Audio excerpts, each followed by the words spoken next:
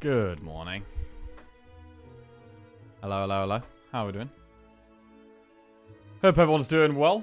Good morning, Granham, Madame Angela, French Fry Apocalypse, Prozac, Brenkill, Flying Duckman. Hi. We've got a grey morning over here. Light grey. Mid to light grey. Thought it said roulette the Spire for a second. Just had a good roulette night, so I have gambling on my mind. Ah. How did the roulette night go? Yeah, I haven't been to a casino in a very long time.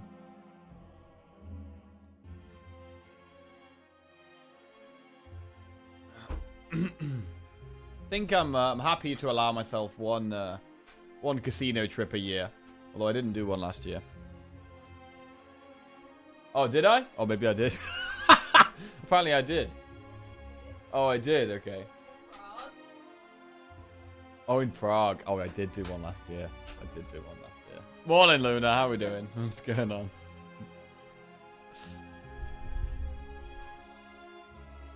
Right.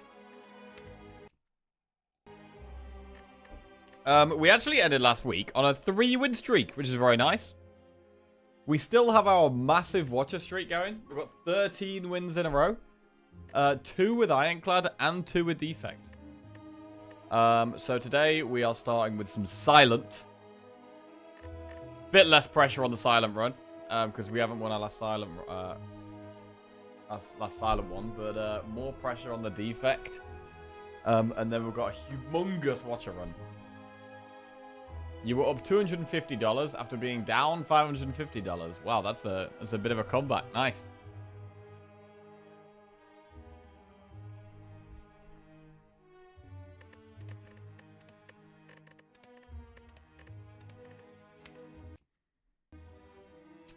Yeah, I think Silent.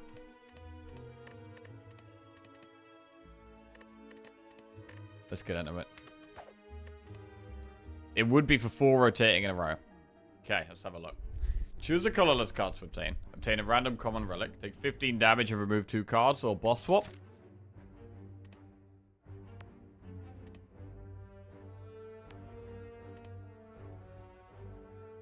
Okay.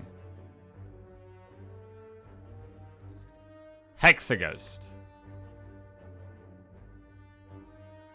Can't remember casino trips is how addiction begins. No, it was on the stag do. I forgot. I'd been on went on a stag do to Prague earlier this year, and we there was one night where we did end up in a casino. So I have been once this year. Definitely lost money. That was for sure.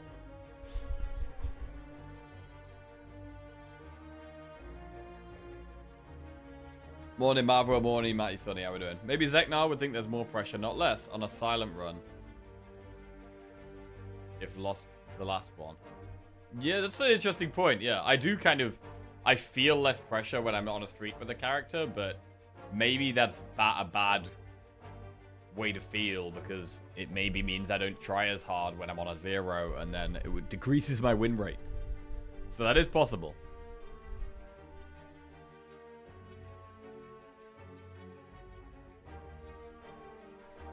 Take 15 damage, remove 2 cards. Morning, what's up, sus? What's going on?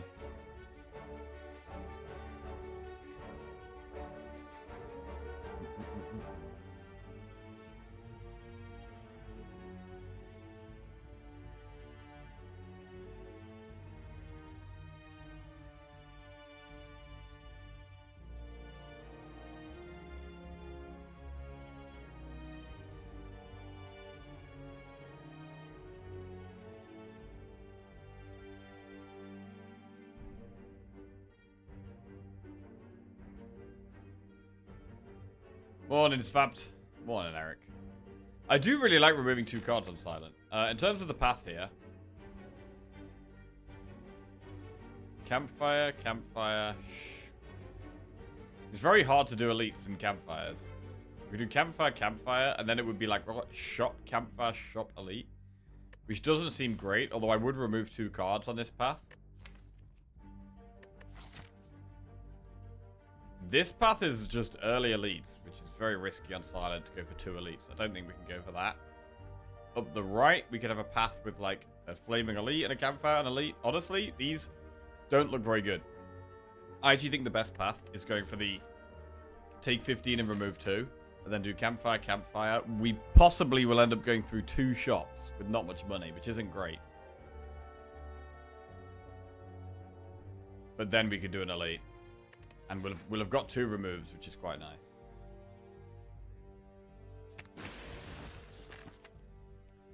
So the take 15, remove 2 is a risky late game play anyway, so we don't need having a really aggressive start for this to be a good opening for us.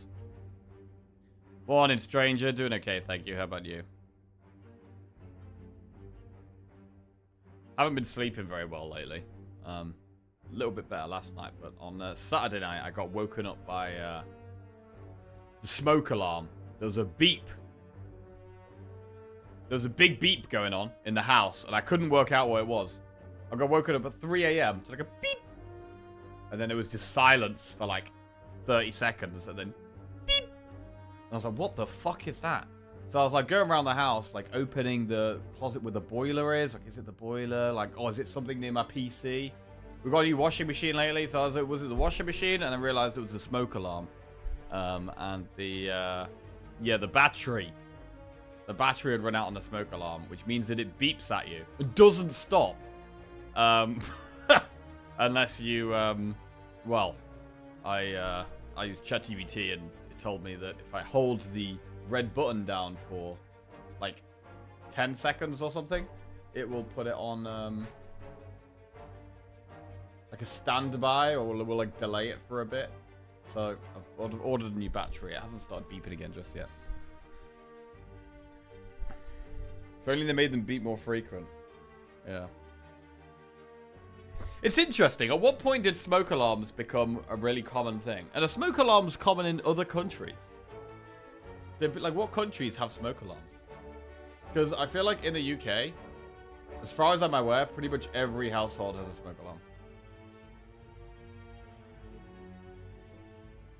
Mandatory here? Where's that, Flying Duckman?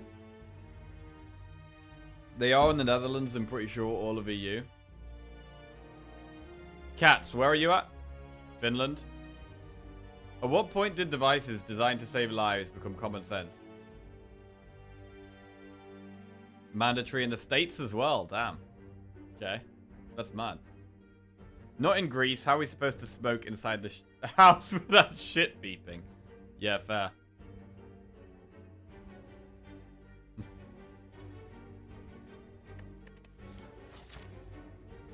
Enemy, event, enemy. Do we ever do the 2 events? Because we've got quite a lot of enemies on this path anyway. If we're doing this path, then after the campfire there's an enemy, and then actually, I probably should do enemies really. I say that, but I've removed the only smoke alarm in my house. I hate them. Oh yeah? I mean, to be honest, our one, it's only been annoying. Like, how often is your house gonna burn to the ground? You know? And like, our smoke alarm only goes off when we're doing stuff in the kitchen and we leave the door open. It's only been a negative in my life. I don't know. Here in the Netherlands, they even come and install them for you sometimes. I guess the point is that one time your house is burning, you don't realize. You're kind of going to want to realize. Well, I guess that is the point. But I mean, is it such an unlikely scenario that it's not worth it? The downside outweighs the upside? I don't know.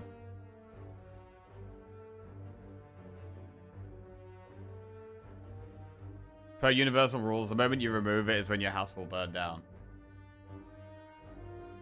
And I mean, imagine when the house is burning down, you're going to wake up before you're dead anyway. It's just like an early warning. The alarm gets you up faster.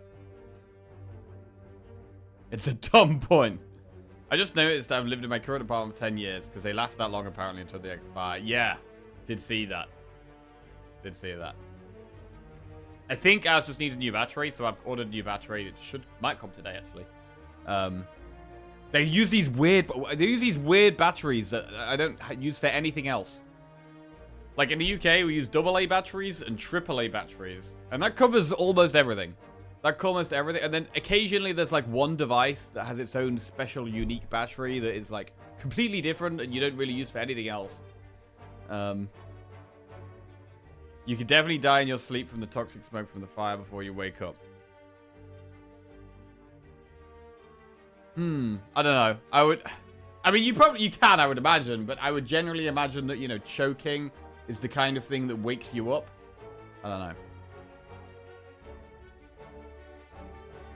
I've even partially set fire to my house before, and honestly, the only thing a loud beeping smoke alarm would have done was induced embarrassed panic.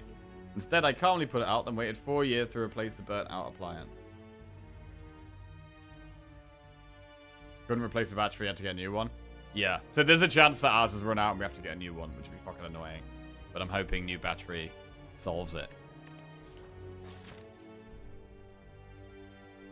They use the same flat batteries most watches use. Ours is this big, like, big fucker. It's called like a 9V battery. Okay, can anyone tell me any other devices or appliances that use this battery? It's one of these. I don't own anything else that needs one of these. So naturally, I don't have any of these batteries.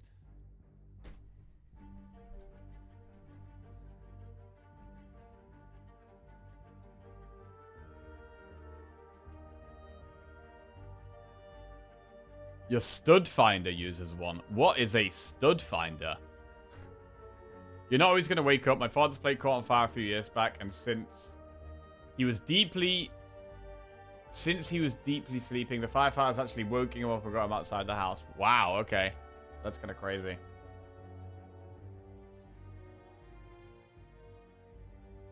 If you don't have a carbon monoxide alarm, then you're a delay batch or smoke, you'll 100% wake up before you die.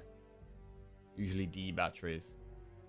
Threw away our carbon monoxide detector because it had a fixed life and no replaceable battery. Don't use the wood burner, so hopefully not gonna die.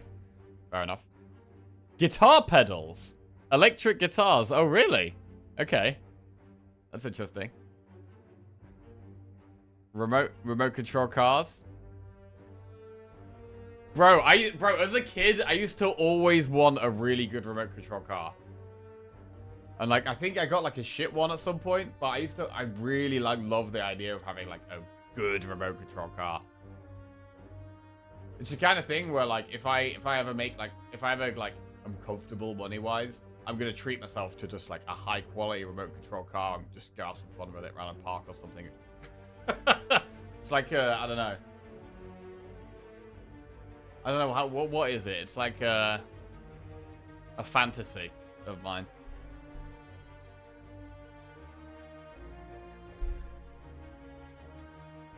Did you know that most 9V batteries are just 6X batteries stacked together? I did not know. What do you mean, what's a stud finder? What is it? What is a stud finder? A handheld tool used to locate vertical wood or metal frames, studs, hidden behind a drywall, plaster, or other wall materials. Ah, what? By identifying these structural load-bearing components, it ensures heavy items like TVs and shelves are securely anchored. What? Used to locate vertical wood behind a... How does it do that? How does a stud finder work? Electronic models measure changes in the dielectrical constant of the wall. What? Alerting you when density increases, while magnetic models simply locate screws or nails used to fasten drywall to the stud. Damn, okay. Remote control car, don't know when. Oh, shit. You can add a camera on top and stream from there. It's often used in pocket lights for camping, for example. I was just about to say I had a toy car that uses these. Oh, damn, okay.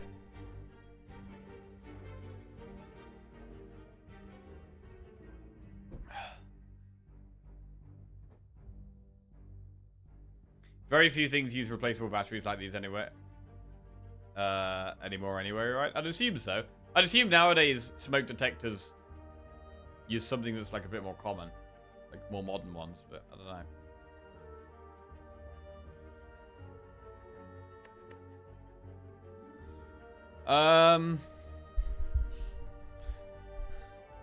But yeah, despite it being annoying, waking me up, going off when I'm cooking occasionally, you know, it probably is still worth the upside of, you know, the extremely slim possibility that it saves your life. It's probably worth having.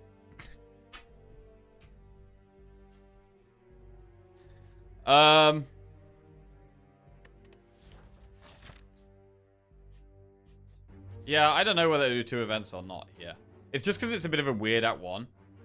Like, I'm thinking we've got a good chance of going through 2 shops.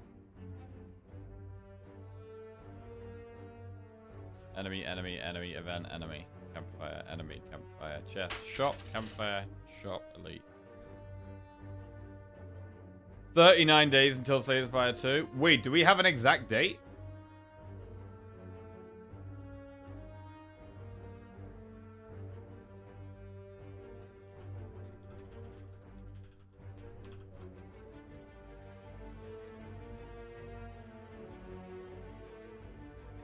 You were following Paparoto counting. We did have a newsletter in January, which we need to have a look through, actually. Shit, let's have a look. Let's look at it now. While we're on doing display capture stuff anyway. Right, let's have a quick look at this. The newsletter, January 2026. Zoom in for the boomers. Tomorrow, January 23rd, is the 7th anniversary of Slay the Spire's 1.0 launch. Also, in just a couple of months, it will have been 8.5 years between the early access launch of Slay the Spire 1 and Slay the Spire 2. If you've been with us since the very beginning of this journey, then that means you're at least 9 years old, probably. Maybe even 10. Thank you to all of the Slayers who have stuck with us for all these years, and to those who are just tuning in now. The next phase of Spire slaying is just around the corner.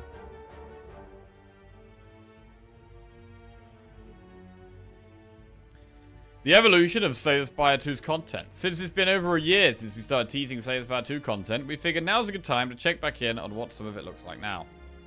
We did warn you it was all subject to change. Things will evolve even further with all your feedback through our early access, of course, but we figured we'd let you get some last minute speculation in. Right, what is this? Gold Axe.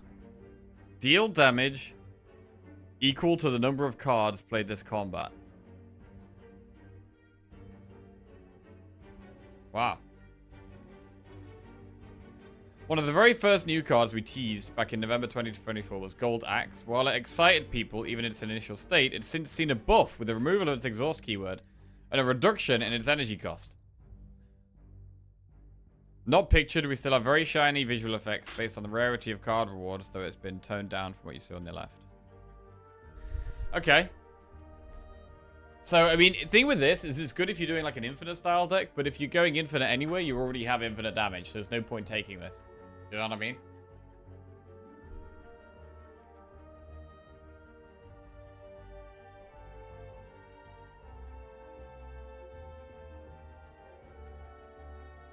Shiv card.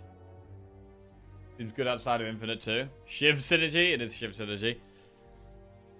If you are playing lots of cards, it might be worth taking, but it looks like it's a colorless card. Darth_J just resubscribed for 56 months. Hey, thanks, Darth J. Welcome back to the Jackoffs. Cheers, mate.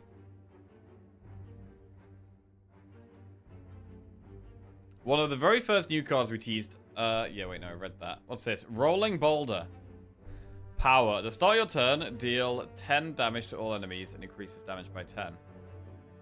Rolling Boulder Power. At the start of your turn, deal 5 damage to all enemies and increases damage by 5. Oh, it's increasing in size rather than decreasing in size. Okay, that makes sense. That's more thematically correct. It's growing and gathering things as it goes, rather than getting smaller as it goes. On the other hand, Rolling Boulder, a card we teased this past July, was indeed seeming a bit too OP. Its base damage and scaling damage have now both been slashed in half. We'll see what you... Oh, no, it does still increase. Okay, it does still increase. Never mind. Bro, that's a pretty harsh nerf. Jesus. Literally halving its effect. Halving both of it. Halving its initial damage and halving its scaling. It seems terrible.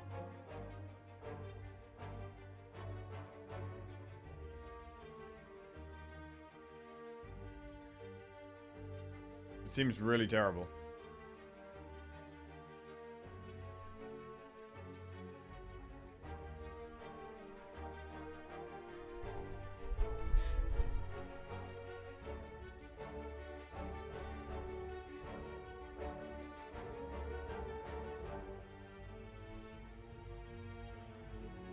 I mean, imagine if you've got the heart. This is such a useless card against the heart. It's so slow against all single target enemies. It's not even immediate damage, which is what you want, really. It seems terrible.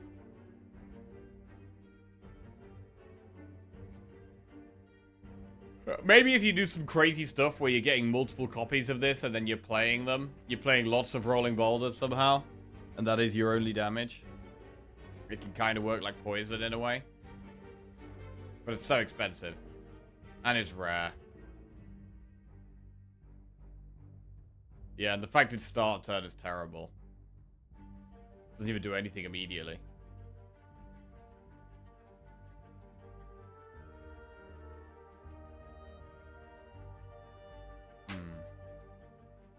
I mean, what fights would this be good in? You'd really want to have loads of block. I mean, if you're a deck where you have loads of block and you're struggling for damage, maybe you could consider taking this, but if you're doing really well on block and really well on energy as well. Yeah, and it has to be a long fight as well, true. Against Snake Lady? Bro, against Snake Lady, you play this, and then you get hit by the daggers. The turn after, you do a 5 damage AoE, you get hit by the daggers, and then you do a 10 damage AoE, you still get hit by the daggers. And the turn after that, the daggers have died. So the daggers have actually died before this has done anything. However, once it's built up, so after it's been in play for about 5 or 6 turns, then it would just one-shot the daggers.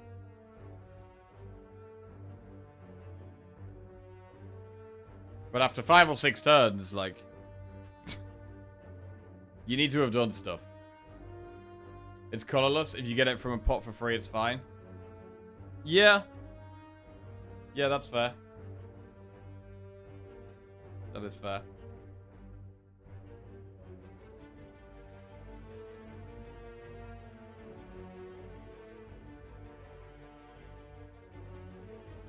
Right. Anyway, interesting card. Bodyguard. Unleash. What is this? This Bodyguard card that we showed off this past October was actually the Necrobinder's unique starter card. But it has since been totally reworked. While it has the same art, it now goes by a new name, Unleash, and has a completely different mechanic. Perhaps we'll see the old card again in some form or another, and perhaps the new card will undergo its own evolution someday. Okay. So, don't know if the Necrobinder has 1 or 2 starting cards. Obviously, the Ironclad just has Bash, right? So it just has 1 unique starting card. Whereas all the other 3, Silent, Defect, Watcher, they've all got 2 starting cards. Bodyguard was summon 5 and Osti deals 10 damage. This second one is Unleash. Osti deals 5 damage, deals additional damage equal to Osti's current HP. Okay. So, wait, do we start with Osti?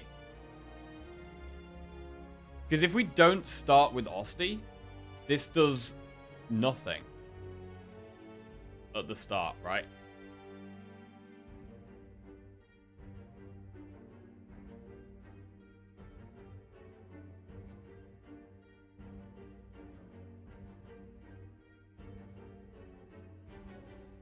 What's Osti? Osti is a Necrobinder's hand. So Necrobinder is the new character coming in Slay the Spire 2. And she's like a skeleton lady, and she's got a big summon, which is her, like, bone hand called Osti. Prozac_TV just subscribed. Yo, Prozac, welcome to the Jackals. Thank you very much, mate. Cheers for that. Thank you. I think we still don't know what the starter relic does. So this starter card, then it probably... Yeah, I mean, the starter relic could just be... The starter relic could be Summon Osti at the start of combat. That could definitely be the case. That would not be surprising, right? Just like Defect has Summon a Lightning Orb as its initial relic. Necrobinder's original relic could be Summon Osti at the start of combat. I would not be surprised at all. But if it's not, and you don't have Osti, this is a garbage card. Until you have Osti on board.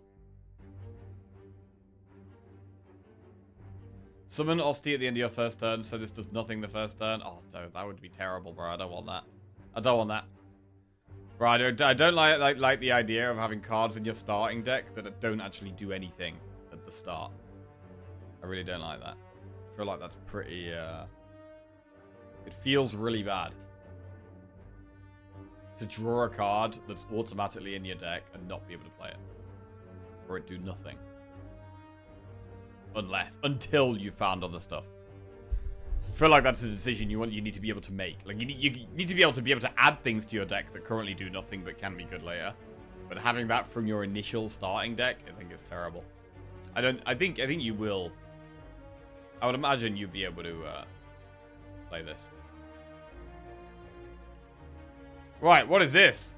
Nice art here. War Historian Repi, a strange-looking academic, hangs trapped in a cage that dangles precariously from the ceiling. Completely disregarding your approach, you hear him muttering about one-time use keys as he furiously writes notes into a large book.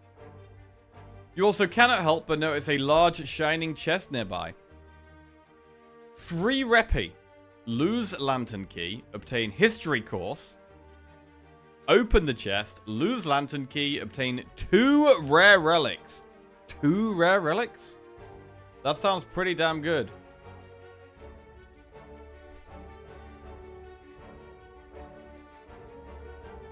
War Historian Repi. Wait, this is a second version of the event?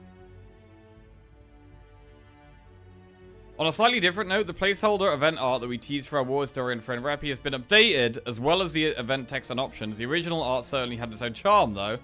Rip Beta Repi. Okay. Lose Lantern Key, obtain History Course. Okay, so there's just a lot less text, I see. An academic is trapped in a hanging cage next to a treasure chest. The academic is muttering about one-time use keys while furiously writing something. Looks like you can unlock the cage or the chest. So, Lantern Key, I'm assuming, is something you find from another event, maybe? Oh, you don't get 2 rare relics anymore. Oh, no. You don't get 2 rare relics anymore. You get 2 random potions. Wait. Procure 2 random potions. That's interesting. It doesn't say obtain 2 random potions. It says procure. What does that mean? Does that mean you get to make the potions yourself somehow? Make the potions yourself?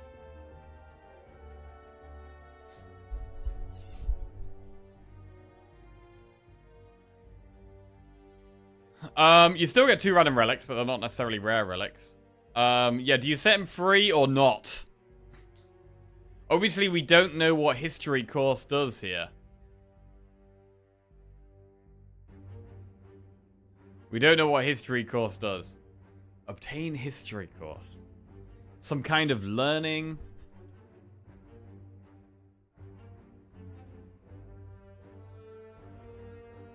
I mean, is it some, like, is it lore? Bro, it could actually be lore. I mean, I'm pretty sure they said something about there would be more lore stuff in the game. This could definitely be about lore and the history of the Spire, which could be quite exciting. I'd like to know about the history of the Spire.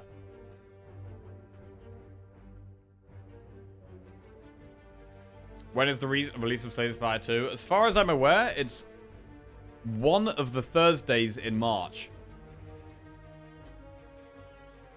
But I don't think they've said which one yet. Personally, I'm hoping it's the third one, as I'm actually away the second week of March. So that's going to be extremely annoying if it's the first 2 weeks for me. Right. On a slightly different note, the placeholder event art that we teased for our war historian friend Reppy has been updated. Yeah, okay, I just read that. Enter your whole option no longer costs... What is this? Last but maybe not least, let's take a look behind the curtain at some out-of-context alpha patch notes, since you soon will in fact have the context for them. Enter your whole option no longer costs HP. Added new relic? Bread? More food? Bro, bread is going to give you so much max HP? It's not though, is it actually? Because it's not fruit. The max HP relics are the fruits. Bread ain't no fruit. So it will probably do something else. Not sliced. Increased amount of Act 1 rest sites to 6 to 7. Bro, that's a lot. Act 1 rest sites. Although, actually, it's not so much if they are spread out. They could be spread out around different paths. So, actually, no. You could have, like, 4 in one or 5 in one path. The sun, flower, and cupcake will no longer block you from clicking feedback buttons. Feedback buttons? Feedback buttons. What are feedback buttons? Does that mean like you click things and then you get some kind of response?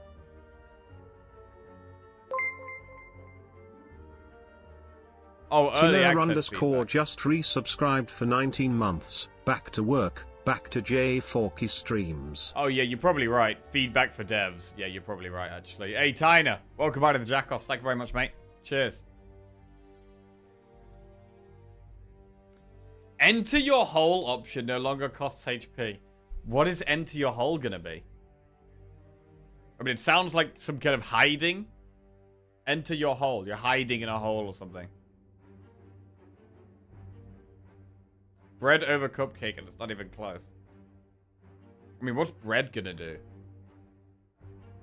Is it gonna be some kind of healing or health related thing? I feel like the food stuff... Are there any other food relics in Slay the Spire 1 other than the fruit? We've got mango, strawberry, pear. Oh, there's waffle. There is waffle. Which is health related still. So yeah, I reckon it probably still will be health related. Bread probably still will be health related, I'd imagine. It improves your other food relic effects by 10%. Bro, you need so many food relics for that to be good. You'd need so many food relics for that to be good.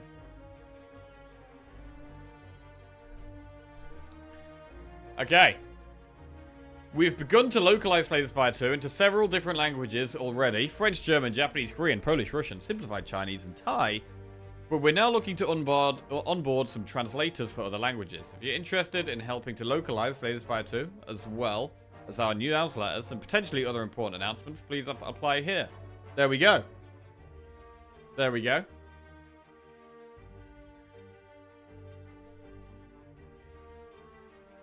Spire spotting.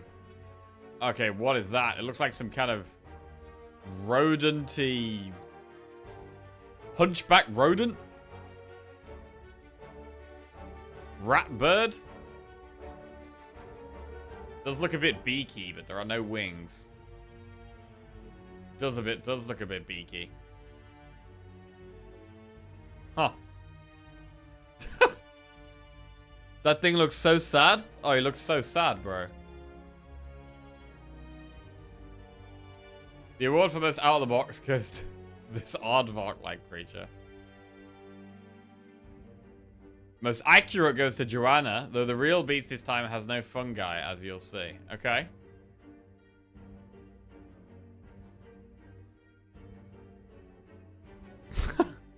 There's a Santa one.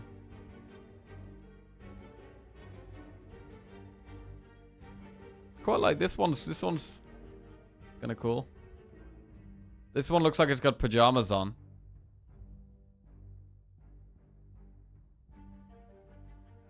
Right, for the grand reveal, yes, okay. It is like a ratty thing that's a bit beaky. Bit of a beaky rat, a nasty looking thing. This thing will definitely give you some kind of disease. 100% you get some kind of disease from this. It's a rat with two tails. In other words, a two-tailed rat. Despite the silhouette not leaving much to the imagination, you all still manage to be very imaginative.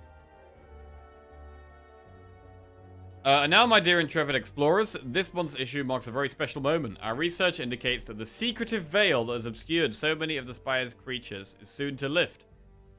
So this may well be the last creature we need to uncover via these methods. With that said, let's take a look together.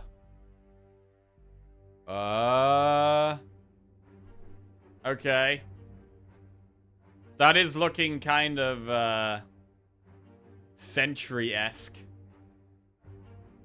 Some kind of pillar. Sentries 2.0? Oh, God. Is it Sentries 2.0? It could be.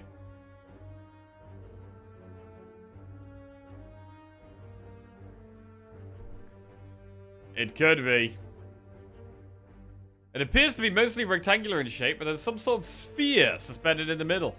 Our detection equipment seems to be experiencing some sort of inference, so in the meantime, we'd greatly appreciate your help in deciphering this strange being. Okay. Freddy37 just resubscribed for 76 months. Looks like Snecko has stuck its way into another game. The team behind Turnbound, a brand new inventory management PvP auto battler, has included a Slay the Spire themed item and free early access exclusive cosmetic in their game. Nice! To celebrate this collab, Turnbound and Slay the Spire will be bundled together for a 10% discount starting on their early access launch day, which just so happens to be today. Okay. Yo, Freddy, welcome back to the Jackoff. Thank you very much, mate. Cheers. And connections. Oh, God. Okay. Here we go. Here we go. Let's give this a go. That's cute.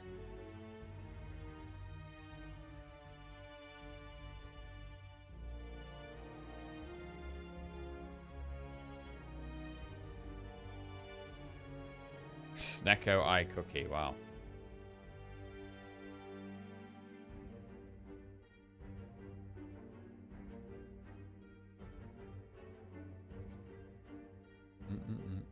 It's some nice watcher art there.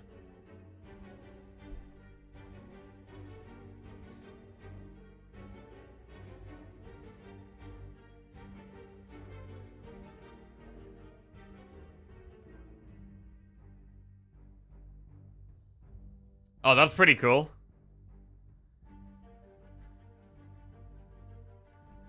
That was some big ass sentries right there. Jesus.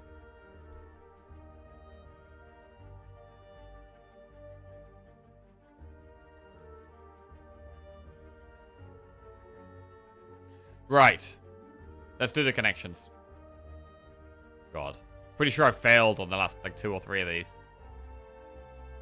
Create 4 groups of 4. Just Lucky, Mercury Hourglass, Hand of Greed, Sundial, Bonfire Spirits, Flux Capacitor, Stone Calendar, Golden Shrine, Undo, Old Coin, Falling, Venomology, Nova, the Divine Fountain, the Cleric, and Pocket Watch.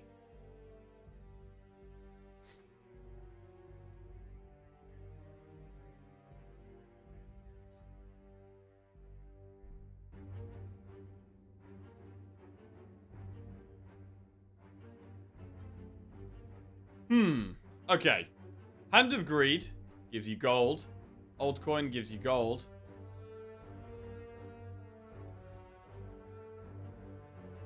Wait, are some of these just events? Bonfire Spirits is an event. Golden Shrine event. Divine Fountain event. Is Flux Capacitor an event? Or the Cleric? Wait, what's the Cleric? Venomology? Bro, I actually don't know the name of any of the events. I actually don't know the name of any of the events.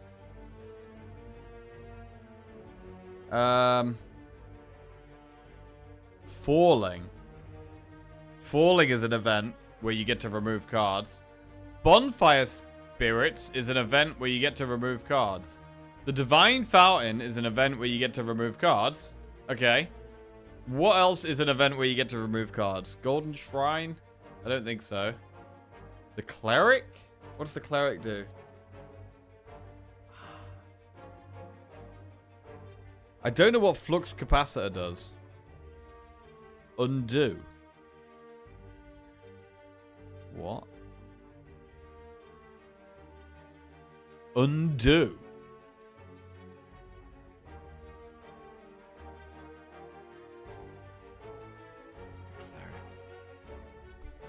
I'm leaning towards the Cleric, but I'm not 100%. I'm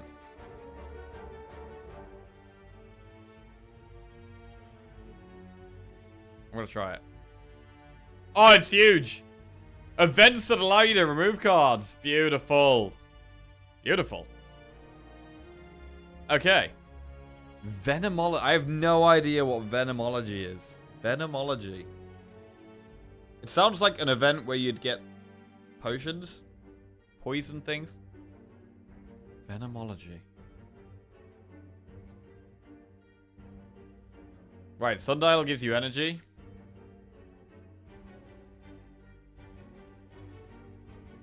Calendar. Hourglass. Lucky. Money. Time. Time. Hourglass, calendar, pocket watch, sundial. Relics that can measure time. Beautiful. Beautiful. Golden Shrine. Old Coin. Hand of Greed. What's Nova?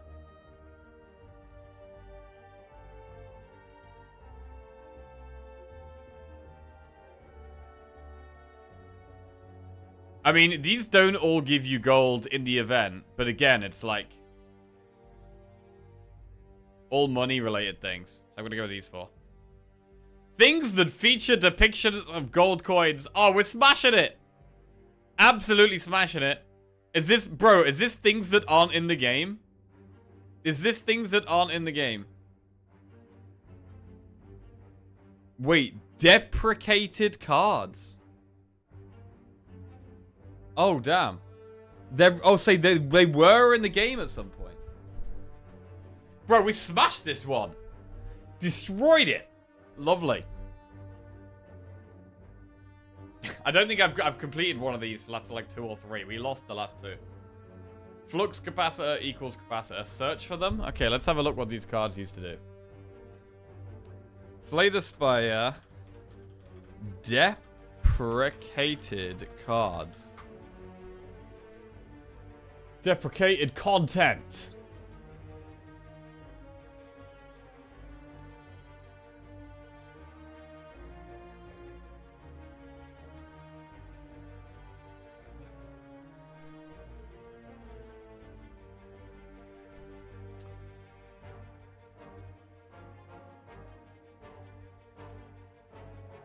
Where's it gone? Okay.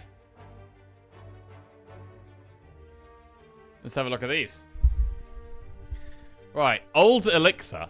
Potion. Exhaust all curses and statuses in your hand. Okay. No matter how much we zoom in, the ad doesn't get smaller. That's annoying.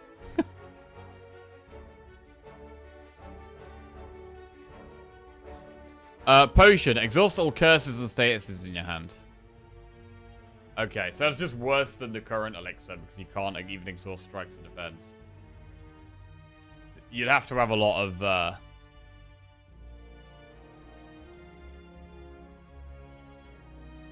curses or statuses in your deck, really, to want to be doing this.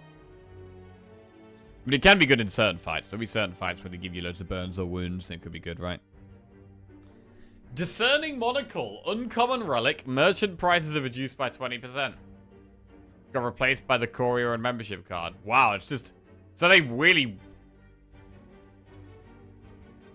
went a lot more aggressive with membership card. Merchant price is reduced by 50% instead. Pretty crazy. Rip Dodecahedron, the most win more relic of all time.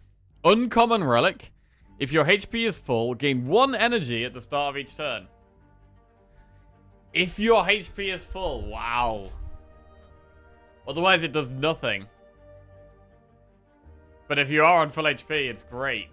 But it's so hard to be on full HP. You'd have to have so much healing. It was so bad. Oh, really? I mean, you can have it on Ironclad, right? You only take 6 damage a fight. Or you take a little bit of damage and heal the full with that. Or you'd need some, like, early healing relics. It could be good. I imagine it could be better in the later game. But, yeah. If you take damage in the fight, you lose the energy. Yeah. Colossus. Daily modifier. Enemies have increased max HP, but drop higher rarity card rewards. Interesting.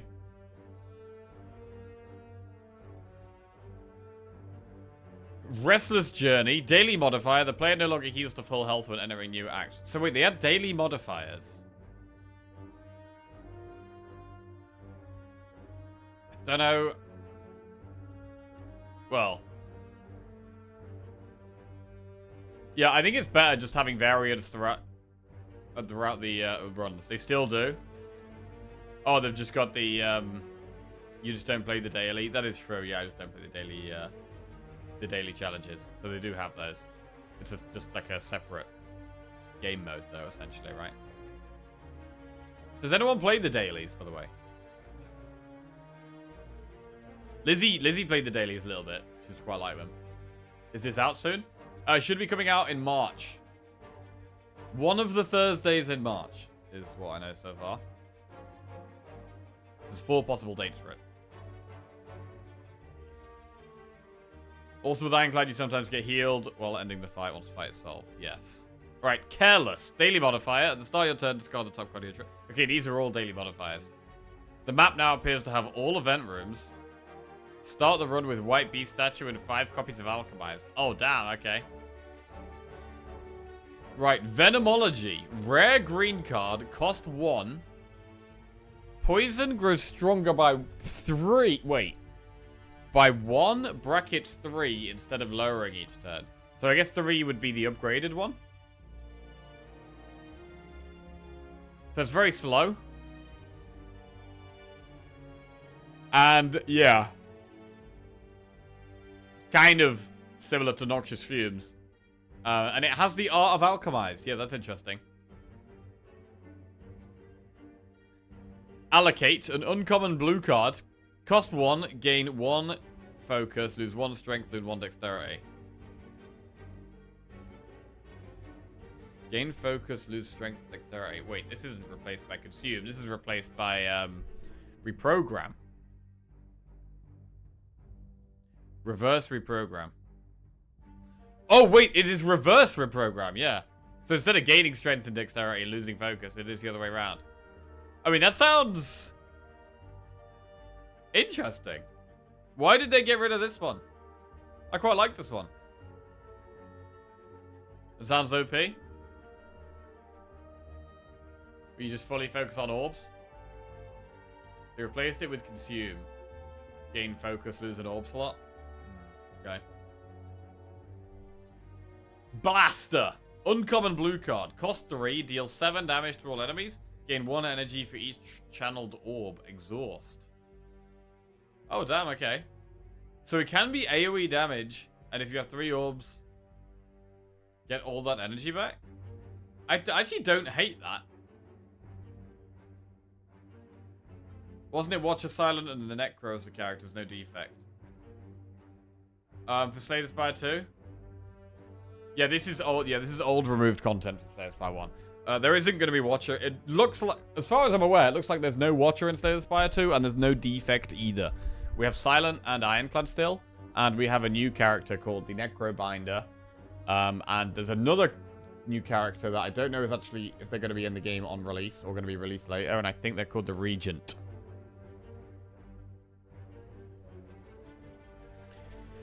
Flux Capacitor. Uncommon blue card. Cost 2. Replace all channeled orbs with plasma. This got replaced with fusion, which just channels 1 plasma. Okay. Reprieve, uncommon defect card, costs 2. If an enemy does not intend to attack, gain focus. If they don't intend to attack, bro, that's... How rare is that? I don't know. It really does depend on the fight. There are some enemies that attack every single turn.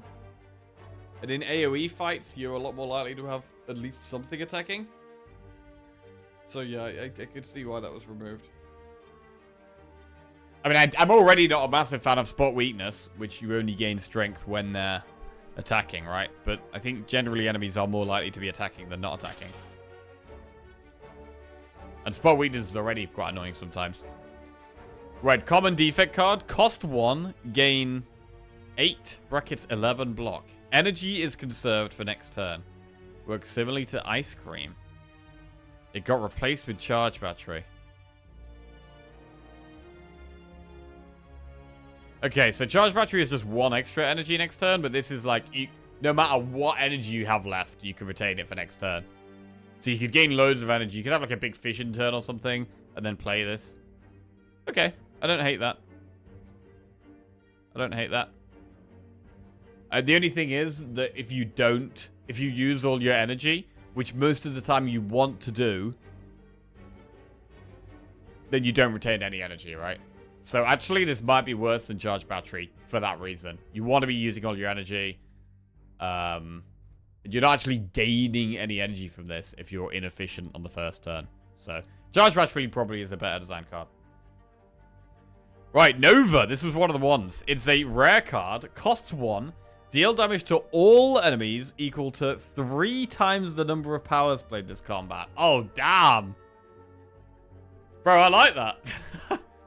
What'd they do to Nova? You just play as many powers as you possibly can, which you're kind of already trying to do with Defect, and then you just spam this. Pretty insane.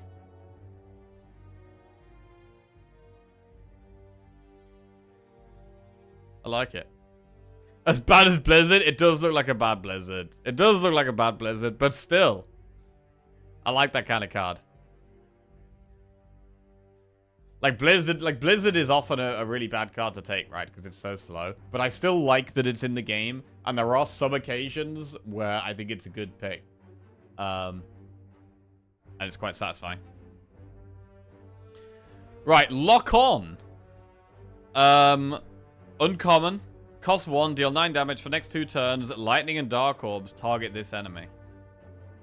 Okay, so you can hit a specific enemy. I think I prefer... Yeah, I think Bullseye is better.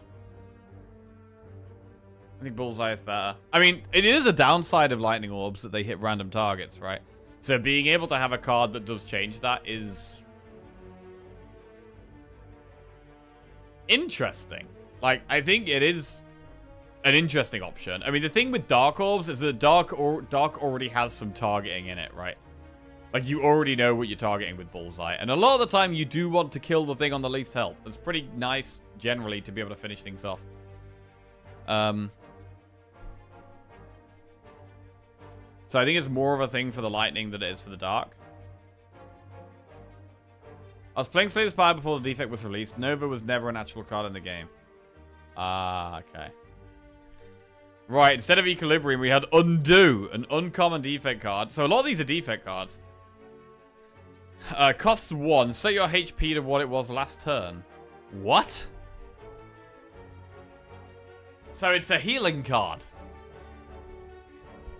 There isn't really anything like that. Set your HP to what it was last turn. I guess you could play this every turn. You could play this every turn. That would be weird. It exhausts? Oh, yeah, okay, it exhausts. Yeah, fair. You can't play it every turn.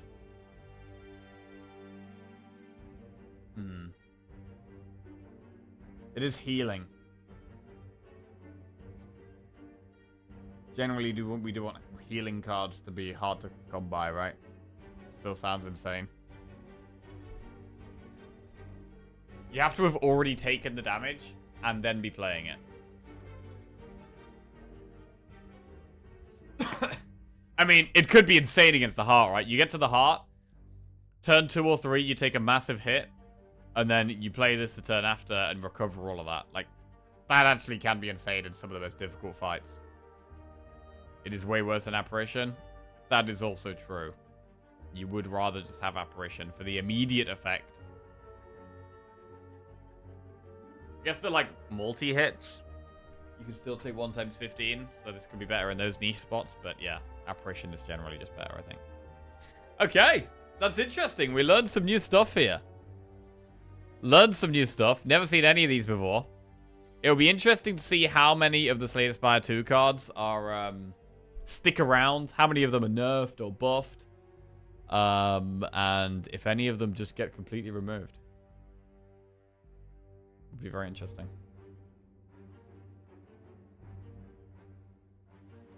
It does nothing on single enemy fights, and actually distributing damage in multiple enemy fights actually helps for AoE finishing.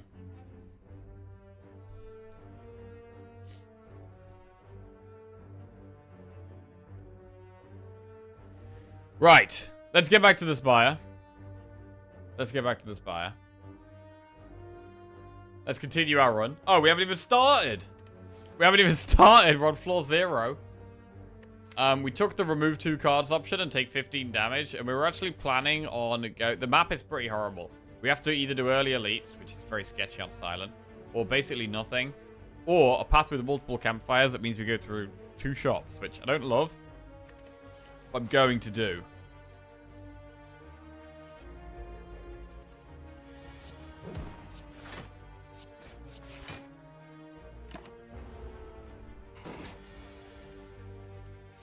Oh, that's some really bad hand. This is a turn where we could push 18, 21 damage. Instead, we're pushing 0, which means we're going to take some damage this fight.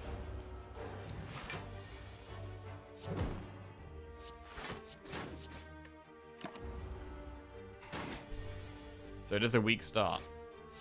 Wow, it's buffed itself twice.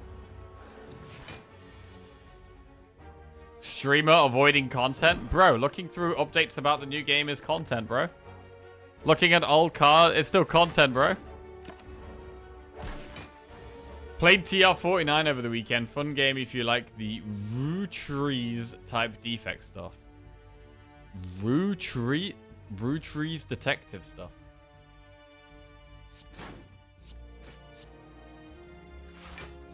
Rutrees. Defect stuff is brain inspired. Yep. Bro, this is bad. This is like some of the worst draw order I've ever had in this fight.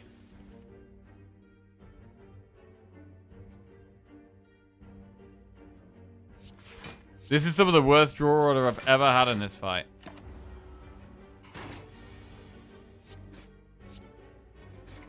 Wow. Root trees? What is root trees detective?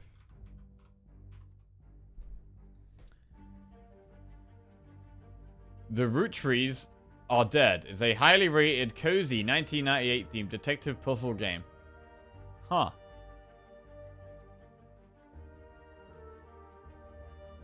"12 HP after floor 1. This is definitely gonna be a run. Oh god. Oh god, I'm gonna take Dagger Throw floor 1.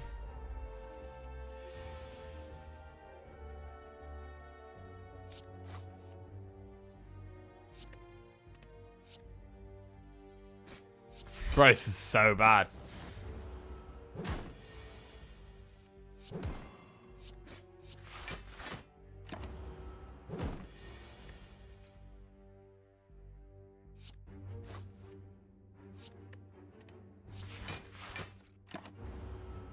Five health. How are we on 5 health?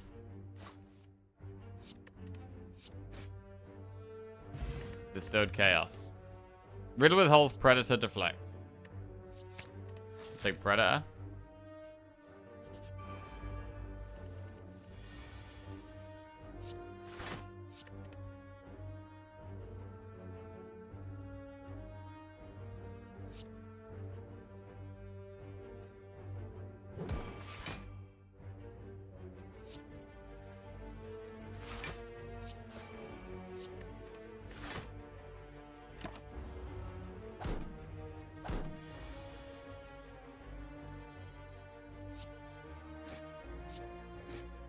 4 health.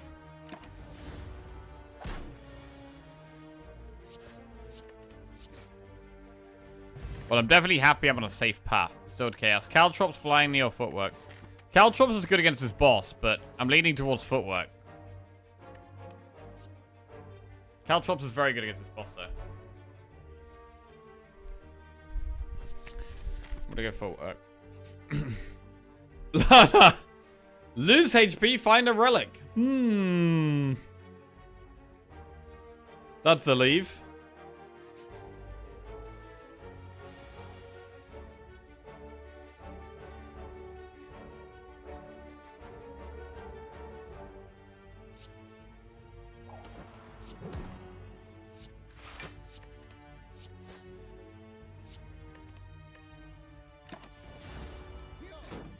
Low HP is good against the boss. This is a misconception. That is not correct. It is not good to be on low HP going into this boss.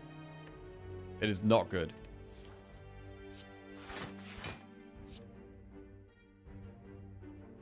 Strike.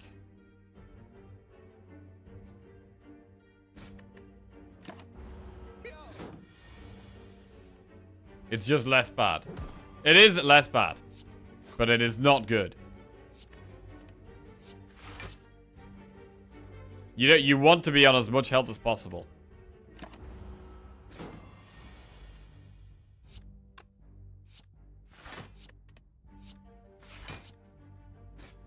Like, for every extra 12 HP you have, it does an extra 6 damage on turn 2. And that is it. So, for every 12 HP, it's doing an extra -6 on one specific turn. So it's still the more HP you're on, the better, always.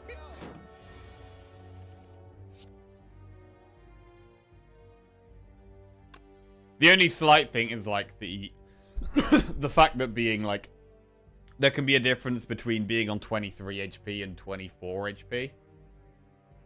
Because if you take a lot of damage on that, if you take damage on that turn 2, you might actually lose more health if you are on 24 and it does an extra 6, and if you're on 23 and you're on 1 less health, but you could potentially take the extra 6. Oh, potentially not take the extra 6.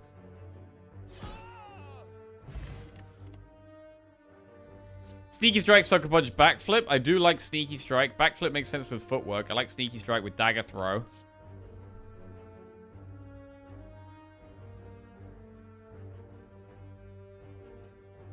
I disagree. Health is a resource. It's better to use it before Hexa.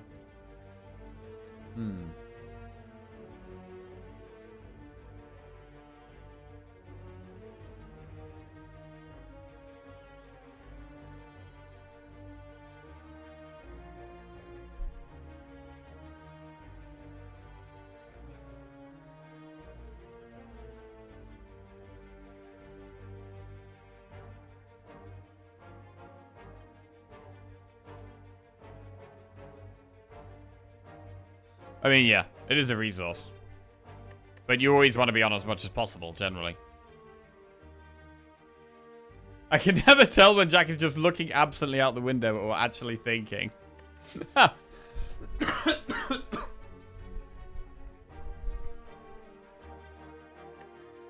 Sneaky Strike's like a bunch of backflip. Oh god, I need some water. One sec. Let me just grab a glass of water. Been talking a lot.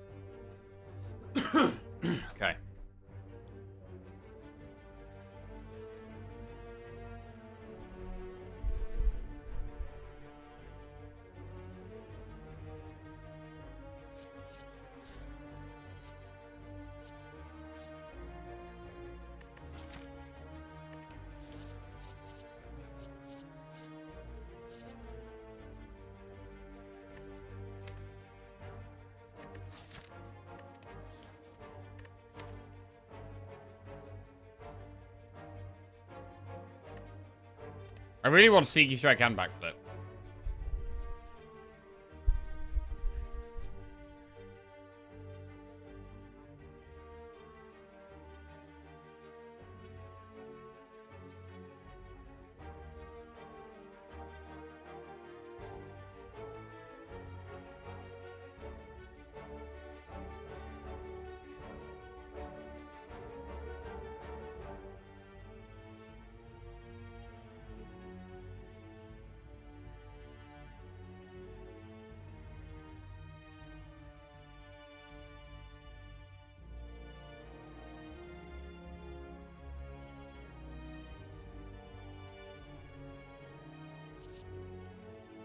I'm gonna go Sneaky Strike and rest.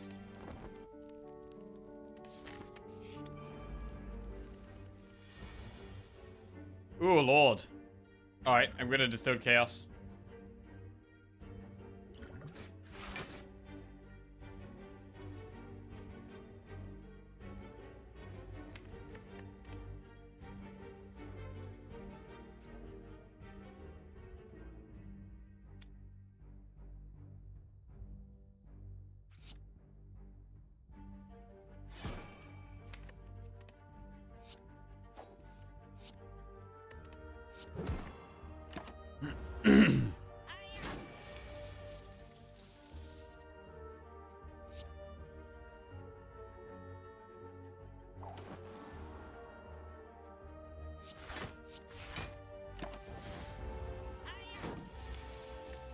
Using Survivor there at first would have given more energy, yeah.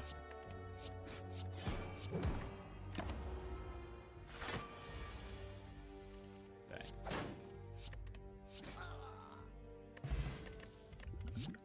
Blood Dodger Roll Tactician.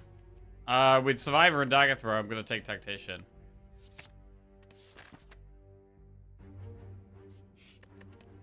Right, I'm going to upgrade Neutralize. Chest. Okay, Dexterity's a thing.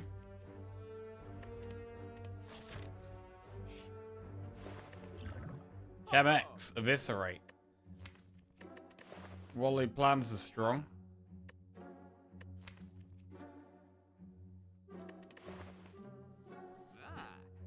Piercing Whale is strong.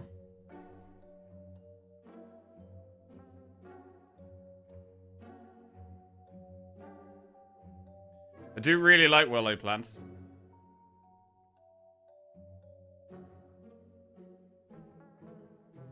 I don't mind well-laid plans and remove a strike here. Eviscerate is also pickable. We'd want more discard. But I think removing is better. So we're gonna do well-laid plans, remove a strike.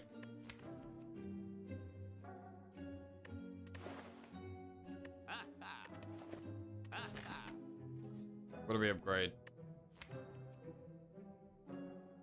Sneaky Strike or Predator?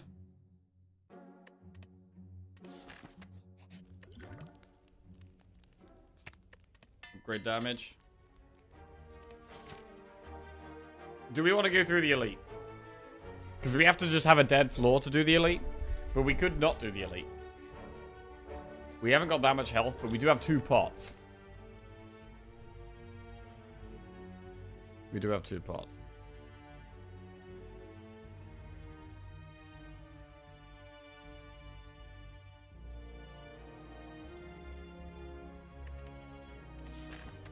Let's do the Elite. Ah, I would have liked the backflip. Knob.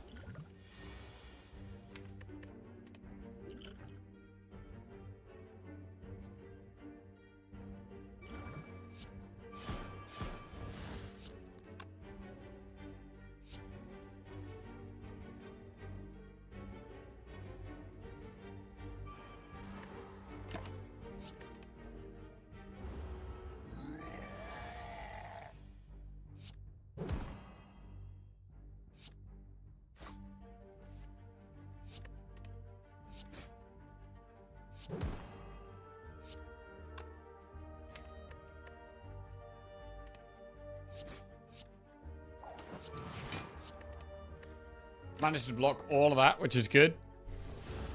We have lethal next turn.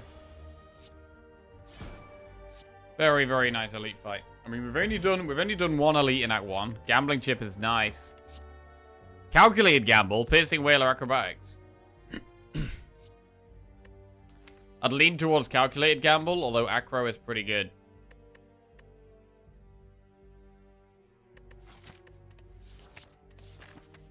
Let's do calculated gamble because it's rarer.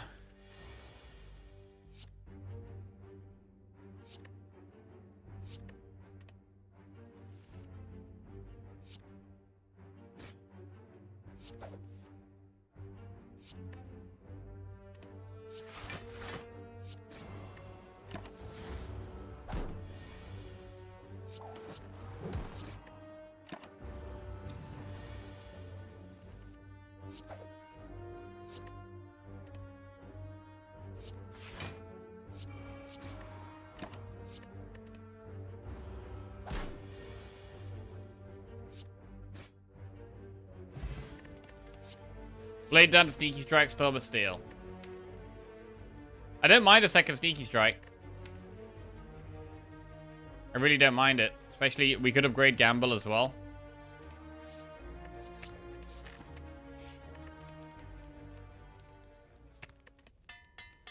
Right, do we have enough damage to beat the boss? Adding another Sneaky does help with that damage.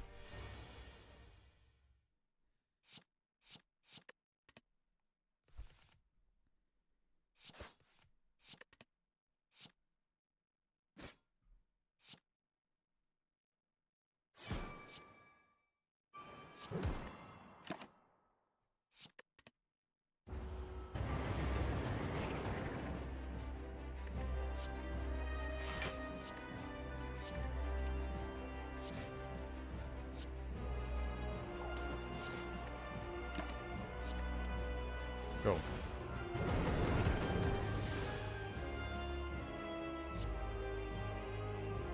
Double Sneaky. Like playing the Predator too.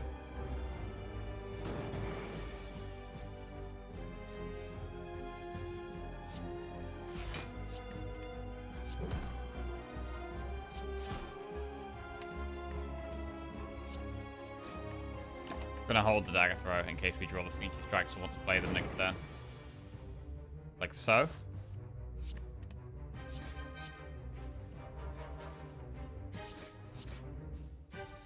Damn, Sneaky Strikes popping off here. Still got quite a way to go. We do have this other pot.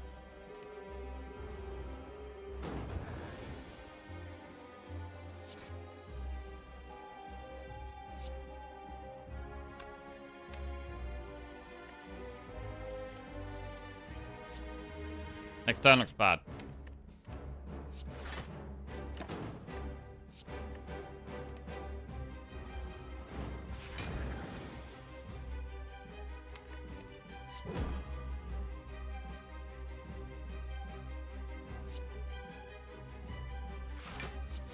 Predator, really.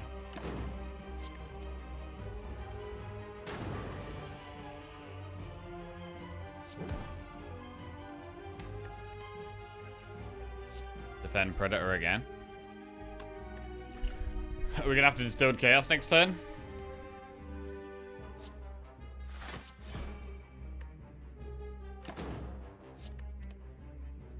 It's pretty tight.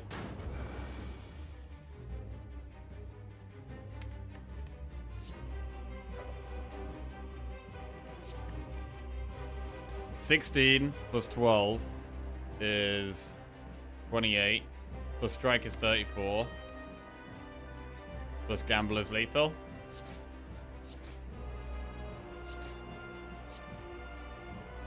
Wow, that was tight. That was pretty tight. But we get there. Grand Finale, Wraith Form, Phantasmal Killer.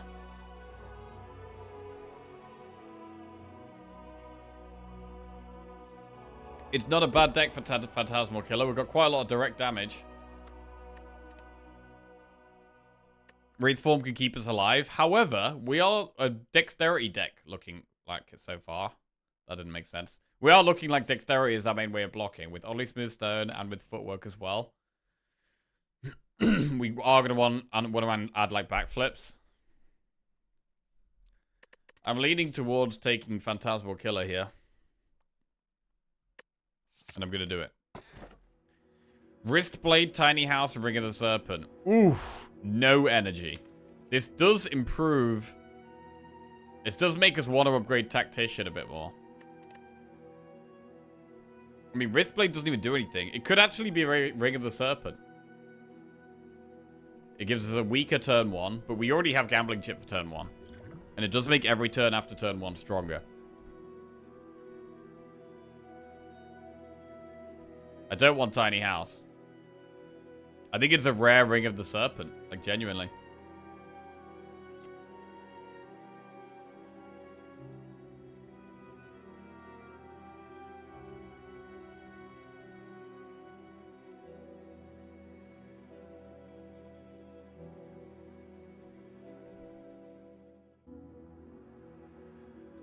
Alright, interesting.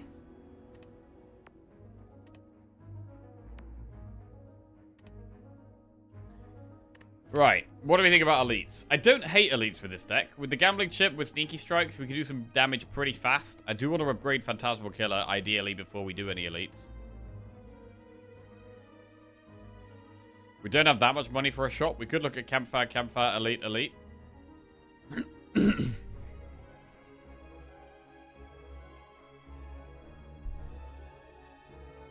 We could go for the Flaming Elite.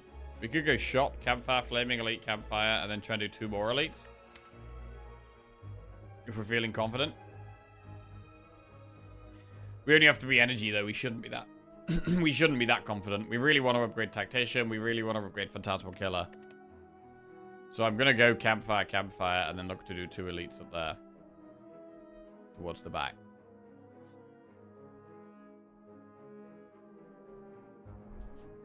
Why are you confident? Because I think Gambling Chip is very strong with these Sneaky Strikes, and Phantasmal Killer will help us end fights a lot faster as well. Birds.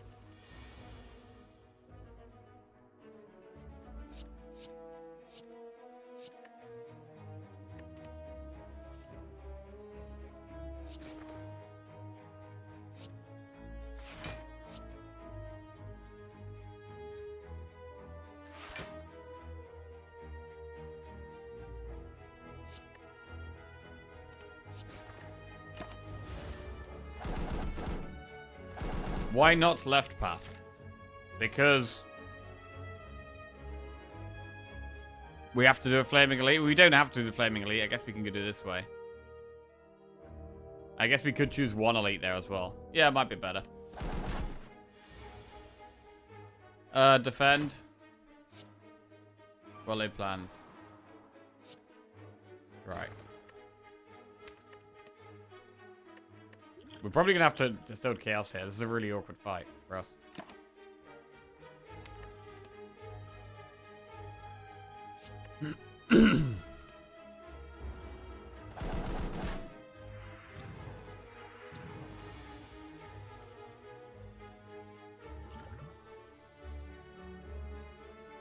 This is pretty terrible.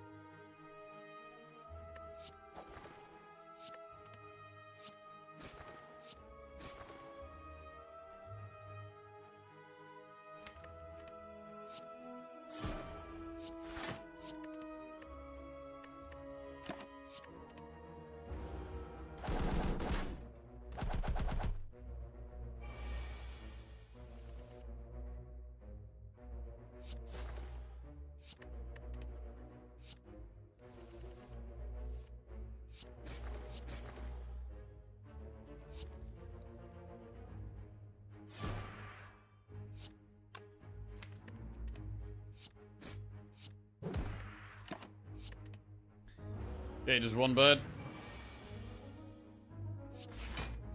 Good deal with 1 bird.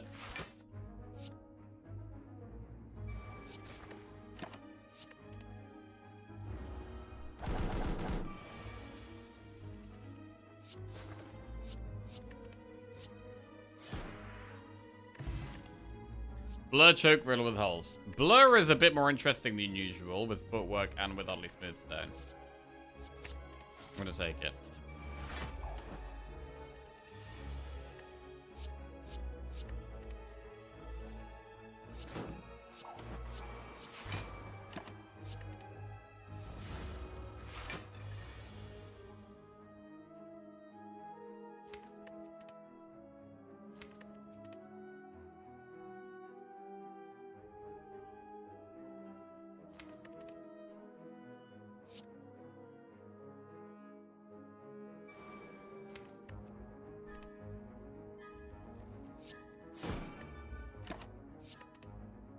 I want to kill it next turn.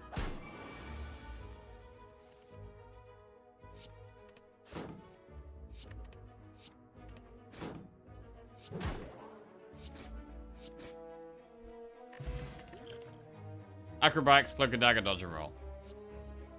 Dodge and roll is interesting, but I'm going to go acro. Try and get more consistency.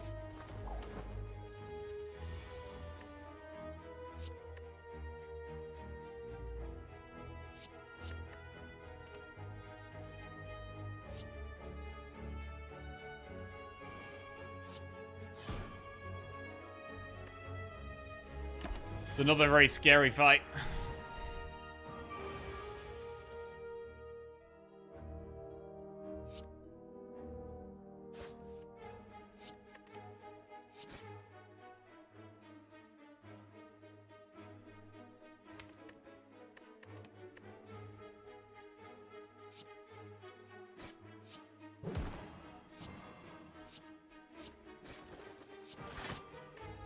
Or is it?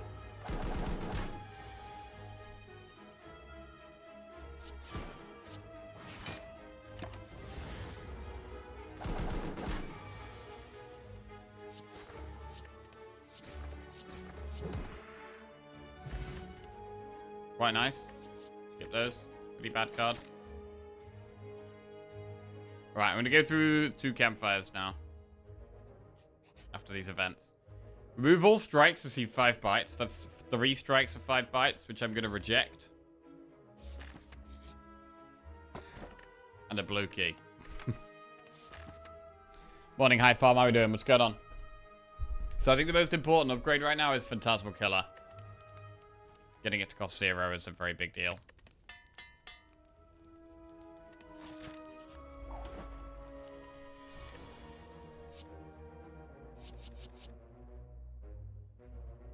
Right, I just want defense here.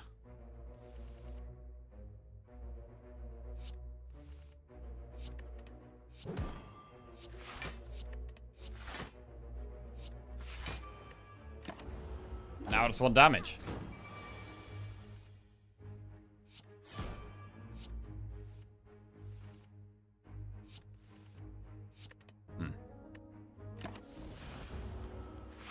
Not great.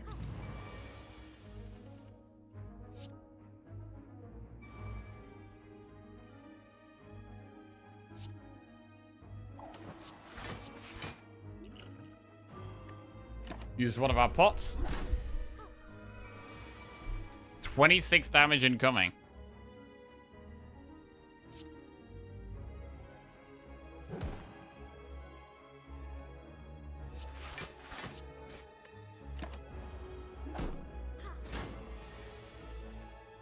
Don't love this.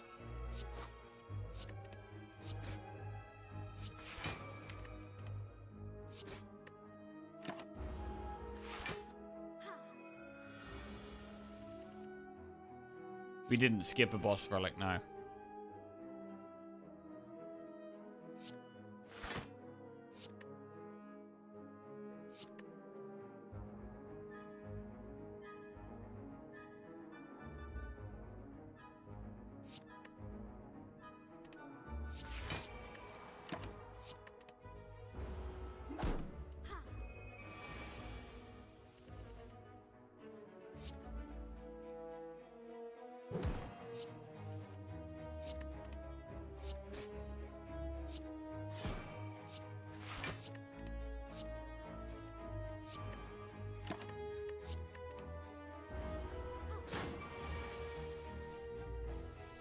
Okay.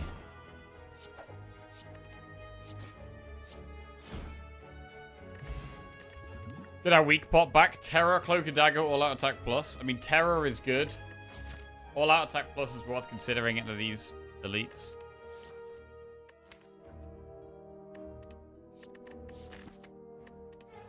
I'm going to take Terror. Right, do we upgrade or rest with 2 elites coming up? I really like upgrading Tactician or now Terror. I want to upgrade, but it does feel a bit risky.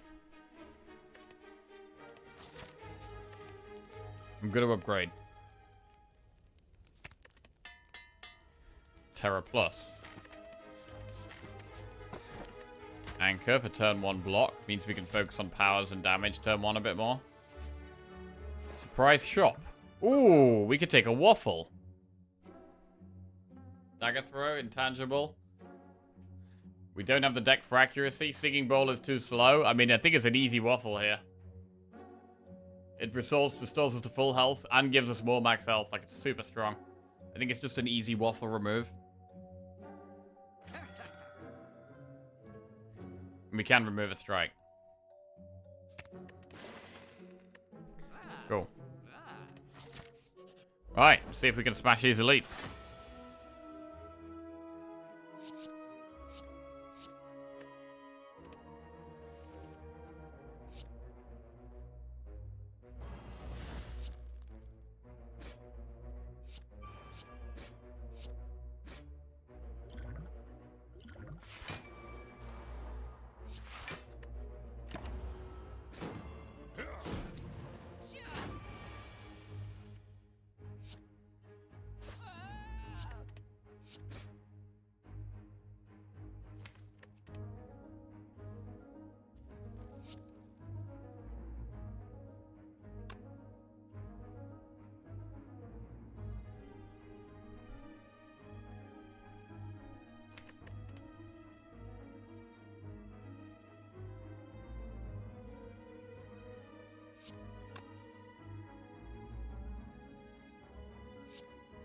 I think just take the damage and play this.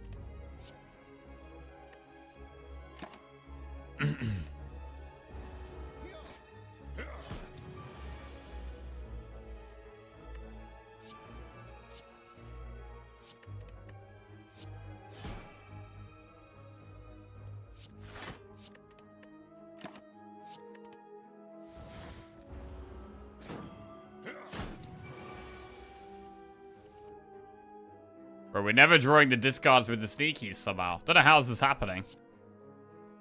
But somehow we're not drawing them together.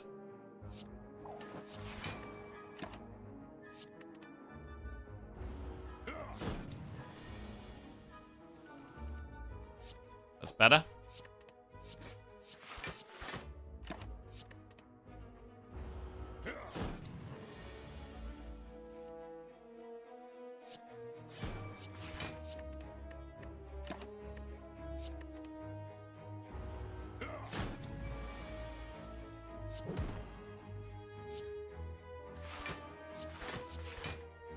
I mean, its deck feels like it should be quite consistent with the 2 early removes, with an extra draw every turn from Ring of the Serpent.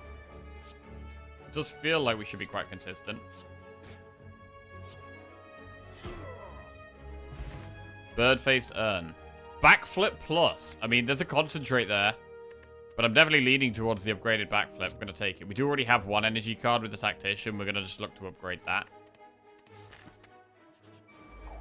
This is a hard fight where we could use the weak pot.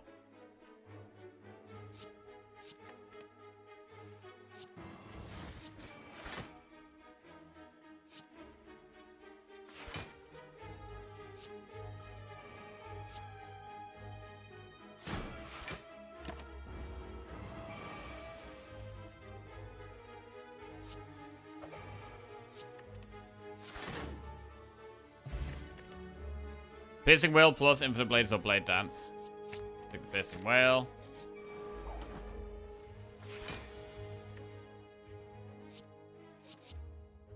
Okay. Solid Piercing Whale here.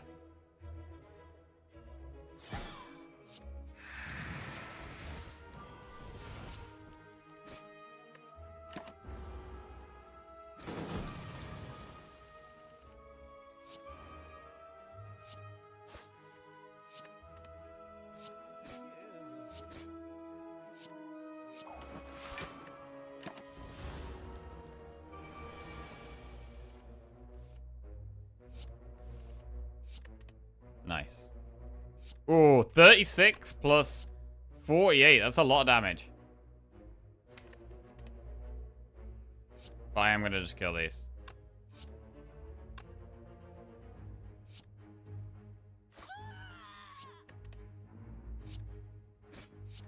We still get a lot of damage on the boss there.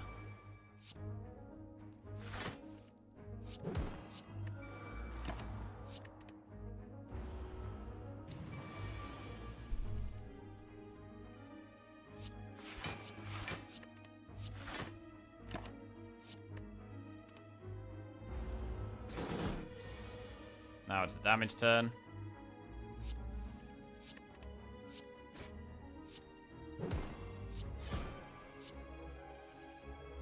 Lovely Phantasmal Killer.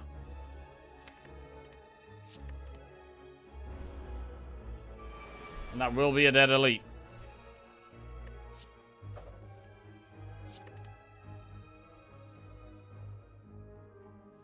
Another relic coming our way.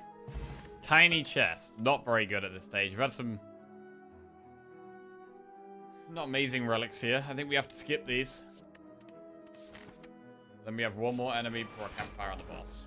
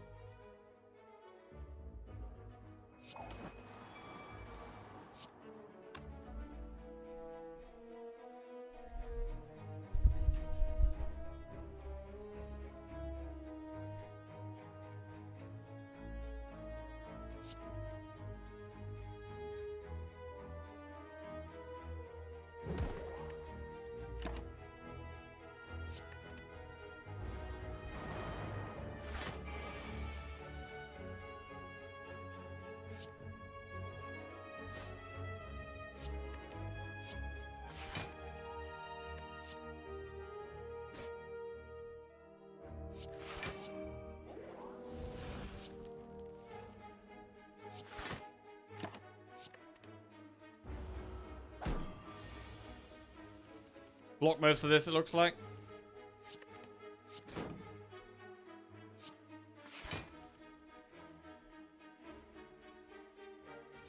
Blind blur? Oh, yeah. Nice blur there.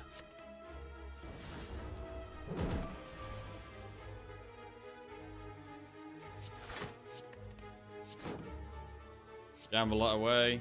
It is dazed, but it's fine.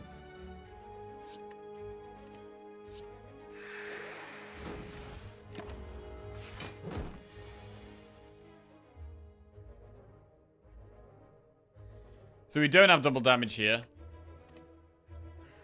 It kind of makes sense to just have a block turn. I think that's fine.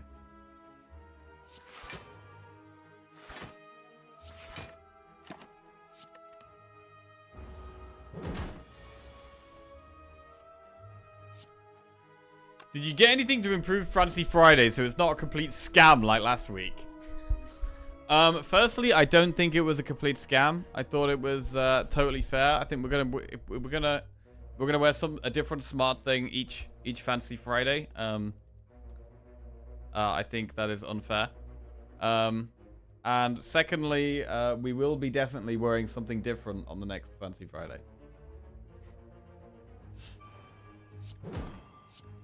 Did I go and purchase anything new? As of yet, no.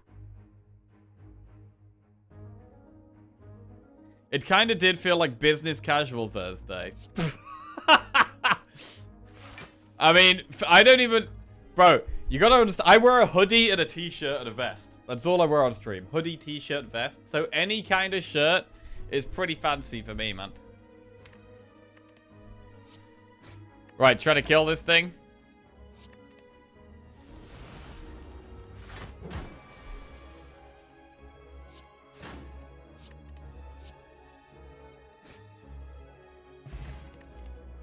Reflex Plus, I really like. Really like Reflex Plus. I also want to upgrade Tactician. Can we do that, or do we have to rest?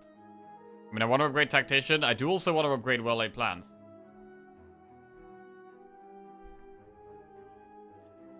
Jackie. Guys, I swear it's Fancy Friday. I'm even wearing pants.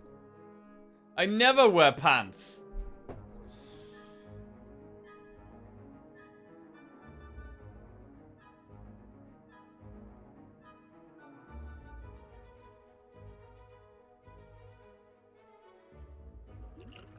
Now, this Friday, I expect a double-breasted frock, top hat, a monocle, a pristine pocket watch, waxed mustache, and a sterling silver teacup.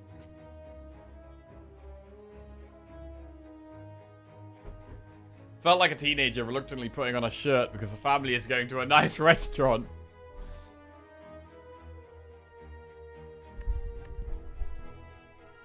I mean, reflex should make us more consistent, as does upgrading acro, as does upgrading well-laid plans.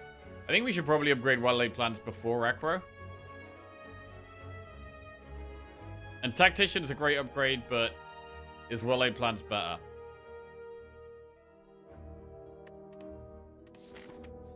Because I am going to upgrade. Well-laid plans or tactician. We've only had 3 energy, so tactician is nice for that reason.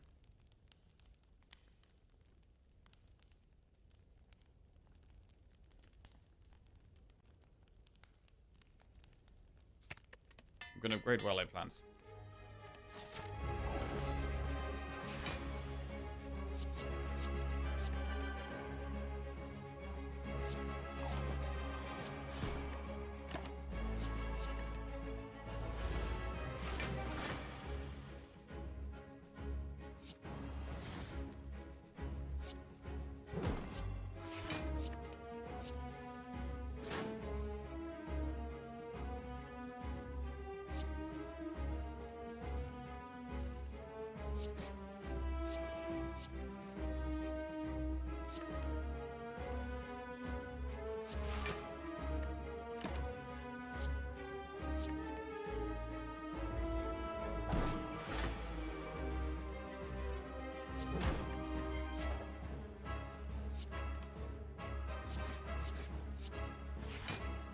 But quite a lot of damage here already.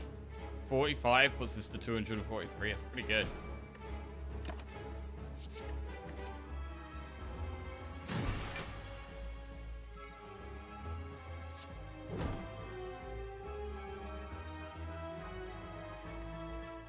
I've always just used pants as casual, trousers for dressed up / formal wear.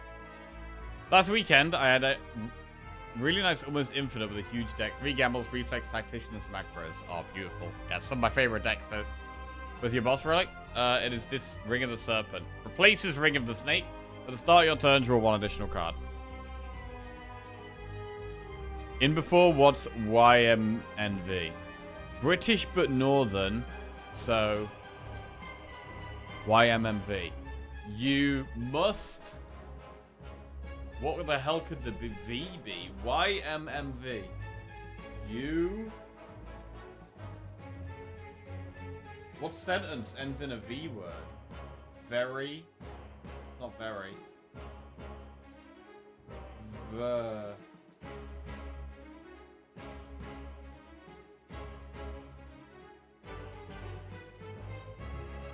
You must... You must...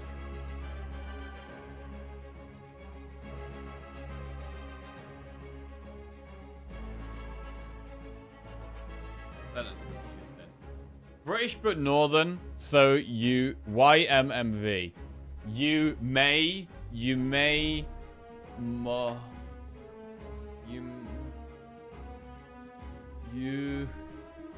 Shit.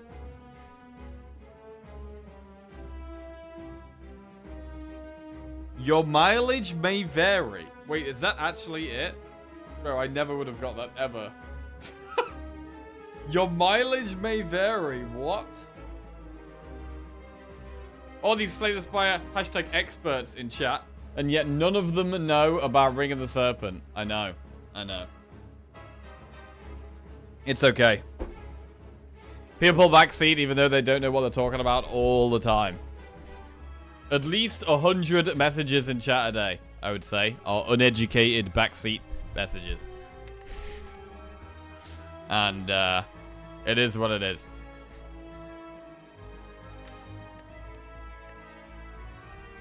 It's way more than 100. Sorry, 1,000.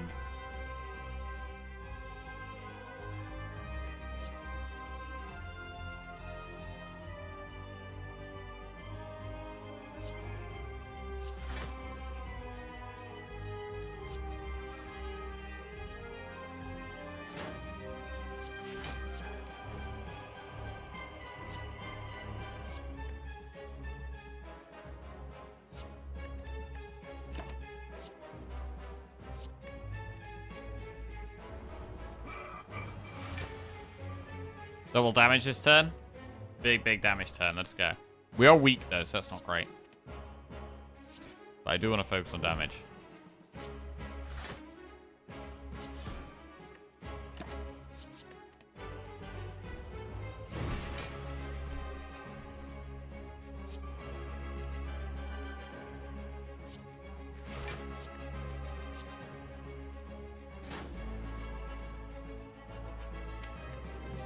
Good blur here to make us feel a bit safer. I'm gonna do it.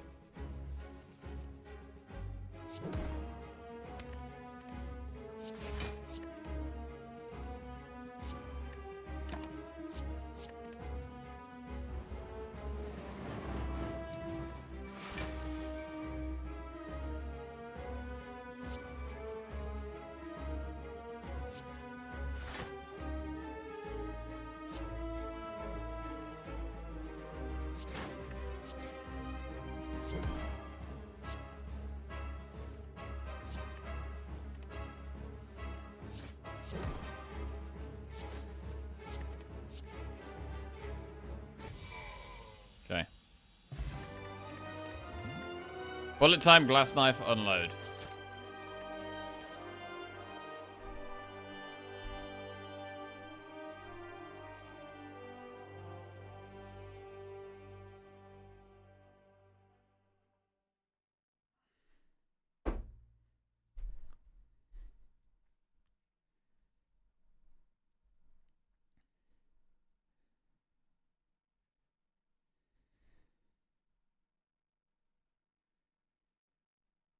I'll have you know, I'm very educated, just starting to slay the Spire. Oh, yeah?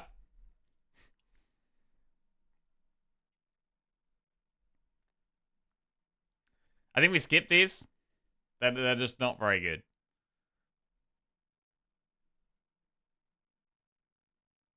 I don't know, I guess you could be really knowledgeable in one thing and really dumb in every other aspect and still call yourself educated.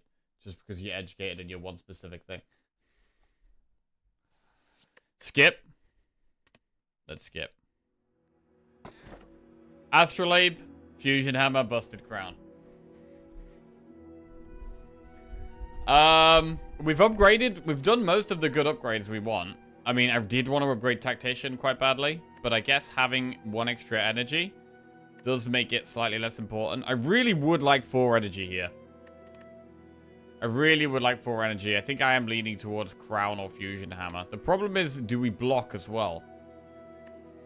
Like, Footwork is going to give us more block for the heart. Do we have enough block for the heart right now? I don't know if we do. Piercing Whale's good.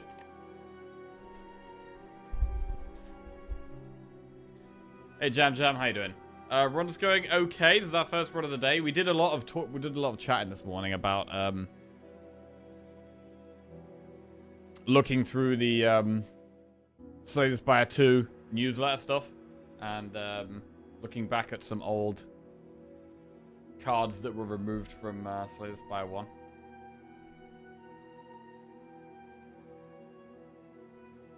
Fusion Hammer is okay. We miss out on upgrading Tactician, but we may find another Tactician. We also may find another way of gaining energy. I think it's okay. So I'm going to take the hammer. I do think we have to take one of the energy options. And we need to go for a Flaming Elite in this act. It's up here. So we do Campfire, Elite, Campfire, Flaming Elite, and then a shop at the end of the act. Enemy, event, enemy, event. Campfire, Elite, Campfire. But we don't even want double Campfire. Do we go double Elite? We could go enemy, event, shop, enemy, elite, campfire, elite, flaming elite. We go lots of elites on that path. Which maybe we want. Maybe we want elites now. What's our first boss? Bird boss. We've only got 2 powers at the moment, so that's probably fine. Probably do fine against bird boss right now. I don't want to prioritize campfires.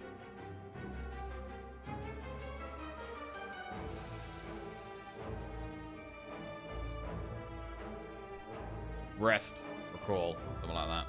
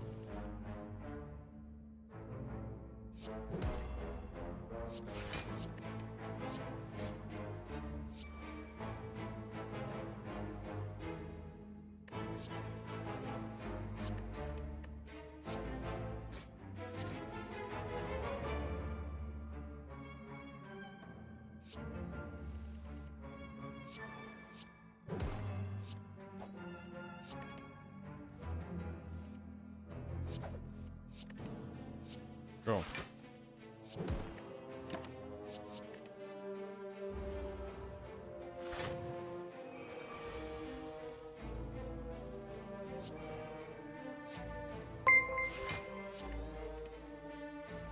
Baron Malachi just resubscribed for 59 months, nearly 5 years, dang.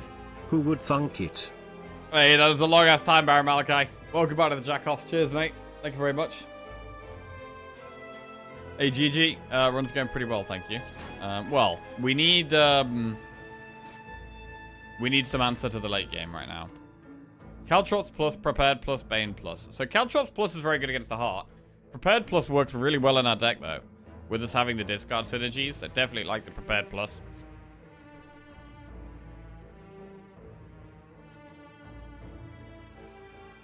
We do already have pretty good damage, I would say. With Terror and with Phantasmal Killer, I would say our damage is relatively good. I think Prepared is better in most fights.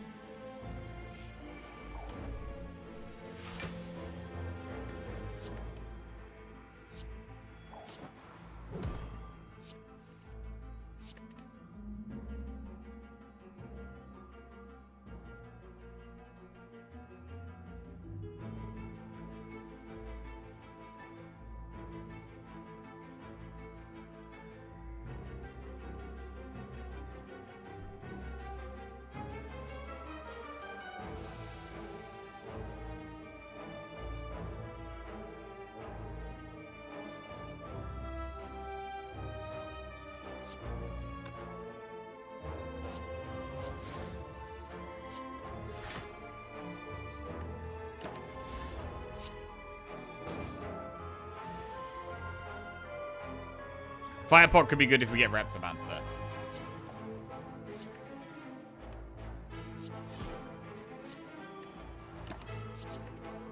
Definitely like this well-laid plans.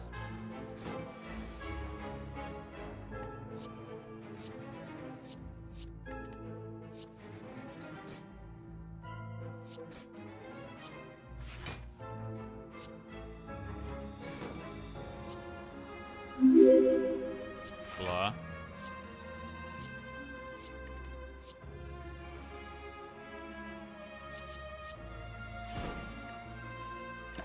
Alright, this works well. Hey, Kurl, thank you very much for the raid, mate. Hope you had a good stream. Thank you.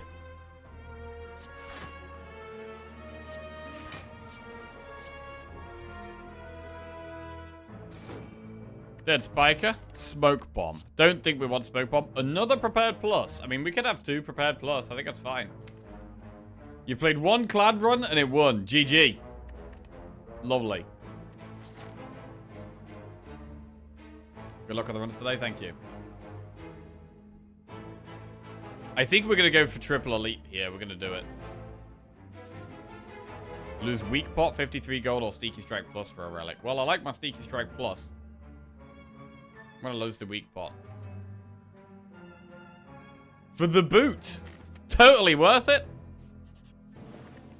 Incredible value. Not. Right. Panacea, Acro, Remove, Alchemize, Funnel. Funnel is Artifact Strip, but I don't think we go with it here. Doesn't help against the Heart. I am specifically kind of thinking about the Heart right now. Oh, God, I am struggling a bit today. I'm going to have to make myself a coffee in a minute. Right. Yeah, I think on Saturday I only got like 2 hours sleep or something. Been sleeping terribly. I mean, Acro is just a good card. But we've just added 2 Prepared.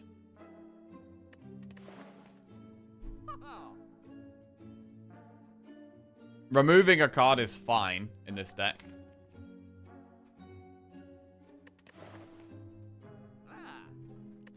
We do have potentially another shop at the end of the act if we want to do that. So we could save gold.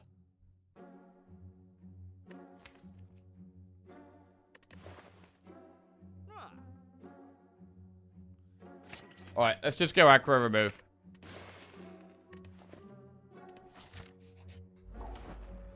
This should further increase consistency.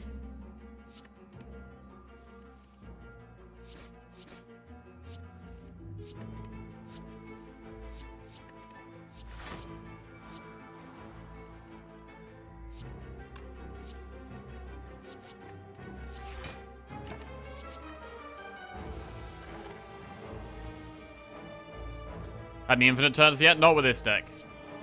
Not with this deck, no.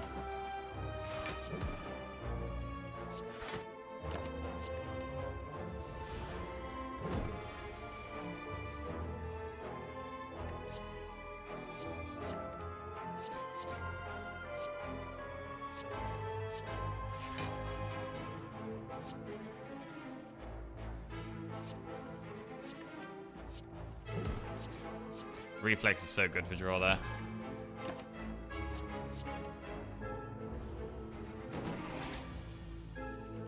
What's missing to be able to? To be able to go infinite? Maybe slightly less cards. Another calculated gamble. Maybe another tactician.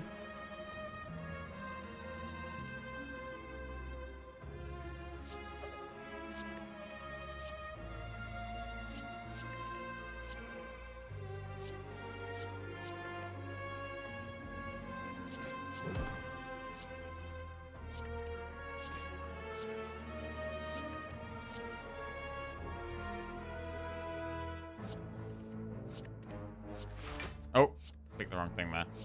That was actually just a straight misclick.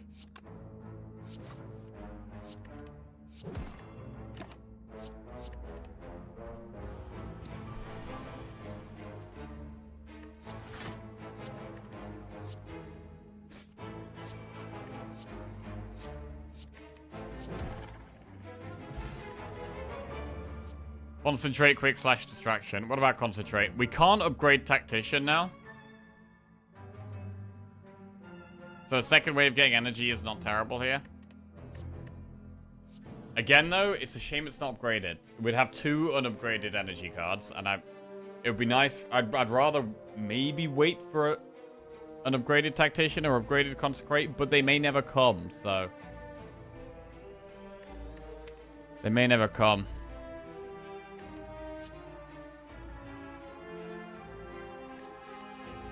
I'm gonna skip.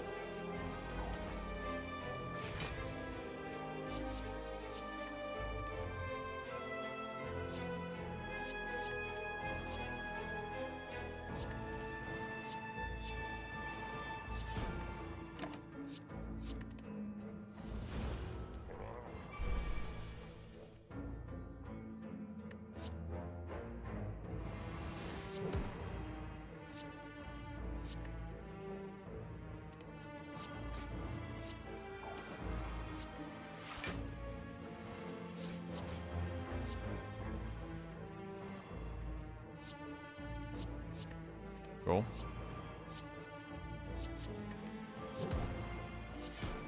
$77 damage there.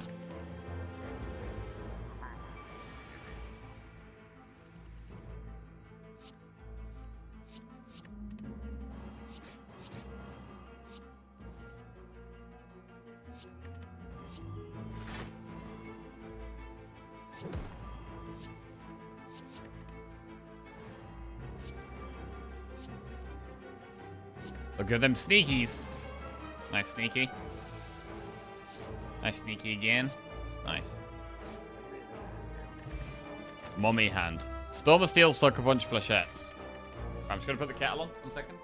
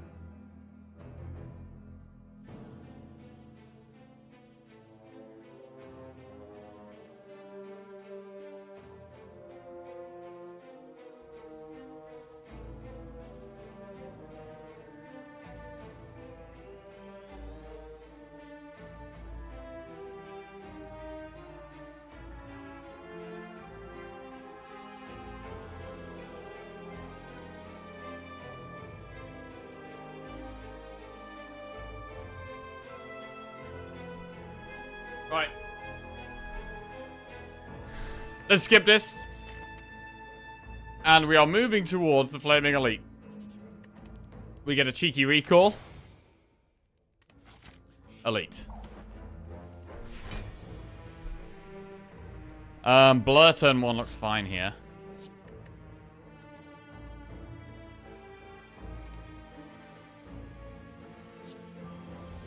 This is the first run today, yes. We did a lot of chatting about Slay the Spire 2.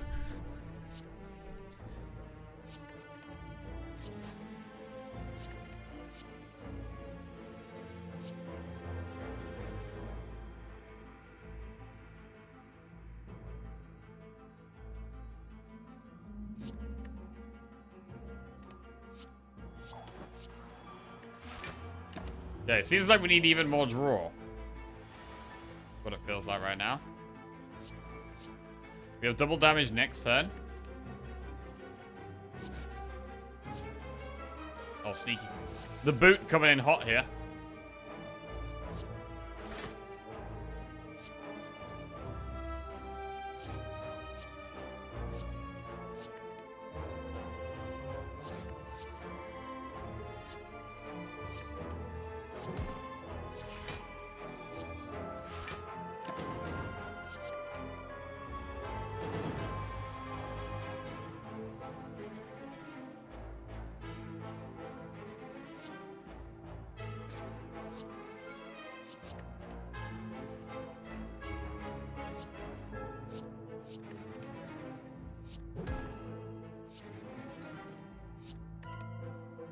We've got double damage for quite a lot of turns, but we're not really drawing the sneakies at all.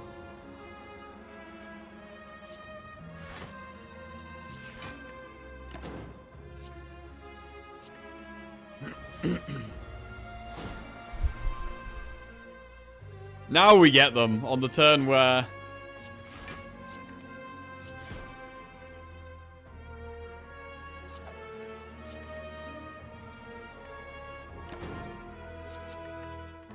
Somewhere it's intangible. Right, I need a discard card here, really. Acro works.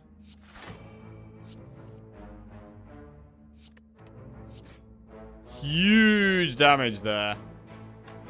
Really huge damage. Oh, thank you very much. That's lovely.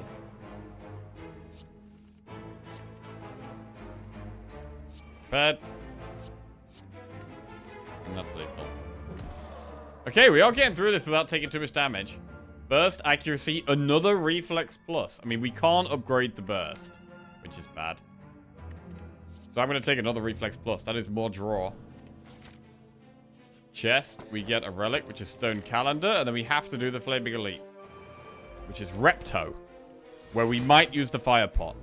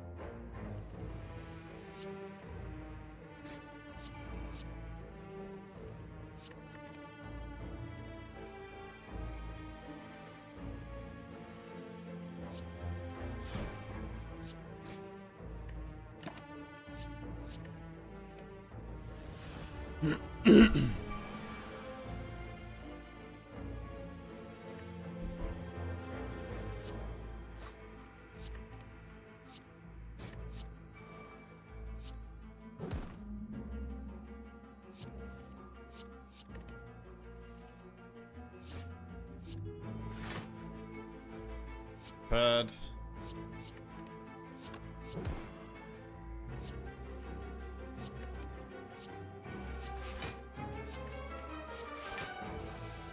One more block card. Fine.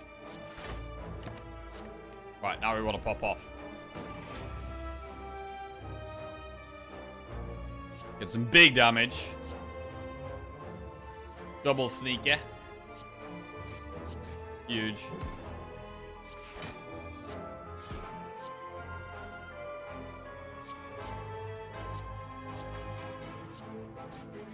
Flaming Elite kind of destroyed there. And then we have Bottled Lightning. Concentrate, Poison Stab, Piercing Wail. I'm going to take another Piercing Wail. What are we Bottled Lightning? Terror in our starting hand is always good. We always want Terror turn 1 generally.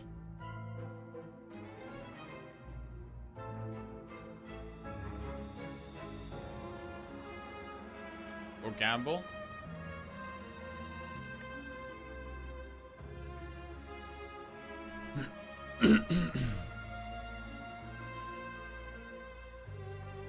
We only draw 6 cards turn 1.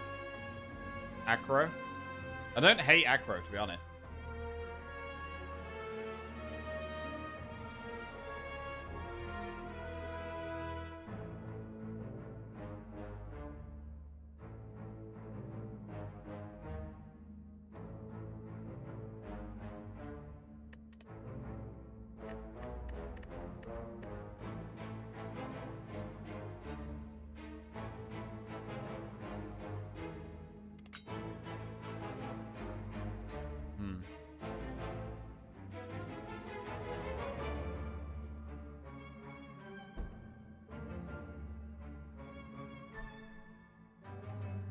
I like playing our powers turn 1. This type of deck is the most fun with Silent. I have the most Ascension 20 wins with Silent on this type of deck. Next to the boring poison builds. Yeah, discard stuff is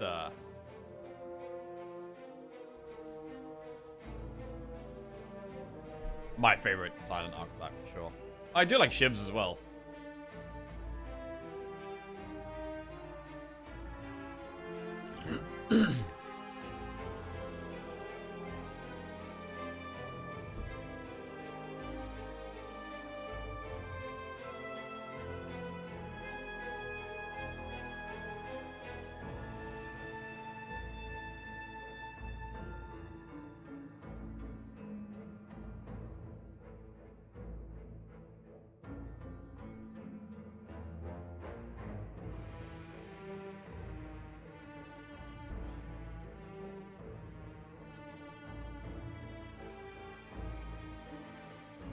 I'm kind of lean. Not. I can. Should it just be Gamble? Gamble's the most important card. The thing about Gamble, right, is that Gamble is our best card. And on turn 2 and 3 against the Heart and Spear and Shield, they're like the most important turns. And I would actually like to gamble on those turns rather than turn 1.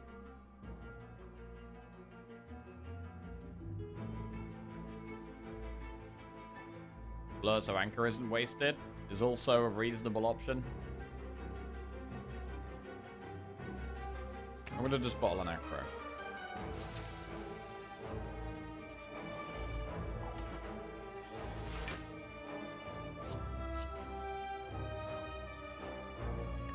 I could have also bottled a defense, so I can always draw past it.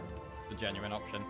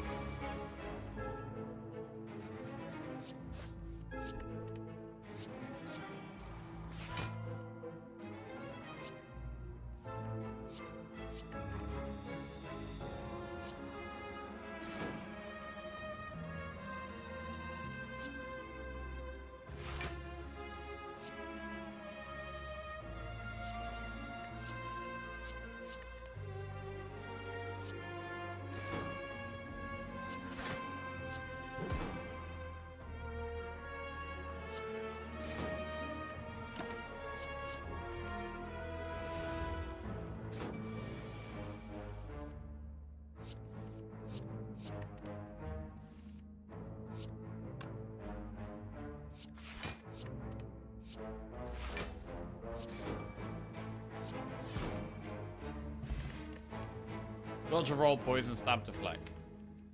I'd consider an upgraded deflect.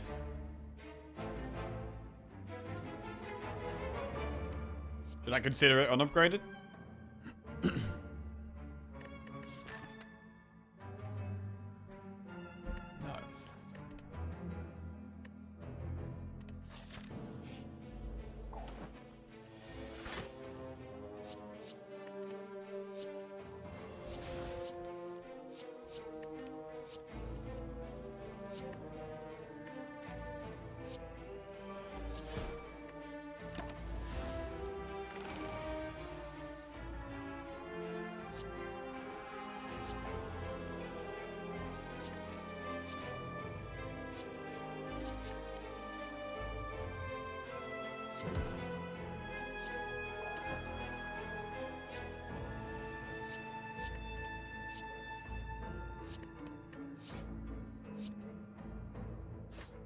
Okay. Dagger through plus deflect plus escape plan. Well, there's an upgraded one. I did just say we should maybe take an upgraded one, and there it is. Escape plan. I'm gonna go with the deflect plus. Right, do we do 2 enemies, or do we do the event and the shop? We haven't got that much gold. I think it's better at this point to save our gold for the Act 4 shop.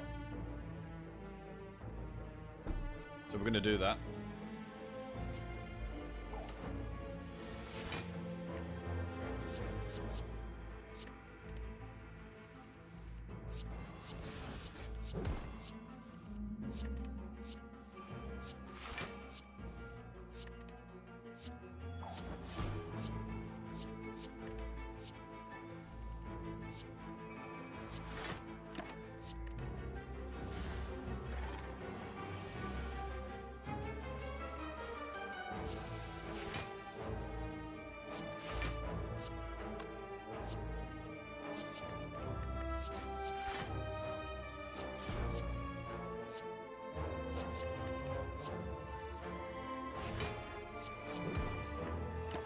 Cool.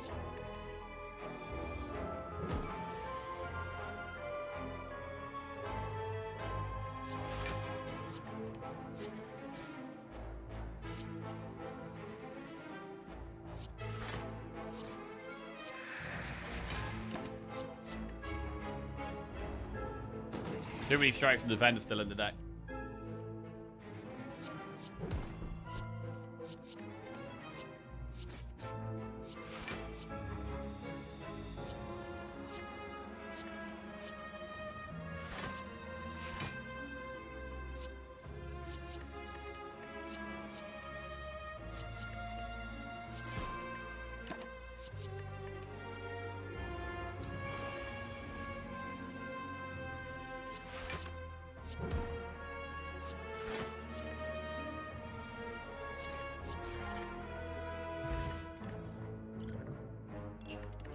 Ghost in a Jar's nice.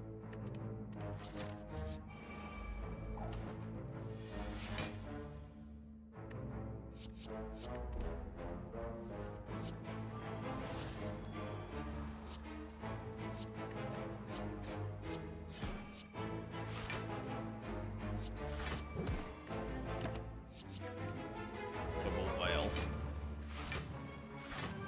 Whale could be really, really, really good against the heart. If we can get there.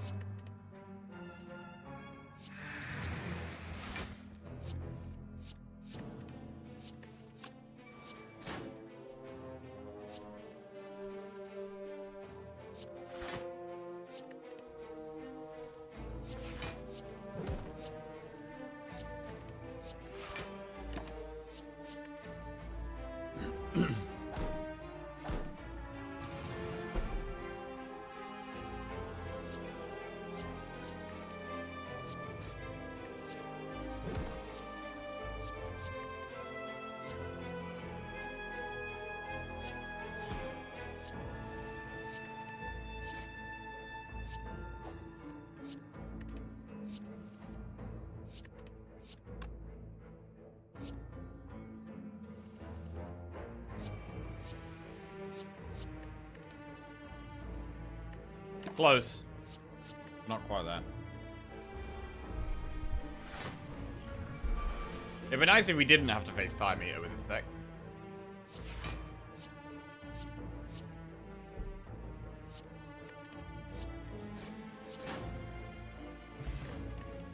After image, Sucker Punch, deflect. Okay. That helps with block. We take it.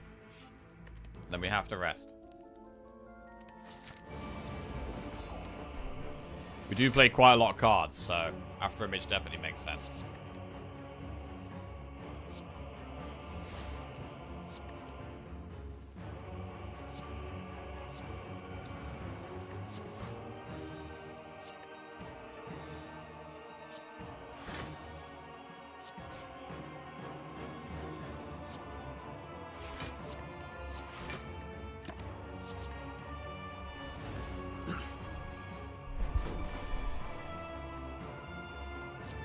After image goes in. Big sneaky strike energy.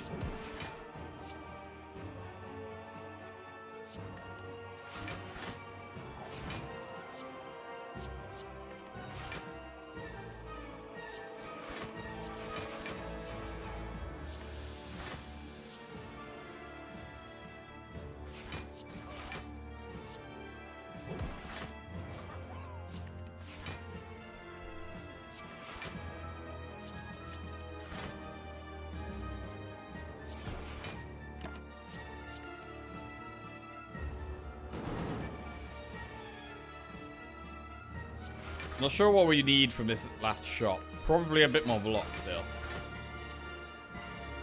If we get there.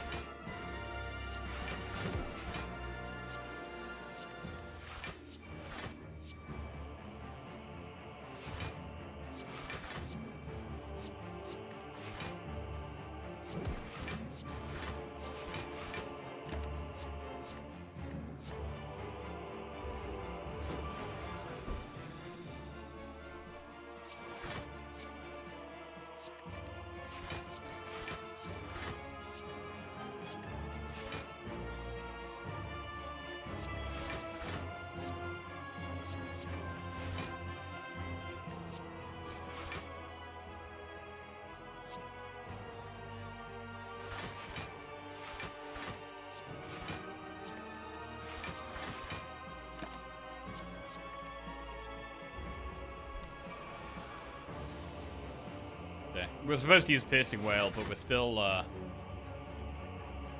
the coffee hasn't kicked in yet.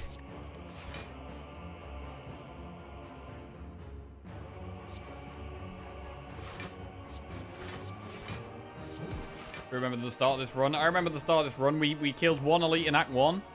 We ended up going through 2 shops in Act 1 as well, which was not good.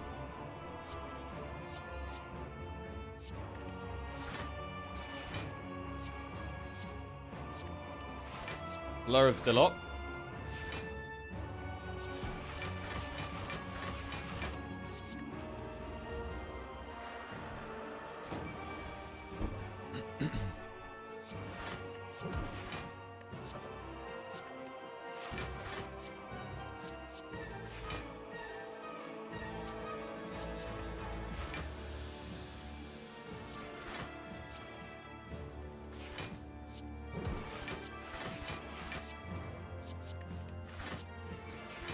Nice. Deck is not too far away from going infinite.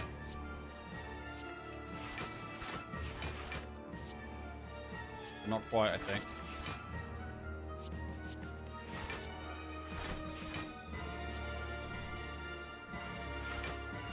Oh, wait. The prepareds are so good.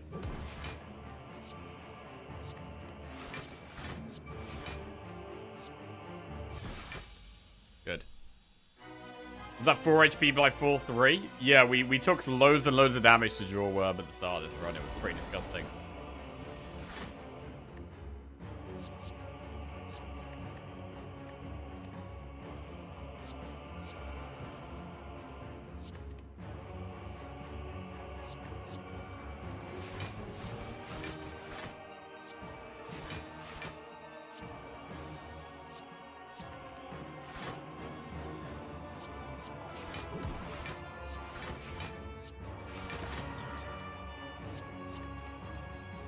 I will save Piercing Whale to reduce its strength.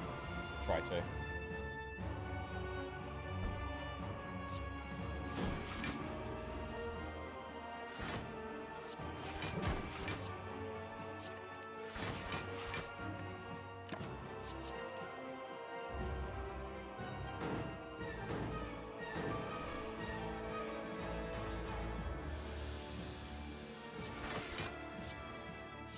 Such an annoying fight.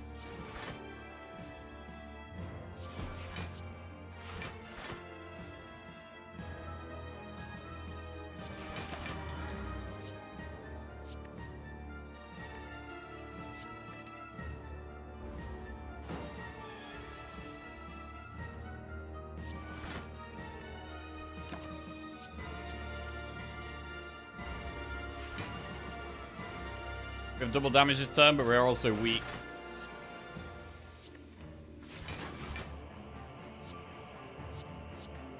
Gotta consider using Piercing Wail on this turn, I think. I'd like to play 4 more cards here, though.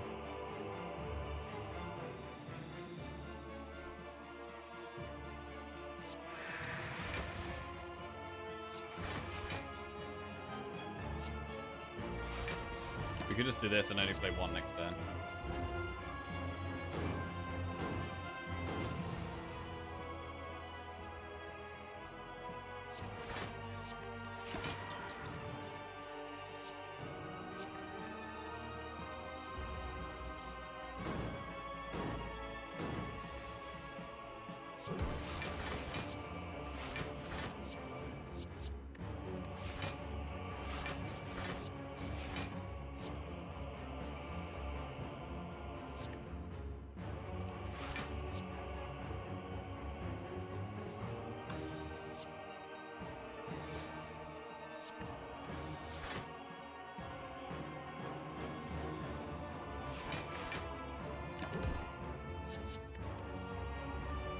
Okay, so we're gonna Piercing Wail this turn if we can. We can't. So we blur instead.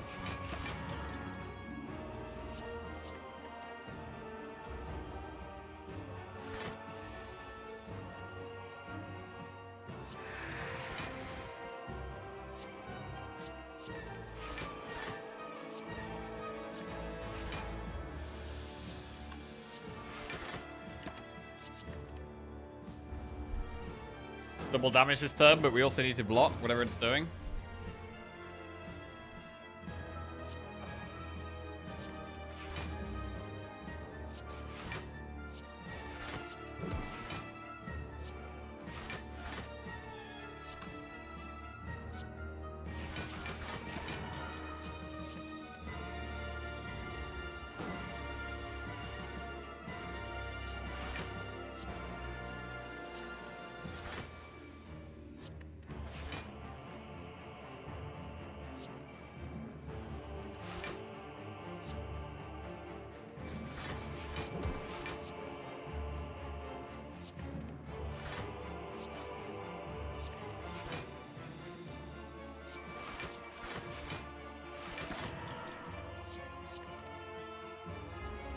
We have double damage again.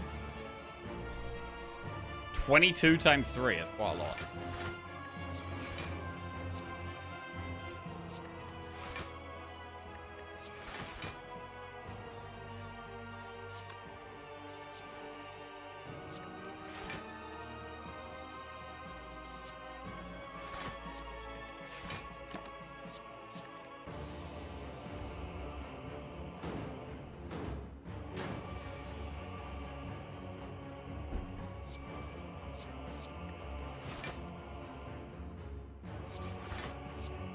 Looks like GG. In a good way or a bad way?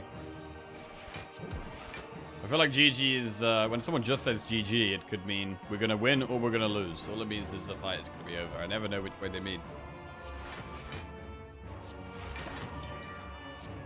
Okay.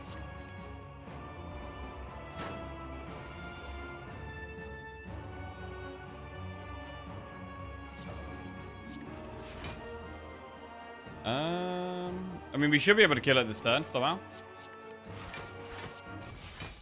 Okay.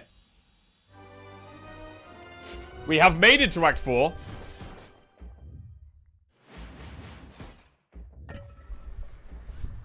Are we going to have enough block for the heart? I mean, we can play as many cards as we like now, which is good. It's good to get that fight out of the way. Pretty horrendous fight for this deck. 191 gold spent in this shop. Escape plan, bag of marbles, remove a card. We can always just remove a card. Removing a card does make us more consistent, although escape plan is not bad. We're 2 gold off removing and escape plan. Bag of marbles, I don't think it doesn't do anything against the heart. It does strip an artifact against Spirit Shield. So it can save us a lot of health against Spirit Shield because it could potentially strip the artifact and then we neutralize, then it gives us a Piercing Wail. Maybe.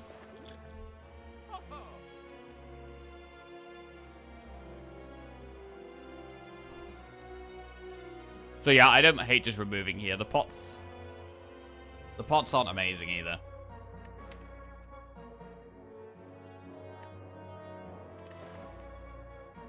I'm going to remove and defend.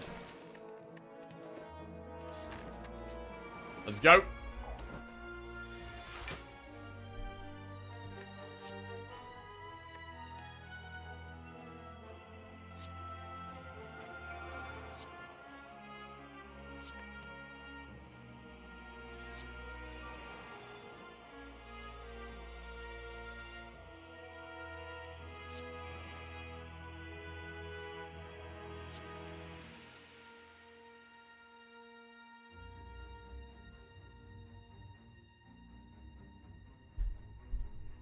I don't think we need Phantasma Killer. We need to go for the block options here.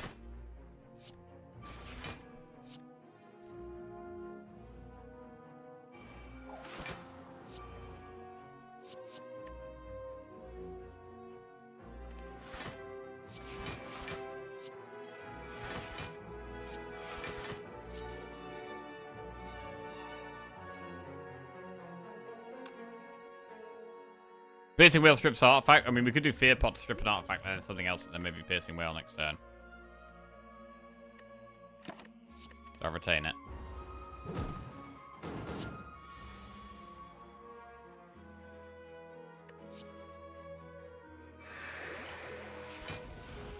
Yep, this works. It's okay.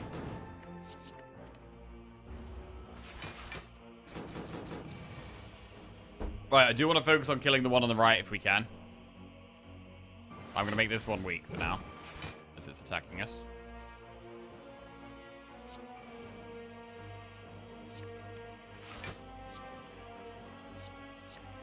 Make both of them weak.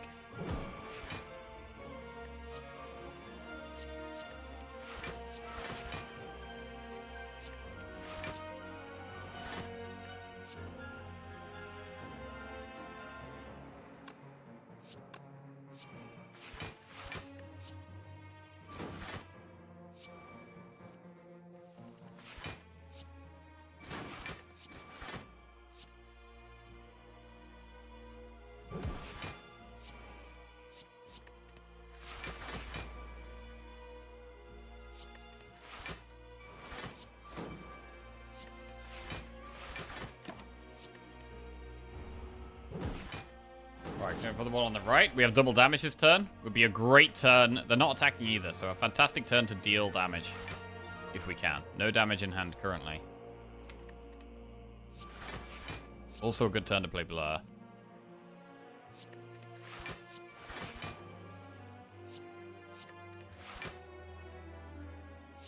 Great sneaky.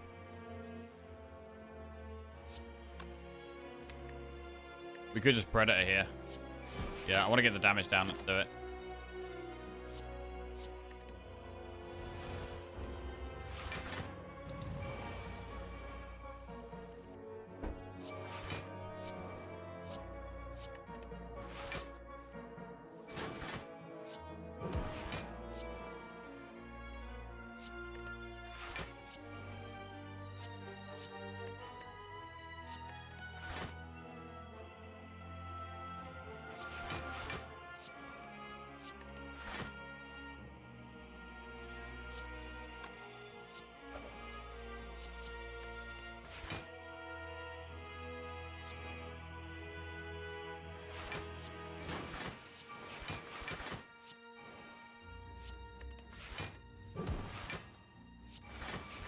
Cool.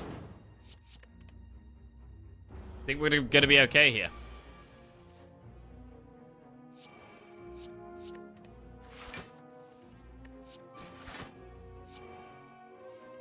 Crazy how it feels like Sneaky Strike is our only real damage card. Nothing else really feels like an actual damage card.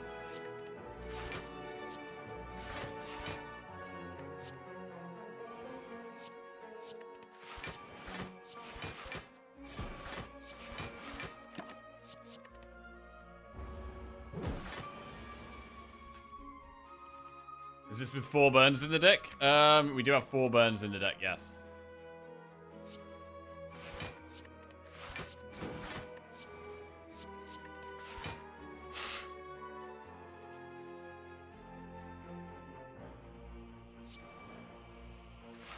God, imagine if the tactician was upgraded as well. That would have been amazing.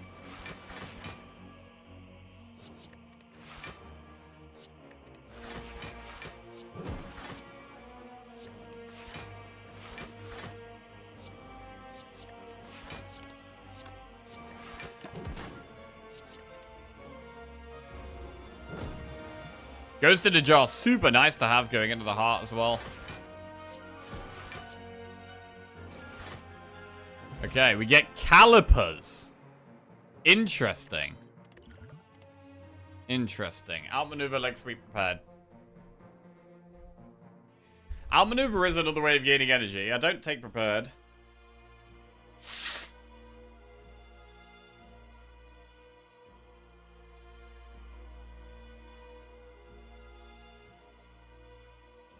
With none of these being upgraded, it might be a full skip.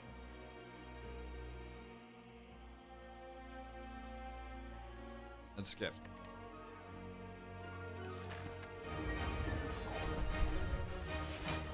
Okay, we don't really need calipers because of blur, but let's see how this goes.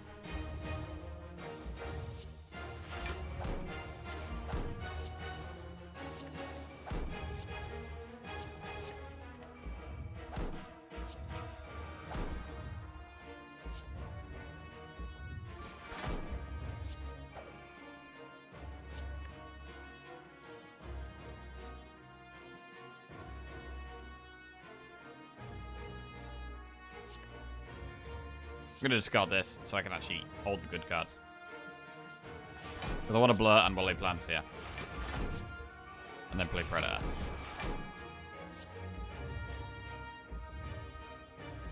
This allows for neutralize next turn.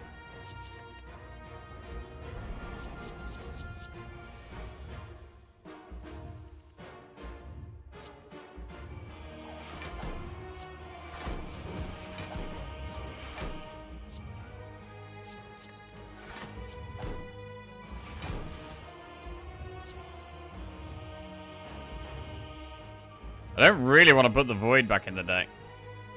Is it ever the play to just Piercing Wail and chill here? It is. I don't want to put the Void and Daze back in the deck at all. And this next turn could be the Ghost in the Jar turn.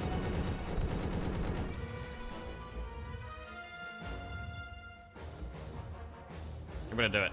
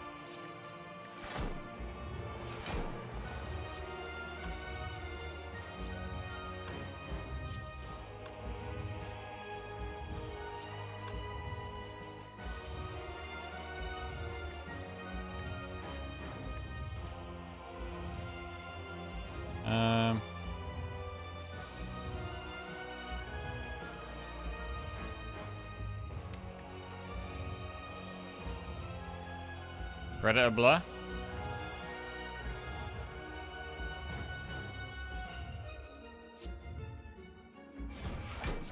Okay.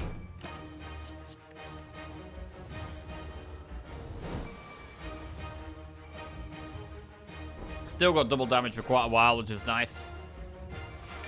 I'm going to keep the blur rolling here. Actually, really like the deflect there. Really like the deflect.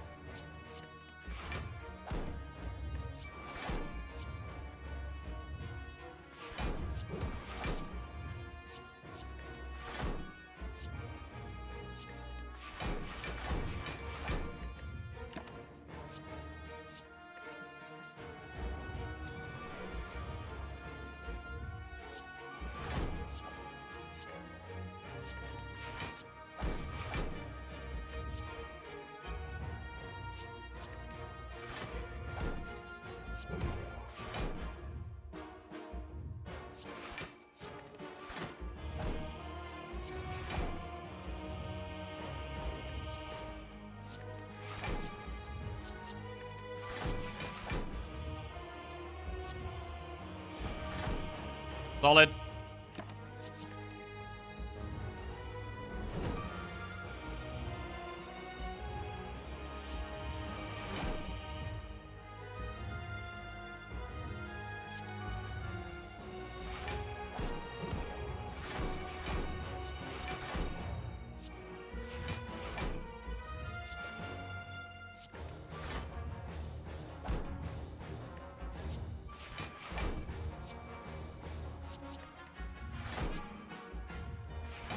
Oh, we're playing 70 cards. It's so good.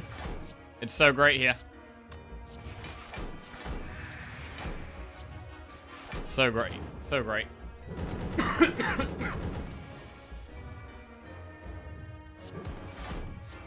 And I am quite liking, at this stage of the run, like the extra draw a turn from the Ring of the Serpent. It's actually pretty decent as well.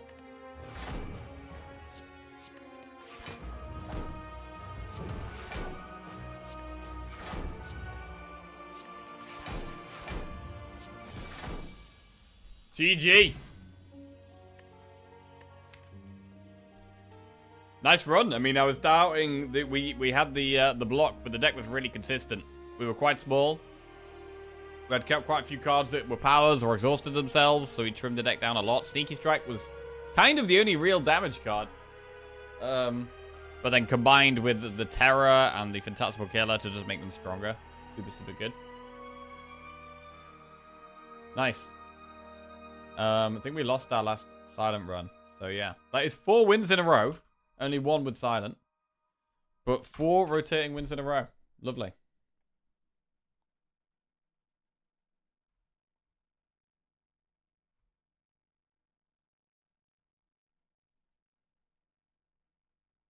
And all the zeros are gone. All the zeros are gone. Nice. And now we will move on to Defect. For 5 wins in a row.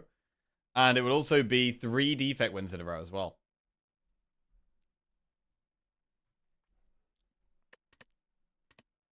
Next 0, we'll see it at the 10th streak. Oh, yeah? Okay, I like the sound of that. Like the sound of that.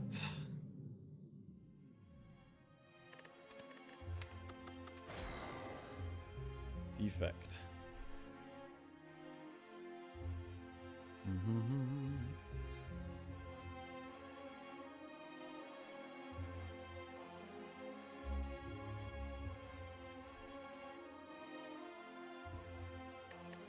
Right.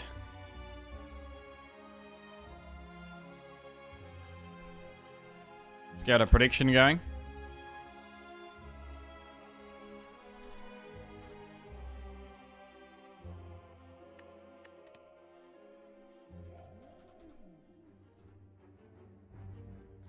Will we win the Defect run?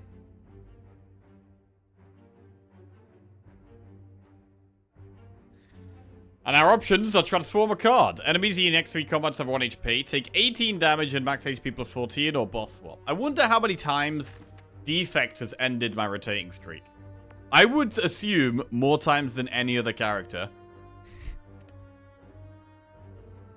Not 100% on that, but I'm 90% sure of that.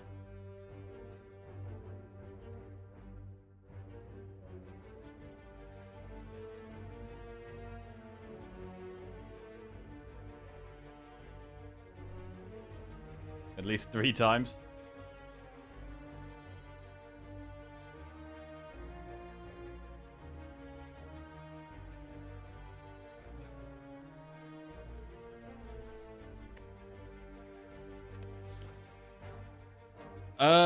Boss swap.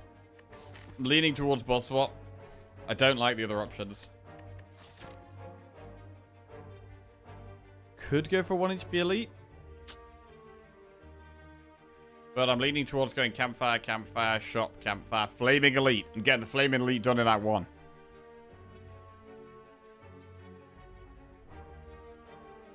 Or we can do campfire, elite, campfire, flaming elite. That's also fine. But if we go up the right, we do force ourselves into an elite. Whereas if we go up the left, we can kind of have options. Slaver's Collar. During boss and elite combats, gain 1 energy at the start of your turn. It's not good in the early game.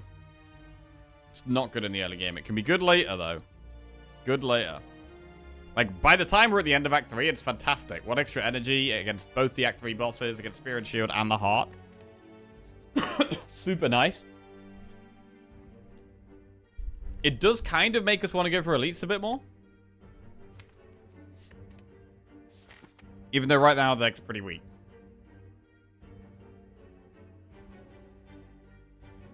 See Sunder and go elite farming. I mean, we could go up the right and go through an early shop and force an elite. We could do enemy event shop, get something aggressive, enemy campfire, try and force this elite.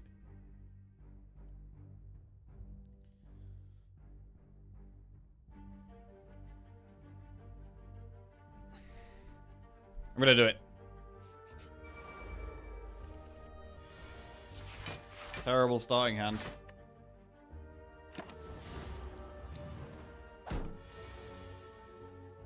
Rough.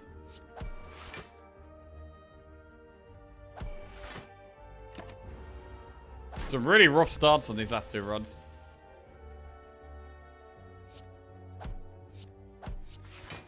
Not having your lightning orb just makes this kind of fight so much more difficult. We just take so much more damage here. Blizzard, heat sink, steam barrier. I do like heat sinks, but at the moment it doesn't really do anything.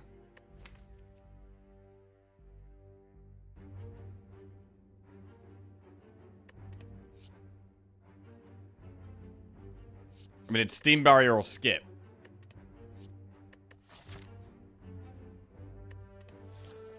I'll take steam barrier.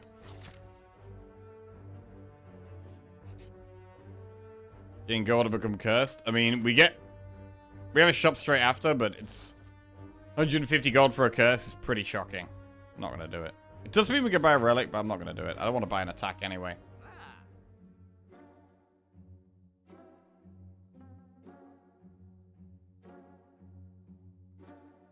Okay, we could have got Toxic Egg, which would have been amazing.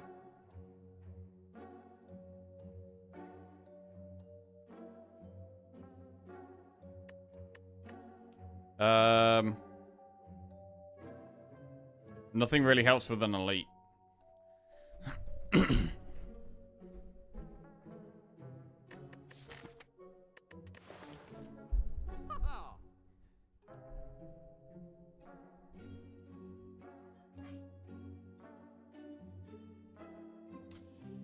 Oof.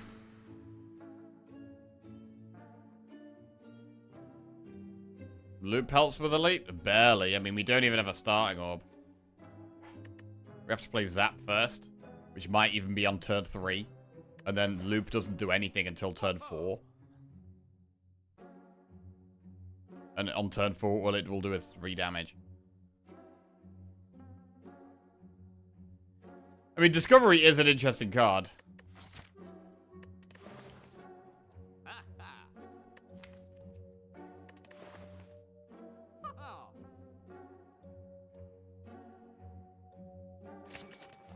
Alright, I'll take Discovery. Morning, Porkins. How are we doing? We've got Dual Curse at the moment. Oh, nice.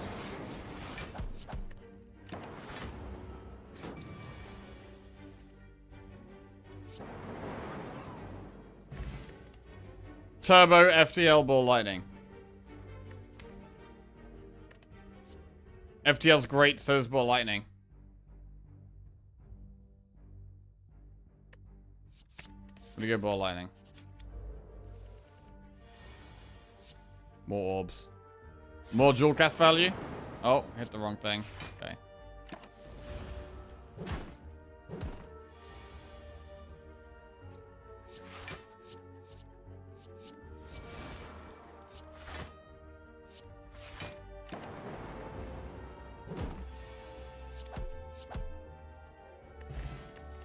Right, chill, recursion or hologram. I do like a chill. Chill could go in. I mean, are we going to die to this elite right now? Do we upgrade Discovery or Zap or Jewel Cast? What if we upgraded Discovery?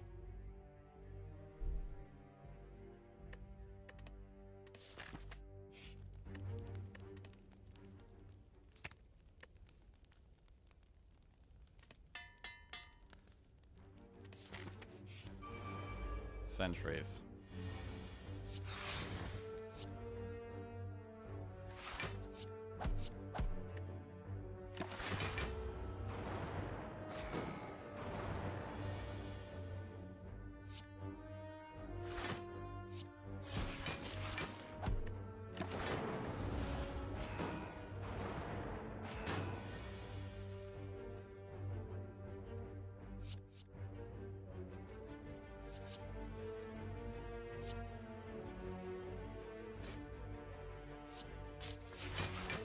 Oh, it was a misplay. Shit.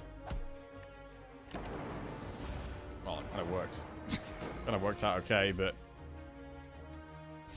Want some block here? Chill.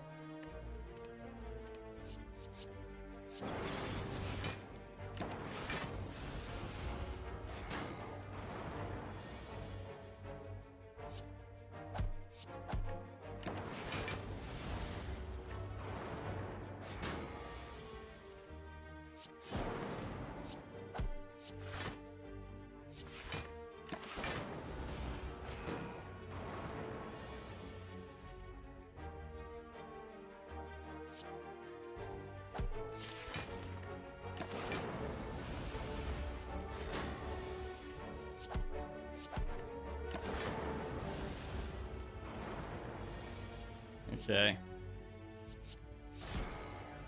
Beam it up. Meal ticket. Healing in shops. There is a shop up there we could go through. Boot sequence, force field, rip and tear. Take a boot sequence. This is pretty shocking.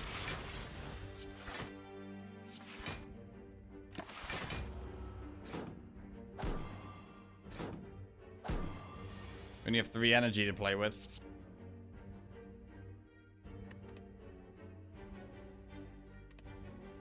I don't like this at all.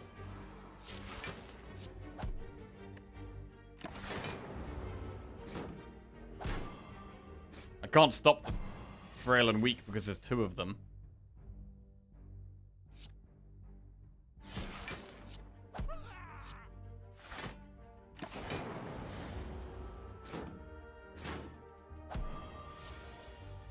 Kind of dying.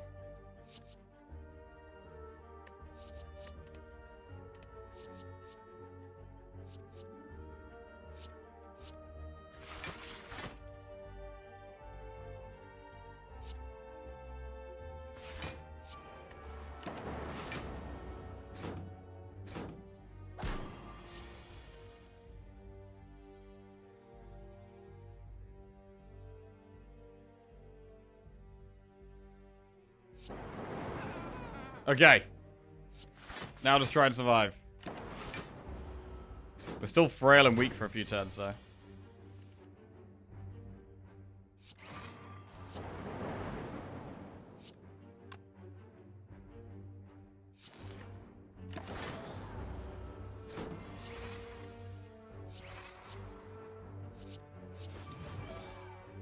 Well, that was quite a tough fight. We've got liquid bronze, which is good against the boss. We are definitely going to want to go through the shop for the heal. Thinking about hologram here. We'll take hologram. Ceramic fish is just so garbage. Take a blue key. Bro, we keep getting off with ceramic fish every run, I swear to God.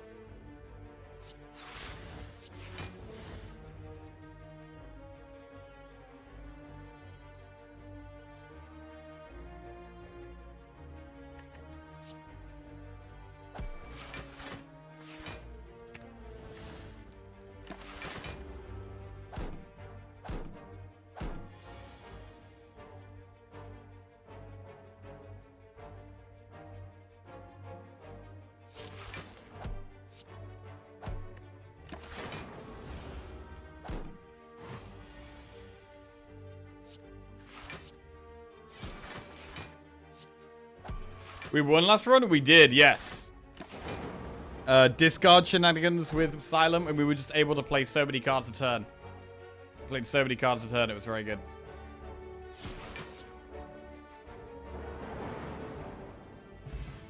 Focus pot. Tempest, Blizzard, or Claw. We have to go through the shop because of the meal ticket, I think. I mean, if we wanted more damage, it would probably be Claw. Because we can hologram it. Blizzard is good if we find more Frost, but right now it's not that great. This could be a skip. But I did want to go for the Flaming Elite. I mean, we could use the Focus Pot against the Flaming Elite. It would either be Lagavulin or Nob. Either not Lagavulin or Nob. I think maybe skip.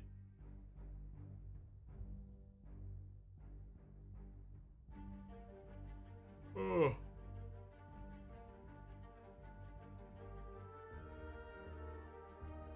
We're gonna take more Frost? We probably will. But is that enough of a reason to take Blizzard right now?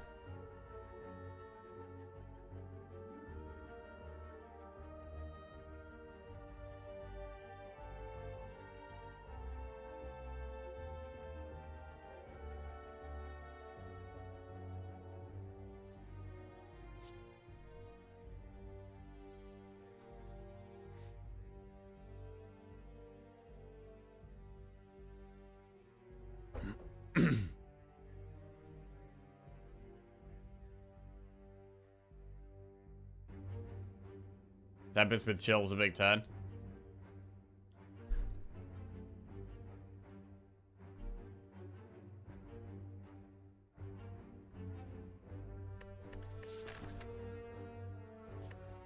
I'm gonna skip. Get to the shop. Loop, another Blizzard. Flash of Steel is good. I mean, Loop is a bit stronger with the Focus Pot. And now we have Lightning as well. So we could take Loop.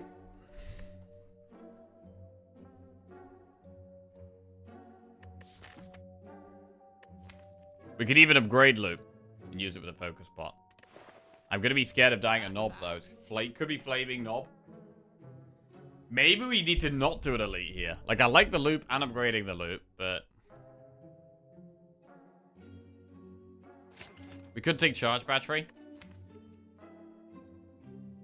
I'm not going to do that. I don't want to add too many more mediocre cards now. Strength Pot or Weak Pot would be better against Nob. We could also rest. We could rest in the campfire. If I'm just focusing on fully on this Elite, we could get rid of Liquid Bronze, take Strength Pot, and rest. Weak Pot would also be good against those two, though.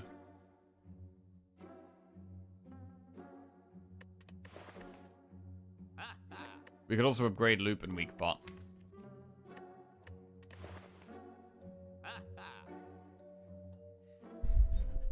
I think resting is better than upgrading if we're doing the Elite. And both of these pots are better than Liquid Bronze if we're doing the Elite as well.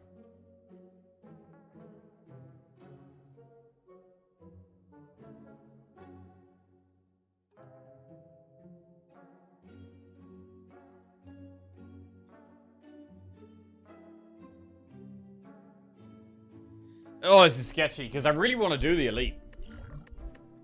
With Slaver's Collar, you have 4 energy.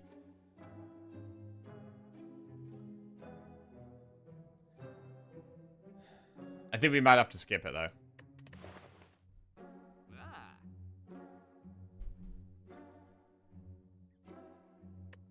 I think we gotta skip it. If we skip it, we can upgrade Loop. I think that's fine.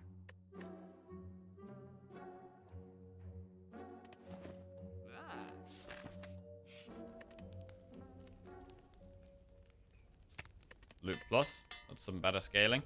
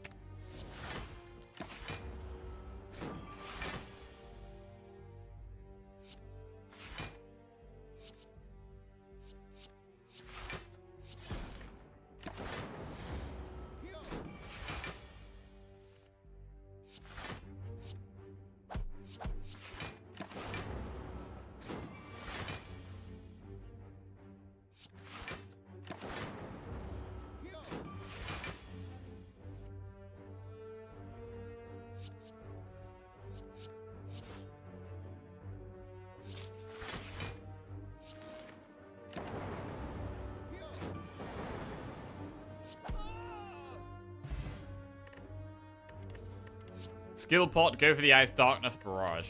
Darkness is a way of getting some more damage. It can be good with loop as well. Go for the ice is quite good against the boss, but I'm going to take the darkness. This is a hard fight. Very happy for the zero cost block cards. Doom and Gloom is solid here.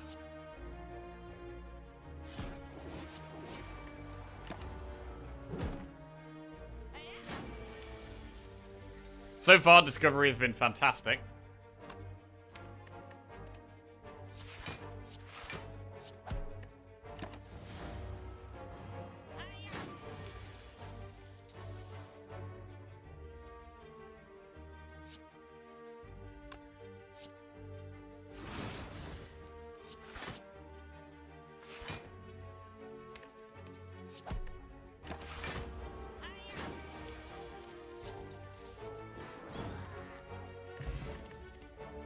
Steam Barrier, Streamline, Hello World.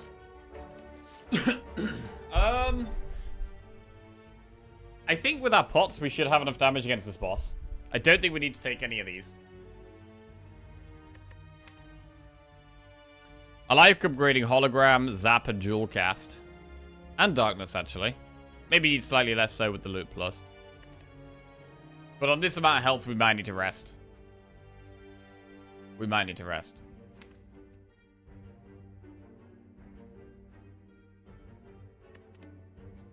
Hello is okay. I think I'd probably take Hello if we didn't have Discovery.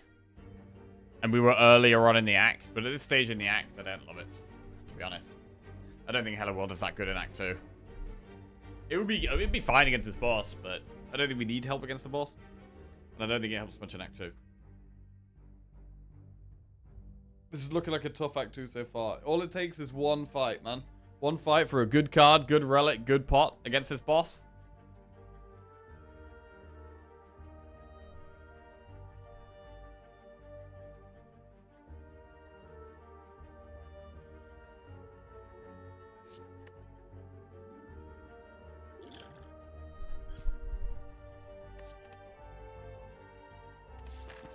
Right, are we resting or upgrading in this campfire, though? I'm kind of leaning towards rest.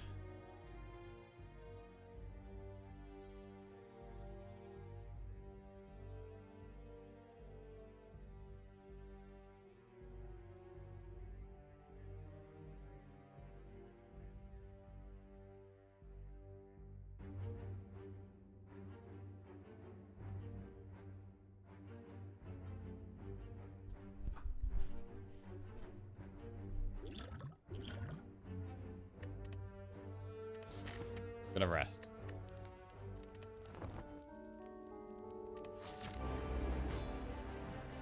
It would be nice to not use both pots. If we just used one, which would we do?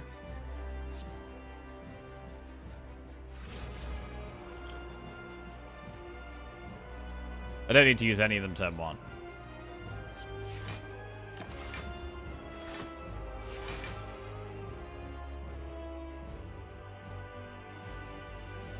I mean, we could maybe use no pots.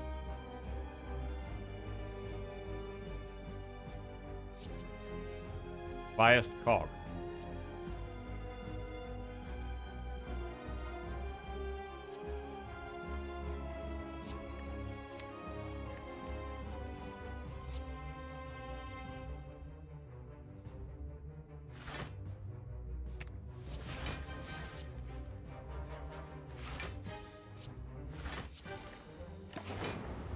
I think we can probably use no pots.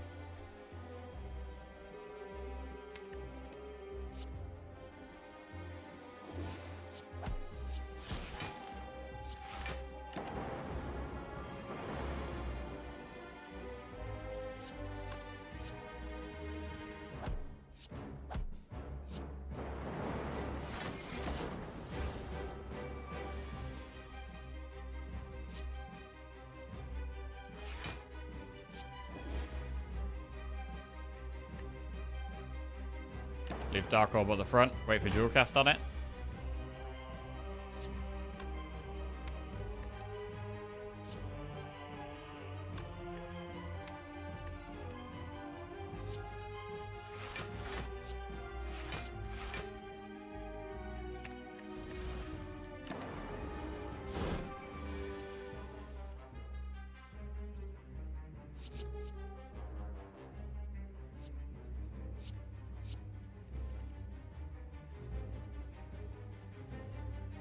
that? Or lightning.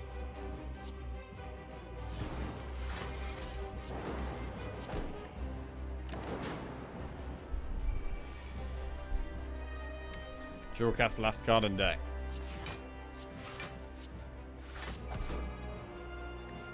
It's fine, just do it next turn.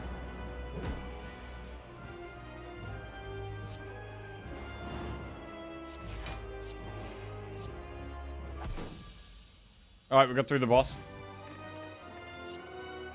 Machine learning amplify reboot. Reboot is more immediate. Amplify, we've currently got only one power. Could get more from Discovery, but only one really. Machine learning's okay for more draw.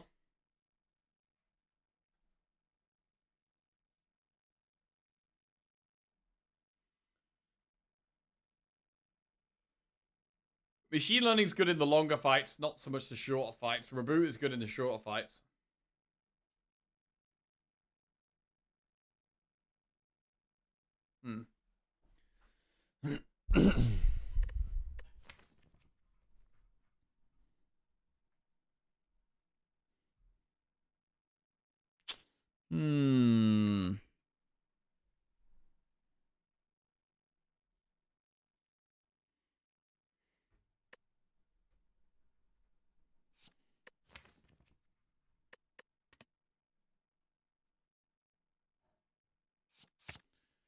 We'll go with the reboot. We'll skip Sozu, Busted Crown, or Running Dome. Now, these pots are very good, are actually pretty good pots for Act 4. Thorns and Focus Pot, pretty good pots for the heart. We could potentially take Sozu and save these pots for Act 4. Crown is really bad. Dome is really bad too. I'm gonna take Sozu.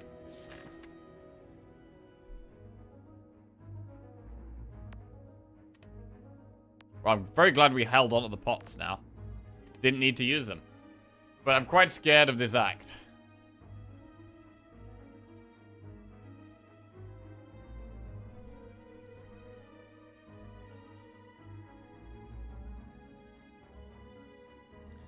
I mean, we have to do an elite no matter which path we take, so we could do the one where the campfire is before the elite. Let's do that. Enemy, event, enemy, event, campfire, elite. Let's go that way. Shop is heal, though. We go through 2 elites into a shop, maybe.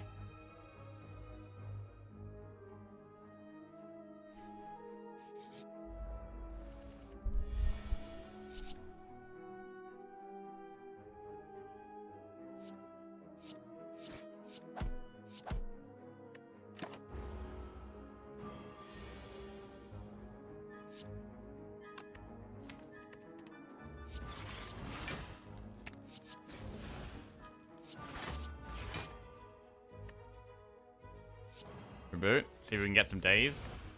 Got 1 days. Not great. That's a lot of damage. This already looks incredibly scary.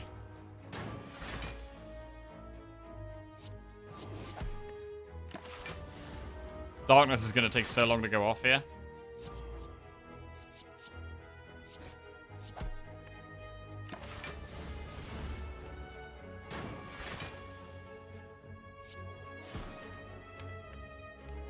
If we play Zap here, we only draw these 2 block cards next turn and nothing else. And we can't win next turn anyway.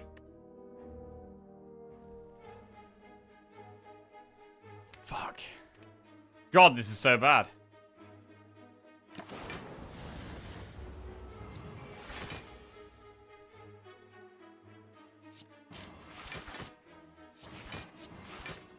Good decision. Now need lethal.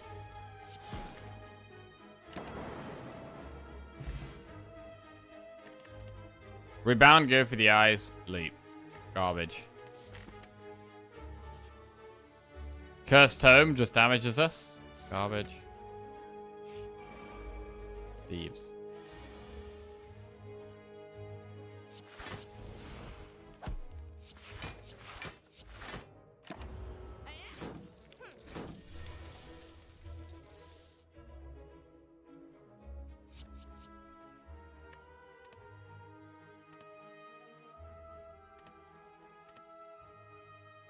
And I think we have to accept we're not killing this.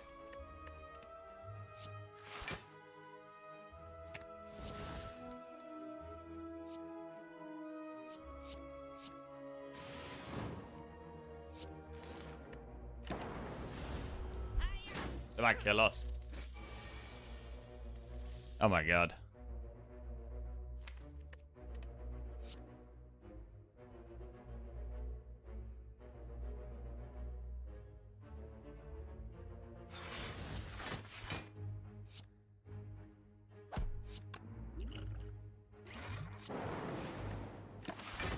That's death.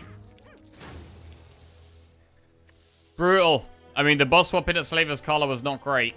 And, the deck was just kind of slow. Definitely think Reboot was the right choice. I don't think taking Sozu had any impact. Wasn't good or bad because we were only right at the start. It's just the deck itself. The deck itself needed to be better. We had too concentrated with strikes and defense still. We didn't actually really have any good cards. We had one good damage card in Ball Lightning. Darkness was okay, but too slow. One good block card in Boot Sequence. One good scaling card in Loop. But yeah, deck just had too many shit cards. Not enough good cards. I was AFK for a few minutes. What happened? We died. We died. The deck didn't block enough or do enough damage, and we died. To the Cultist and then the Thieves. So that is our rotating streak over, unfortunately, and our defect streak. And I'm definitely not going to dive straight into the Watcher run after that. No shot. Absolutely no shot. So let's play some TFT for a bit.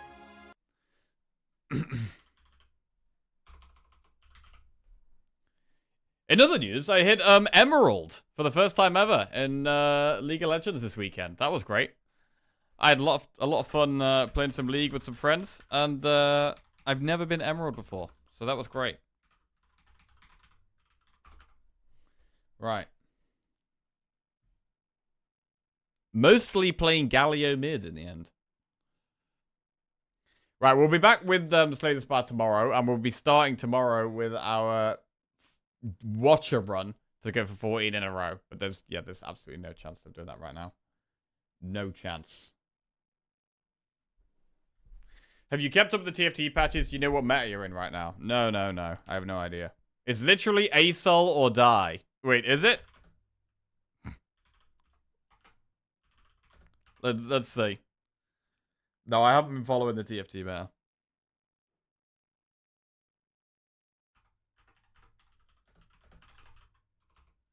Well, that's a title, I guess. That's a title. Bro, look at this. Where is it? Ranked. Emerald 4. Humongous. 19 LP. Absolutely massive. It was mainly through, where's my streak here? I had 1, 2, 3, 4. 1, 2, 3, 4. 5 wins in a row. 4 with Galio, 1 with Pantheon. An incredible streak to get us there. I was bouncing between Plat 1 and Plat 2 for quite a while. And then went on a lovely streak. Right, anyway, we'll play some TFT. Ranked. I haven't played in... We might have played a little bit last week, actually. I did a couple of runs. We're in Plat 3. Yeah, I'm definitely not in sync with the meta. I'm probably just going to play what I know or go with the flow. Wait, you think the meta is quite bad right now, then, with TFT? It's a bad... What is Rotate the Spire? Rotate the Spire was the title of the stream about 5 minutes ago. We're rotating through different characters, trying to win with each of them. Excuse me, Mr. Streamer, if you know your deck was bad, why didn't you find and add good cards to your deck? Well, we were trying to. We were trying to do that. I was trying to make the deck less bad, but the options presented made it very difficult to make the deck less bad. Echo reroll, Sona reroll. I think SI. SI is alright at the moment. Okay. Oh, Shadow Isles. Yeah, okay. Oh, I've done okay with Shadow. I've had a few good runs with Shadow Isles, actually. So I know them a little bit.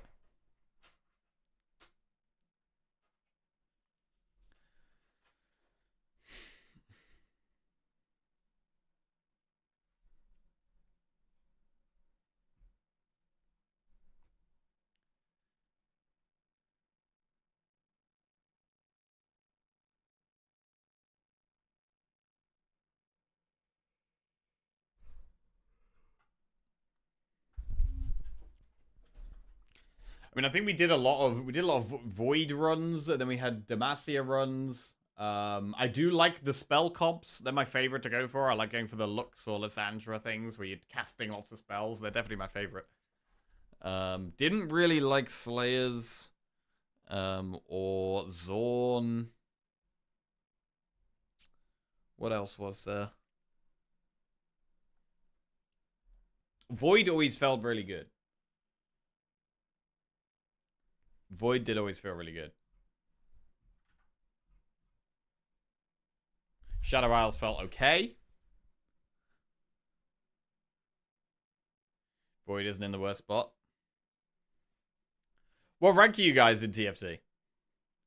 I mean, it'd be good to get to Emerald in TFT and League. Oh, that would be good. Emerald in both? With dreams of being a Diamond gamer? Shit.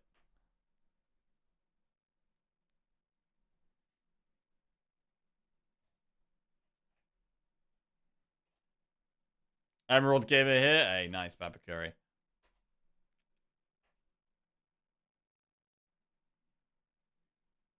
Too many rough defect decks to have consistent streaks? Bro, it's so... Defect is so rough. Defect is so rough. I don't know how we could not get wrecked in that run.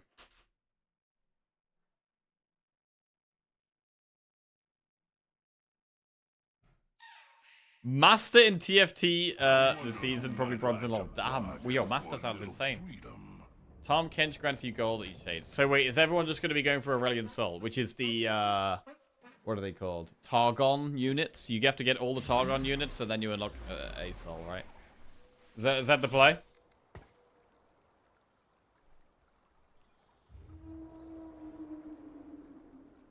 I feel like Bilgewater didn't feel as good when I last played them. It's dead, by the way. Yeah, I played them once last week, I think, and they felt really bad. I win! I don't like Ictal, really. A symphony of justice. Double Sona. Sona is Demacia Invoker.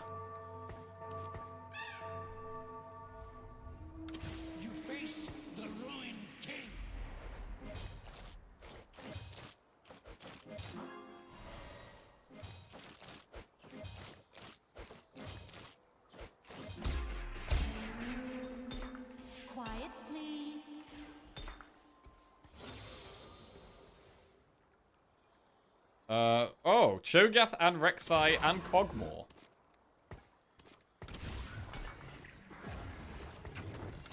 Okay.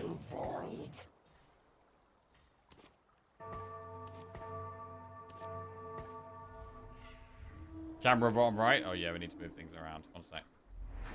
I don't know how good Freljord is right now.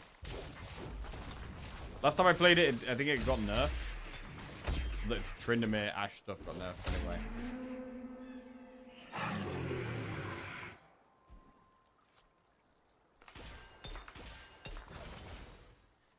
Gain Aspiring Gloves, your team gain 8% attack speed and 20% crit chance. Archangel Staff, mana regen. Gain a random 1-cost champion, gain another copy on the start of each round. No. After you earn 50 gold in interest, gain 30 gold. Your max interest is increased to 7.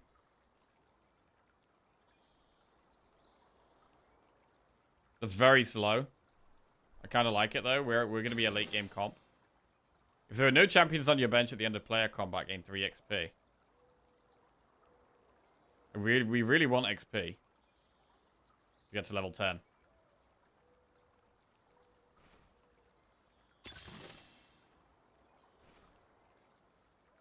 Okay.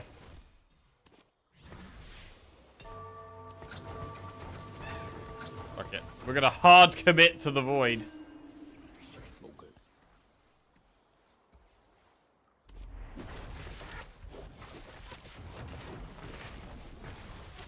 quite good. Infinity Edge, direct cage. Get damage.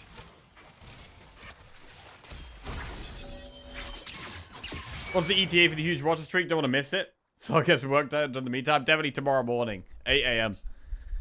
8 a.m. GMT tomorrow morning.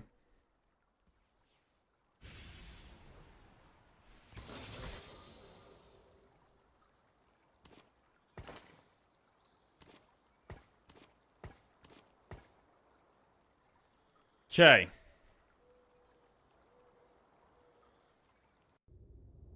Oh, that's a cool board. I like that one.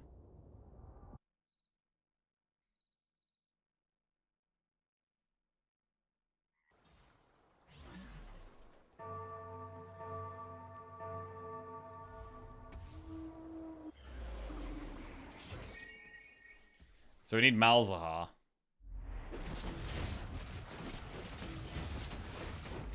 So no champions on your bench in a play combat can be complete.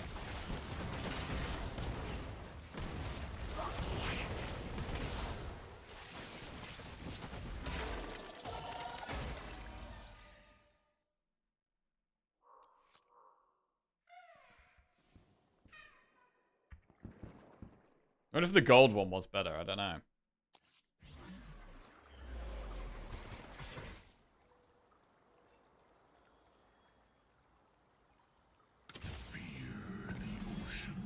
Double Warden makes us a bit tankier. Or we could put the second Cogmore on the board to try and tear it up. Nah,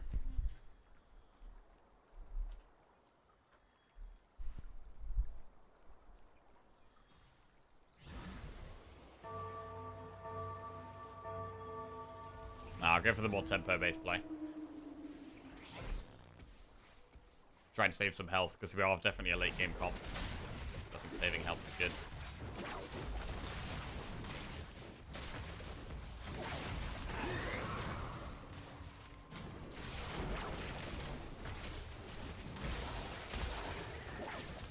Getting kind of shredded right now.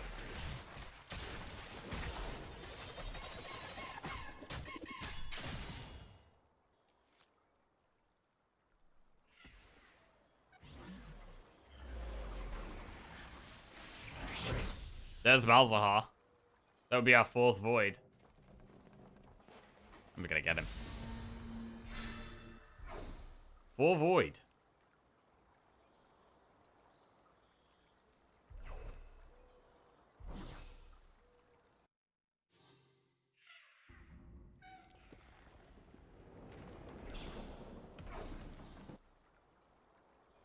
What are the people doing? We've got Targon Bruiser, Juggernaut, Bilgewater, Bruiser, Gunslinger, Longshot, Arcanist, Slayer, Zorn, Juggernaut. Okay.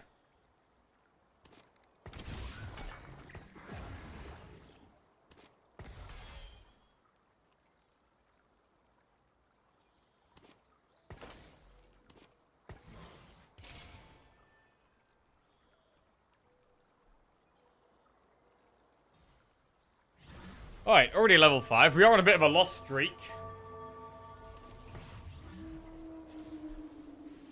Okay.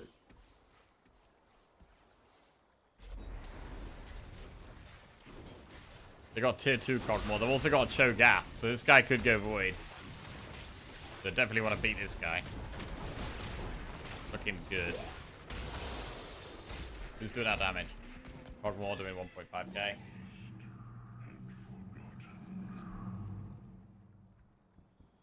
So with the clear mind, to have an empty bench, to re-roll, we're going to want to do it all at once, right? Save gold and then have one turn where we buy multiple copies of something. Like, I really want the Rek'Sai here, to be honest. But I don't think we can take it. Wow, thank you. Oh, lovely. Macaroni cheese with sausage? Beautiful. We could also get rid of this guy. This is another way to do it. Get rid of this guy and just have double Rek'Sai. Makes us a bit weaker. But gives us a chance of getting tier 2 Rek'Sai.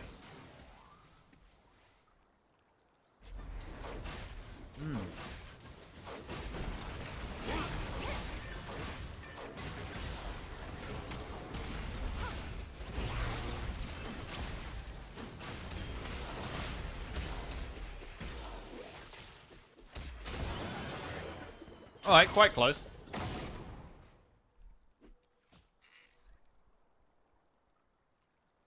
Keep the bench clear, keep the bench clear.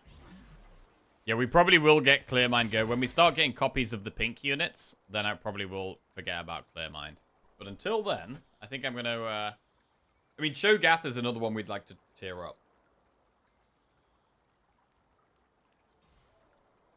I don't think the Cog and the Mals are very important, but Rek'Sai is a strong early game unit, and Cho'Gath is tank. So I think leveling them up would be good.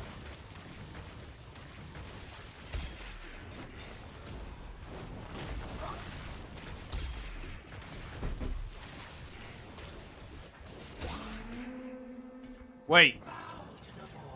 That's tier 2 Cog, but I'm not going to get XP. Wait, I was supposed to not open those things? I think I was supposed to not open those things. Okay, we lost 3 XP there. But we got tier 2 Cog, so maybe it was worth it. Right, so I've got to not open anything.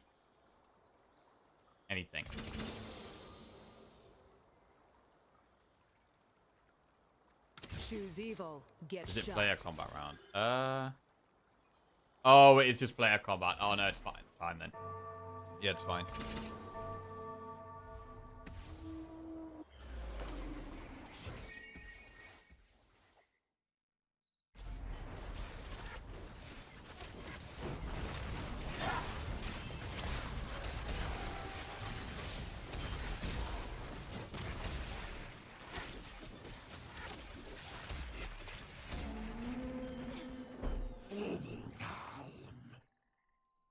Baron is usually considered too slow, so you just go Void 4 with Jog 4 or Bruiser 4. Oh, really? Okay. I'm probably not going to do that. But we'll see.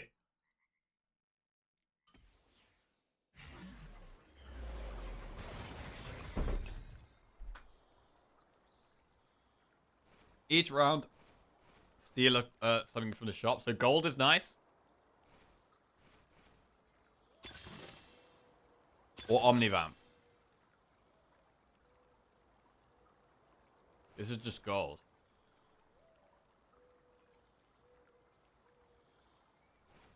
Dawn is the future. Malzahar. For the void. Put it in instead of the vein.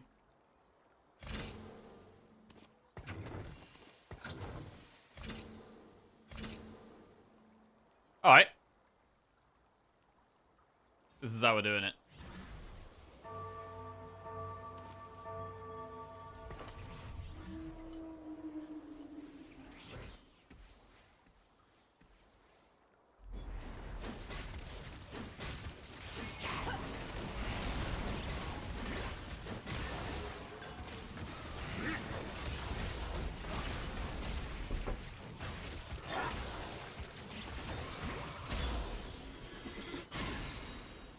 We're going to get quite an early level 7. Rift Herald, we are nearly at. 7 out of 8. One more player combat and we get Rift Herald.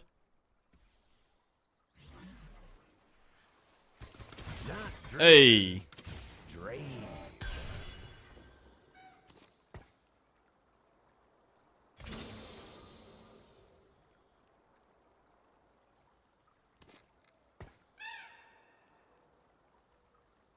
Blast him. Interesting comp right here.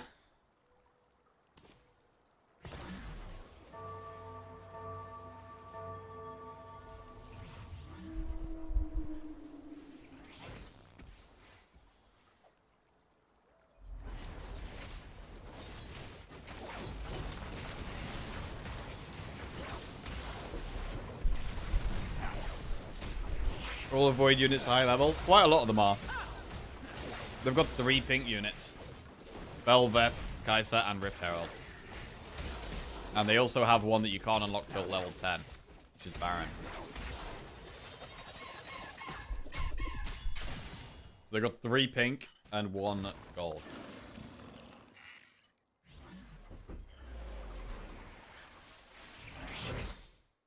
Wait, I thought Kaiser you didn't unlock till level 8. Wait, they changed that. That sounds like a buff. They changed that.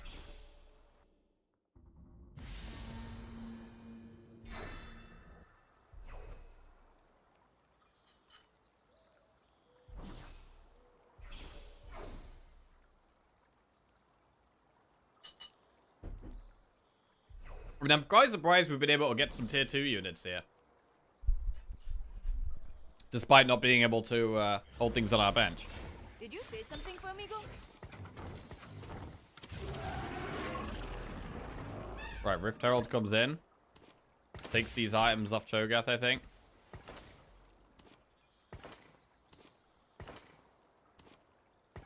Kai'Sa comes in.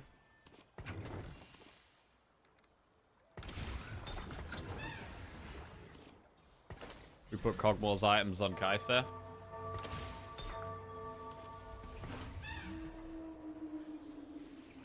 Fate made you. I will unmake you.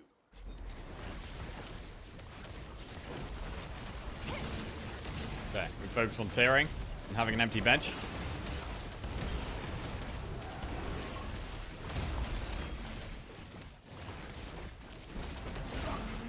It's another reason Baron is less enticing because of earlier Kai'Sa. That makes sense.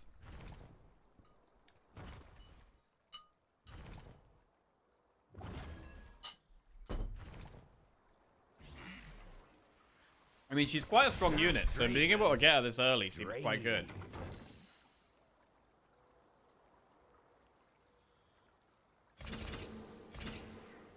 We're aggressively leveling. How's everyone else doing? Let's have a look. So we've got someone with 5 Zorn. They're in first place. Second place is 1 Targon, 4 Zorn. Third place is 7 Bilgewater. Then it's me. Then we've got 5 Ionia, 2 Targon, 4 Void. There is someone else trying to do Void. There is another Void player. They're below us at the moment, though.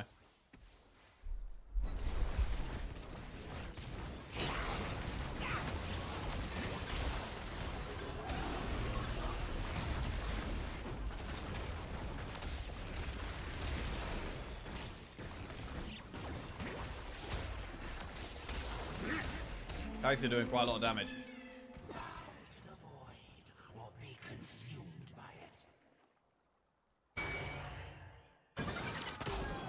Have a look at the other Void players, see what they're doing.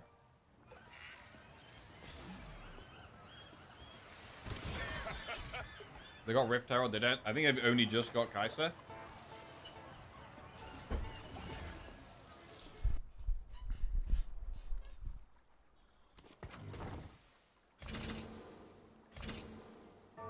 We're about to level to 8.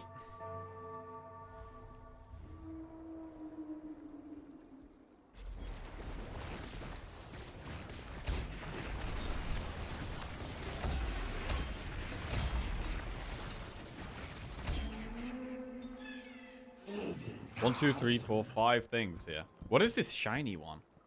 What's that guy in it? Pick a card. You disappoint me, Kai'Sa. The Watchers are the true threat.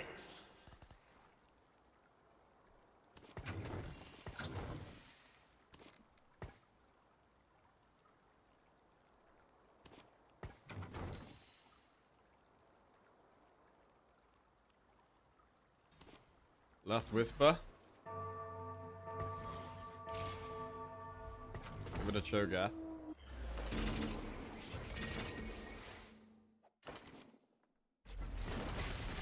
Texture's Vow. It's an okay defensive item. I don't think it's the best, but I think it's better than having them start on my bench.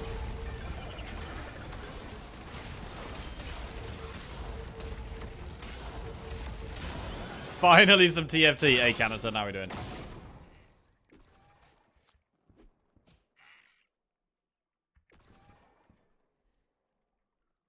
So I'm getting to the point where I'm thinking about not going for the value.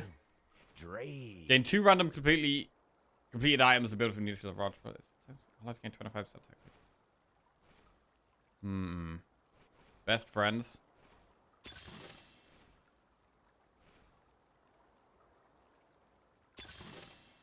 Gain 3 random 2-star to be custom. I would do best friends. Have them in pairs.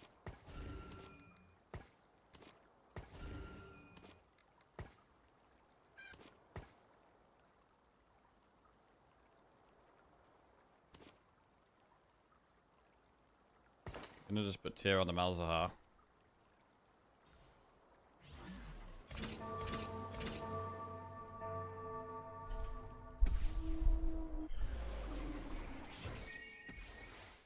Ooh, Freljord. Okay. This guy's one place below me currently.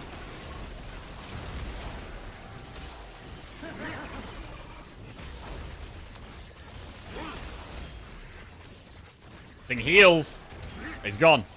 It's a big win. Oh, it's a big win. Nice.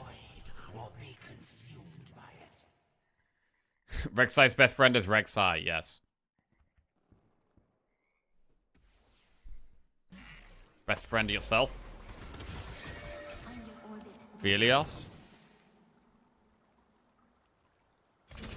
I mean, I think we are... Wait, have they made it more XP to level to 9? 76 sounds like a lot. Has it always been that? It does kind of seem like a lot.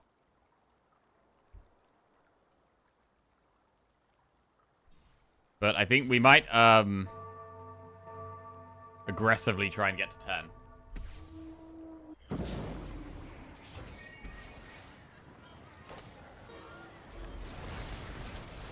This looks like it's going to make it harder to get to level 10 if it's more XP now. They swapped L9 and L10 XP requirements. Right, okay. Swaps them? That seems weird. Surely it should be harder to get to 10 than 9. 10 is only 68.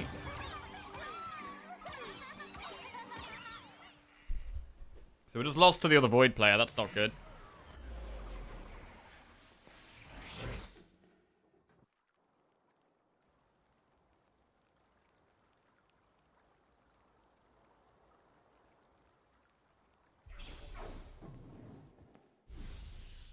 If the crit item for Hand of Justice is Omnivamp.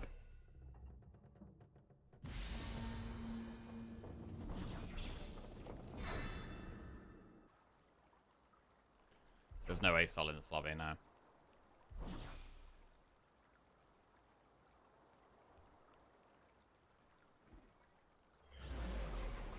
The heart of Piltover is its people.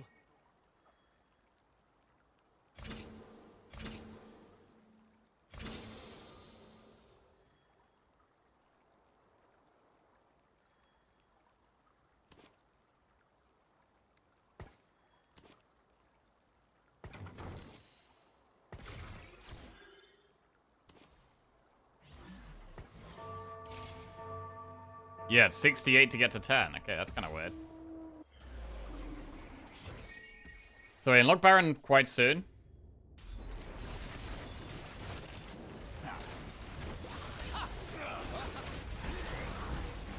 Oh wow, it looks like we're getting wrecked here though.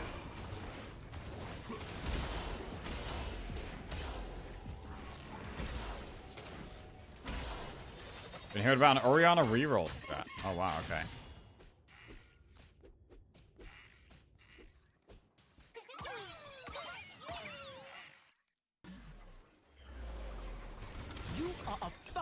Alright, we finally tear up that Rek'Sai. Been waiting to do that for ages.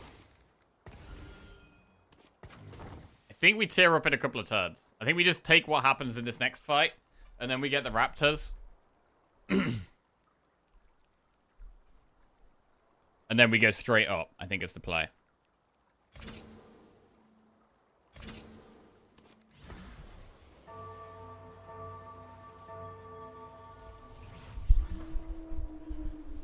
And get Baron.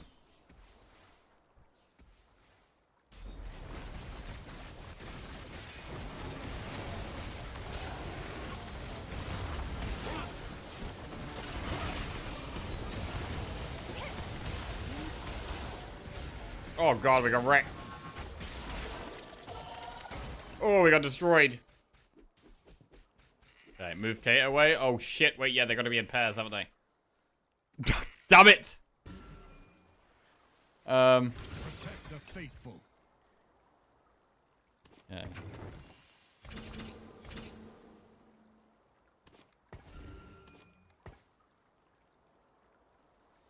Right, the next turn we're going to tier and get Baron. We're hopefully getting a big strength improvement here.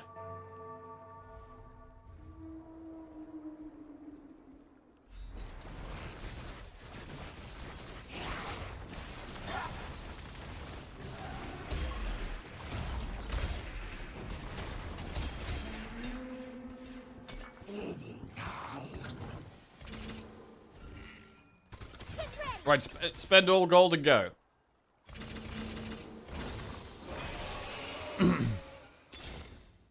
Baron.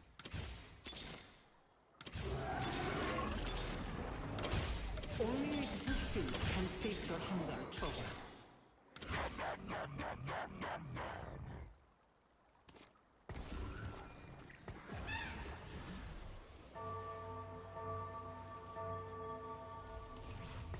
Oh, shit.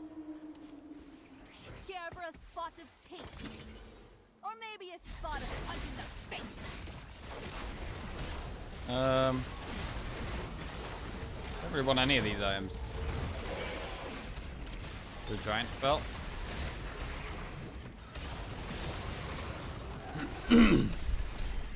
Okay, we got the win.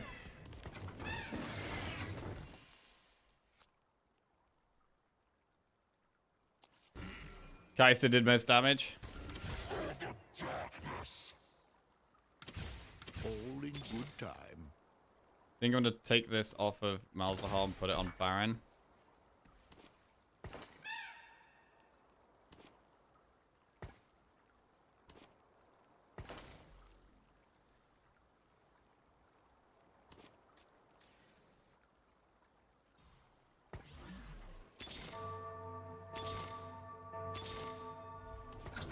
Oh! Shit, I didn't get Bel'Veth in time there. And I also sold Kai'Sa to do that. Oh, that's terrible.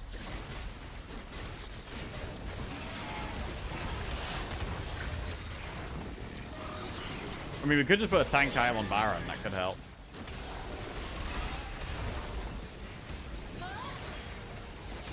Oh, they got 8 soul. This guy's got 8 soul. I mean, they lost. They died, bro. They had a Reliant soul, but they died. Shit.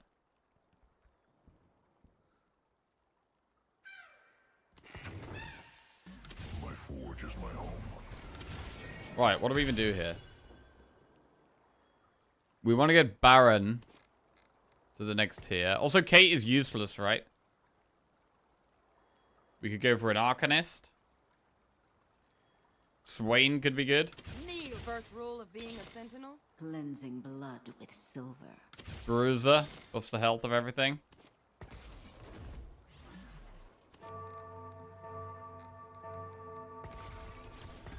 Oh my god, fuck.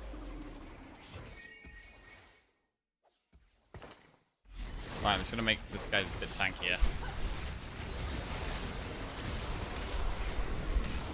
He does see me get in the middle anyway, so I think it's a fine item on him. It's not great, but... Oh god, this looks bad. Oh! Kai'Sa does so much damage. Oh my god, Kai'Sa does so much damage. He does so much damage.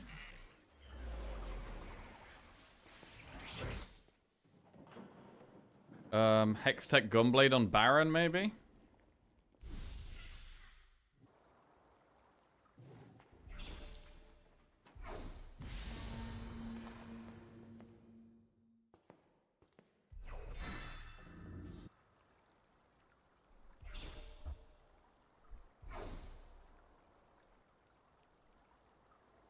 Baron's got weird items. Did you say something, Flamingo?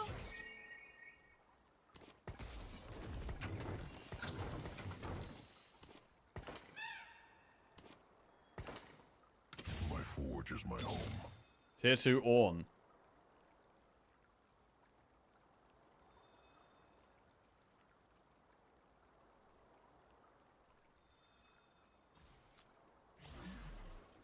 Fire of the forge.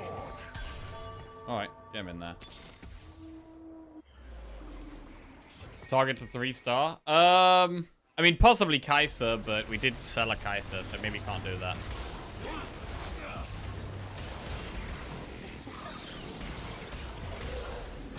Oh my god, we just got destroyed. We just got absolutely destroyed. by the Bilgewater player. Bilgewater actually good, confirmed. Holy crap. Double Rage Blade. Double Bloodthirster. They were just duplicating all the items they liked. Okay. 0 LP in Plat 3. Okay. We're going to cling on for our lives here. That was maybe, comp was maybe a little bit too late game. Maybe needed to go for something a bit early, but it was hard to resist it when we had Rek'Sai, Cho'Gath, and Kog'Maw all immediately. We had all 3 of them immediately. So, I don't know. It kind of seemed okay to go for.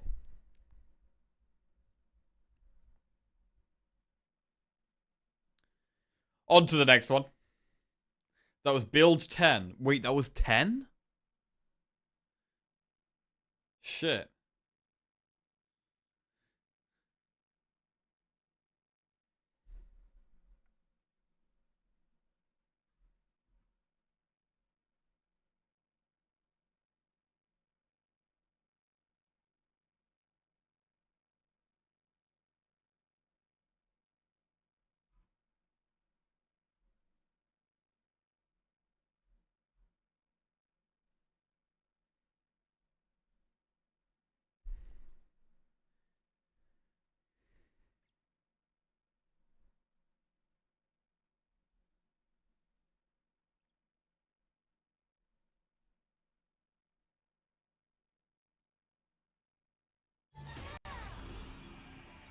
I do not tolerate cowardice.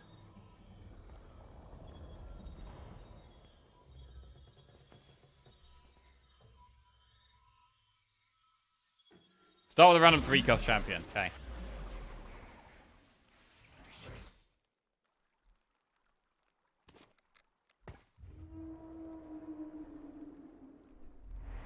Right, maybe look for something a little bit more early game here.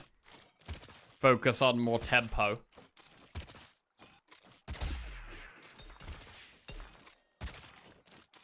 Echo is Zorn, Jinx. I mean, I don't really like Zorn, but we've got the blue Zorn and the green Zorn unit.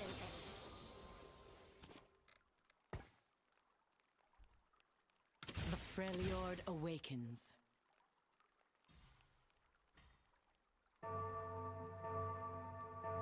Echo reroll still good. Give him magic items. Or lifesteal.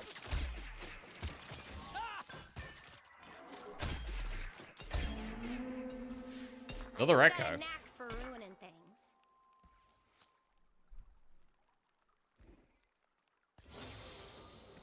What's the matter, little man? You really jealous Echo's of a kinda cool. gun? Time doesn't. So I haven't played Echo reroll. I don't really know how to do it, but we'll see. We might give it a go. Symphony of justice.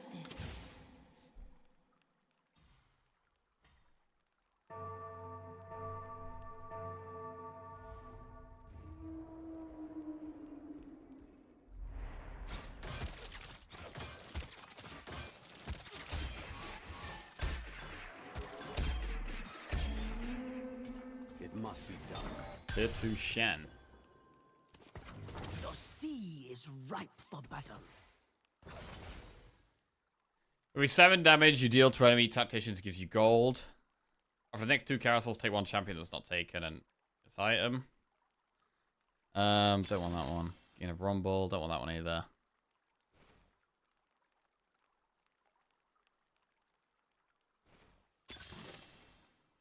Team gains 1% attack speed, gain 8 gold. Placebo. Is that good or bad? I don't know. Probably better to go lunch money. And try and do damage to people. Do not tempt the blizzard.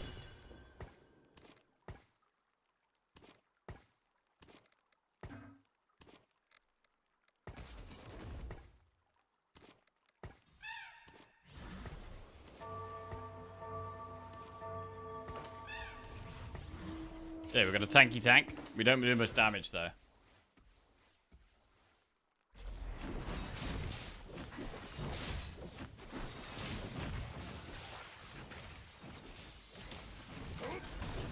Oh lord, that was a big shield.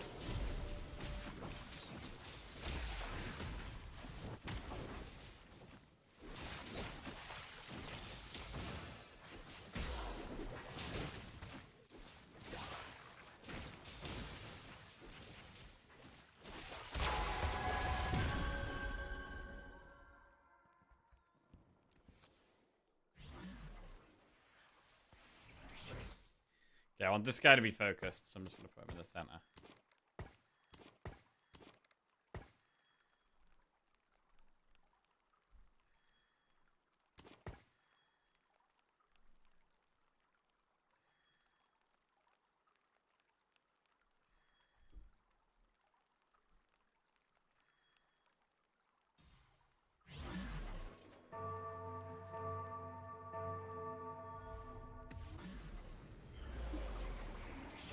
Someone has 4 void already.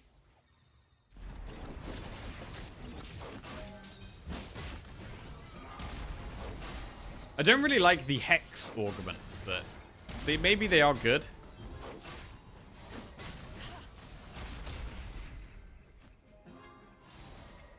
I just feel like sometimes my units run around and then stay in the same spot, and then the hex could be completely wasted.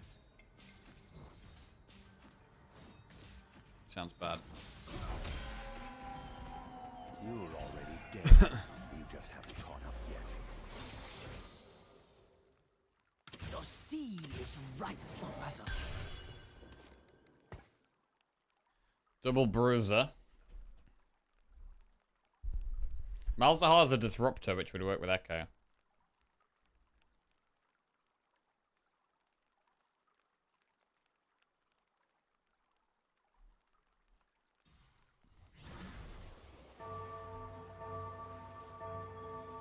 But I'm not going to do that.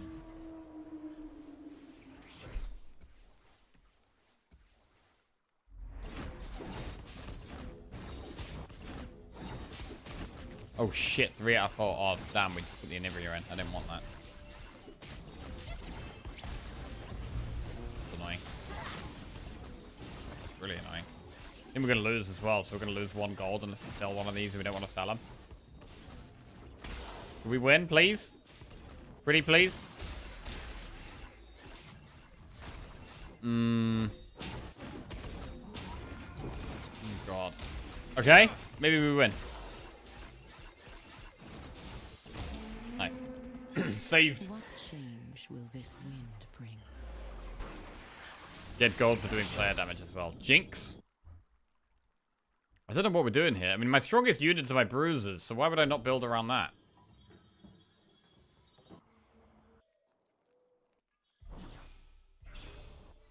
It would make more sense to build around that.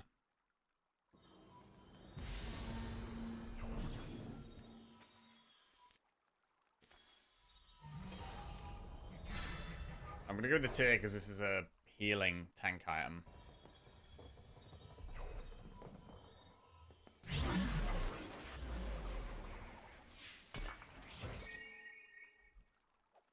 More sparkles, now! Could also try and do the Targon thing.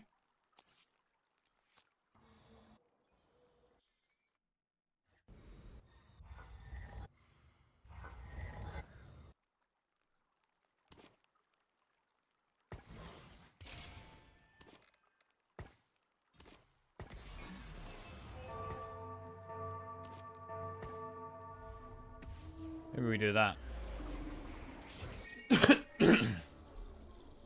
Maybe we do that. These are quite good. I've spotted Leona, which could give us Diana.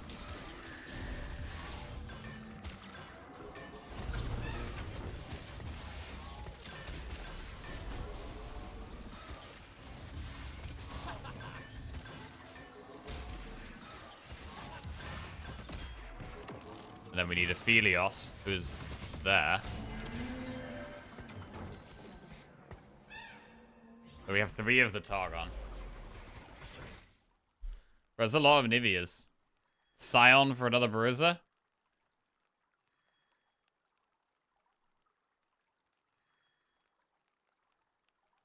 I don't think we're going to go for tier 3 Anivia, right?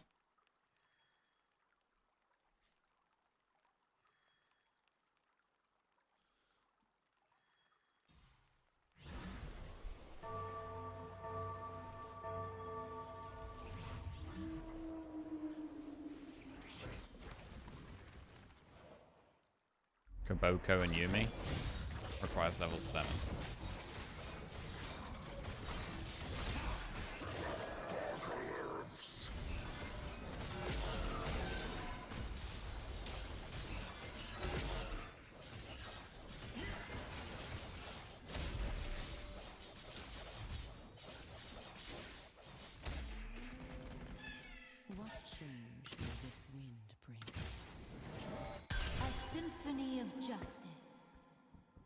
Bruisers and Invokers. That could be a thing.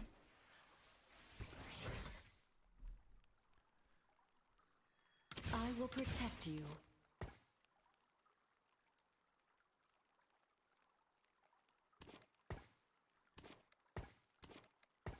Probably sell these. Which god we get?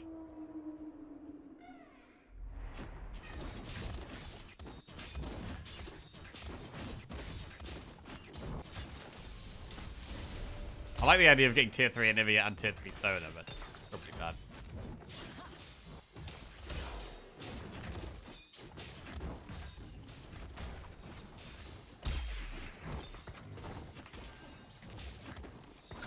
We got Zorn units there.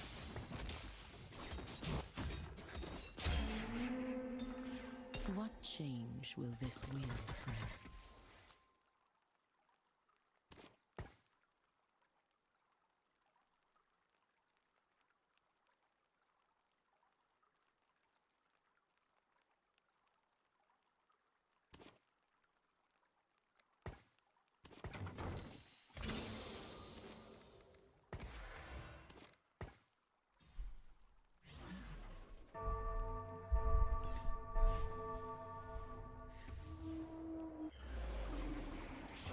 Can make Void Staff with these items.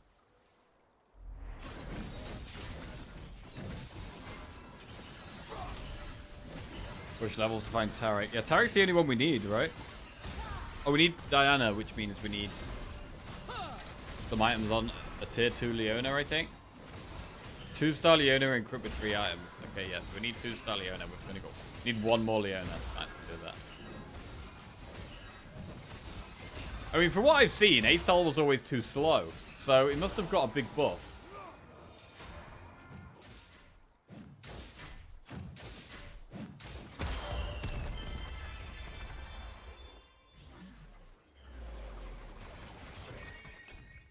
Two lesser champion duplicators and 8 gold. Use it on Leona.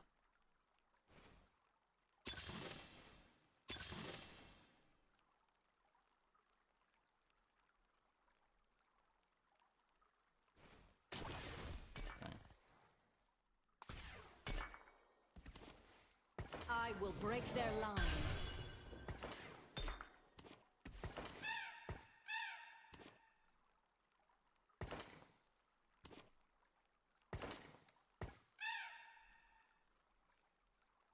Witness the strength of Noxus.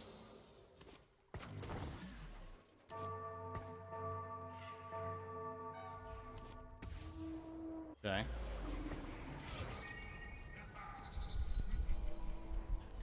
So we should unlock Diana now.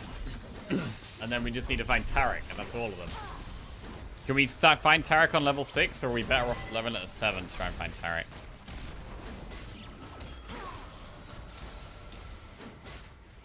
We're probably better off leveling at 7. We've only got 5% chance of being off a pink unit, and there is quite a lot of pink units.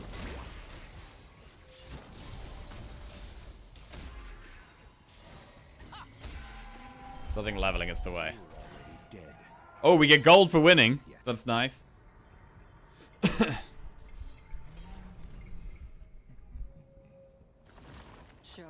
of the moon. Chosen of the sun.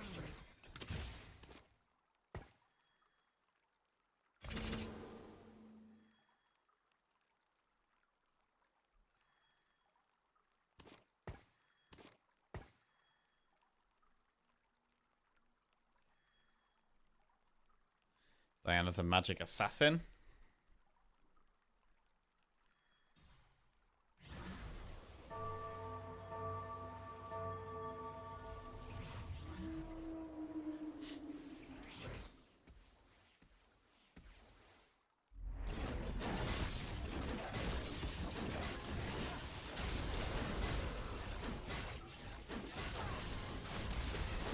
He jumps around a lot. So we need her to do big damage when she jumps around a lot. Gain a shield. Deal magic damage. So we want her to have increased magic damage.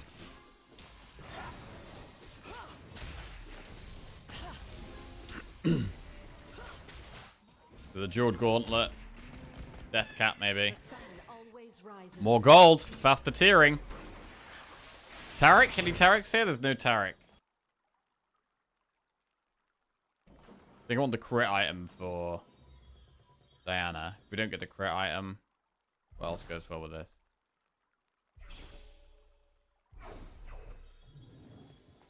The sword could be good with something.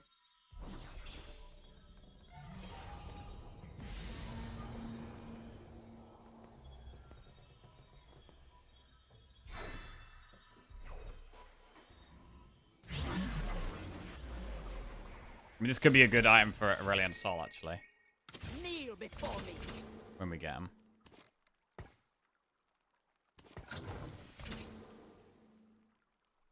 I'll take this off Leona. Give her that back. Give her that back.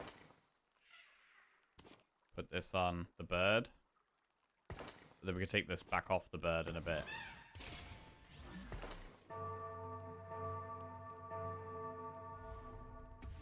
Actually, we could have made tier 2 Zoe and put that in. Oh, that would have been good, actually. Tier 2 Zoe and put the items on that. Because Evoker makes sense with the Aurelian Soul, because you need to be getting lots of mana so you can cast lots of abilities. You're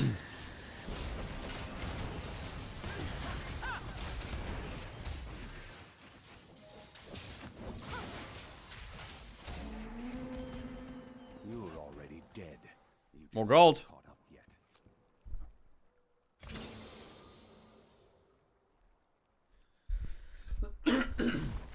Kaboko and Yumi.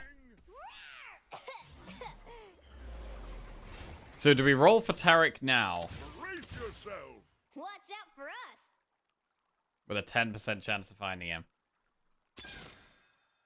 Tier 2 Zoe.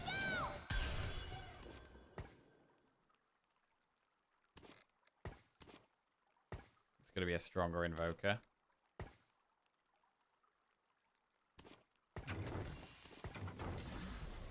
Kneel before me. More sparkles now.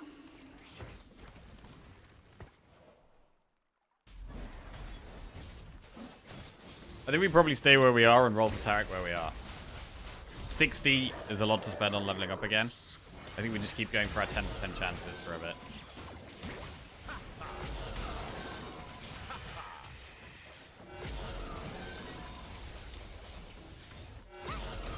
And then we unlock Aurelian Soul by having 5 unique Targonians.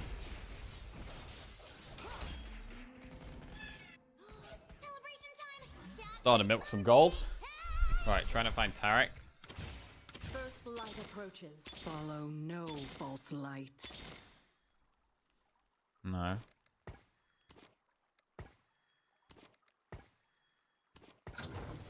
Brace yourself. Watch out for us.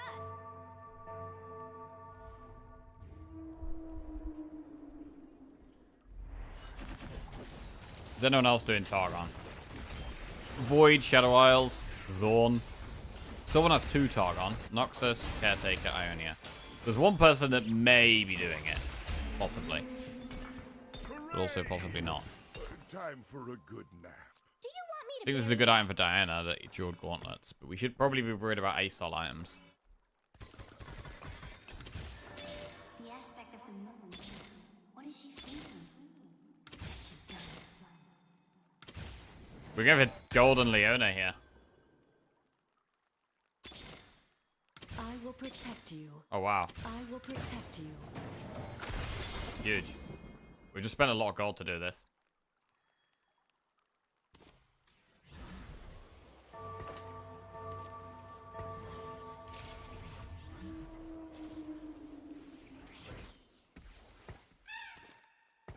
Leona's very tanky now.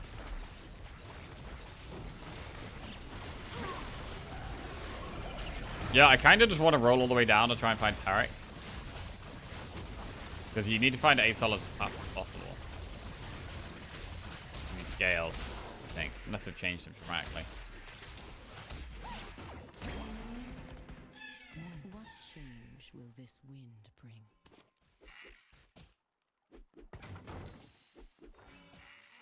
I do want to keep our win streak going.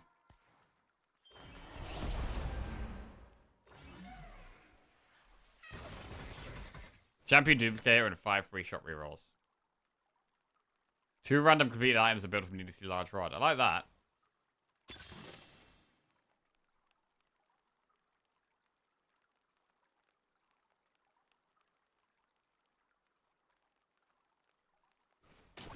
Go the items. Give it Tarek. Tarek! Who could have guessed the aspect of the moon would be so beautiful? That's all of them. That's 5.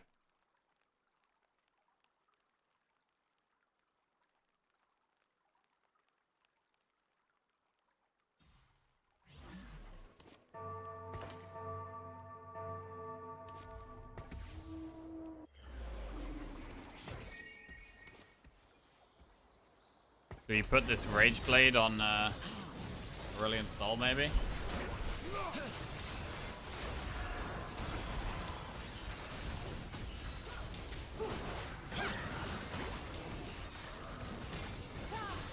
Diana's doing most of our damage.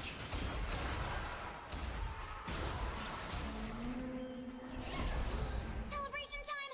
Chocolate mooncake time! Right, get rid of the bruises.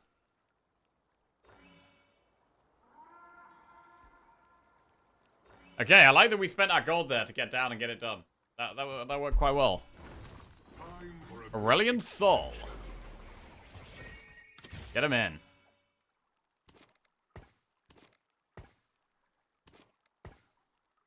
Okay. For every 250 ability damage dealt to Breaking Stardust.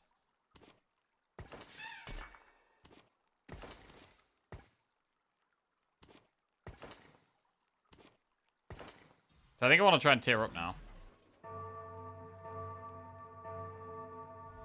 Then when we tear up, we get the second Invoker in, which gives us more.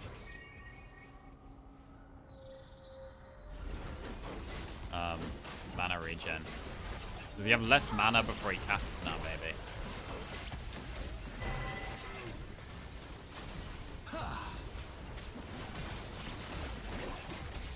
He gets 25 Stardust, he casts a Shockwave, he's at about 10. What change will this wind bring?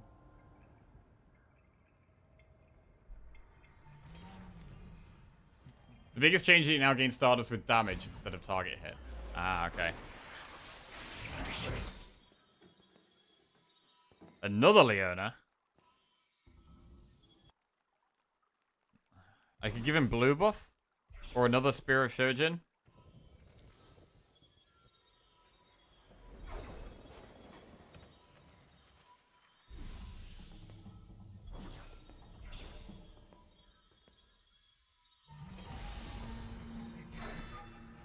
More damage.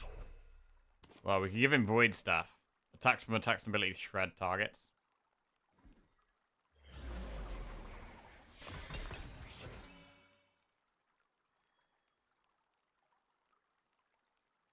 For every 250 ability damage dealt to enemies, gain Stardust.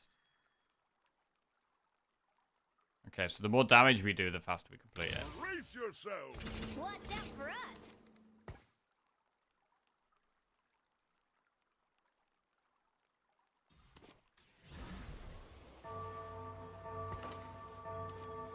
Right, I'm gonna put the magic shred. Ah, shit, I messed this up. I didn't mean to do this. Alright, well, we have 2 void staffs now. Fine, whatever. We could give him the Jeweled Gauntlet.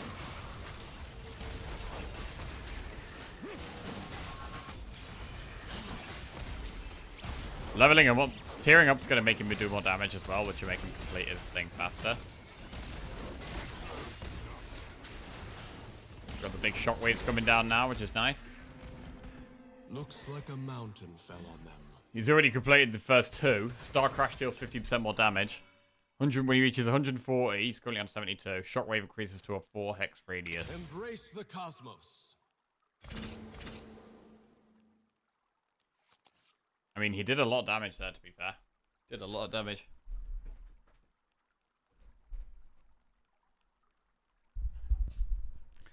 We want to tear up Diana. But really, I want to get this guy to... I want to get Aesol to level 2. How much of a buff does he get from being tiered up here? An extra 320 damage. Shockwave is an extra 50. Okay.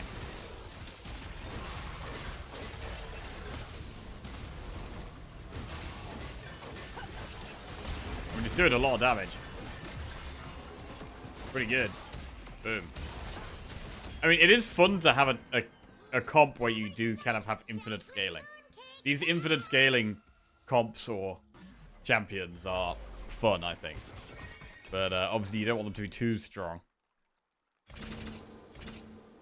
And too easy to pull off. You want to make it difficult to pull off. Right, we've got two invokers in, so everyone gains more mana now. Hey Celicon, how are we doing?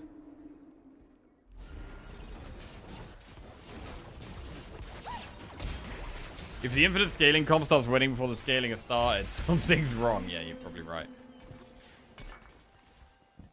Another Leona. Bro, I got too many Leonas here. What is this?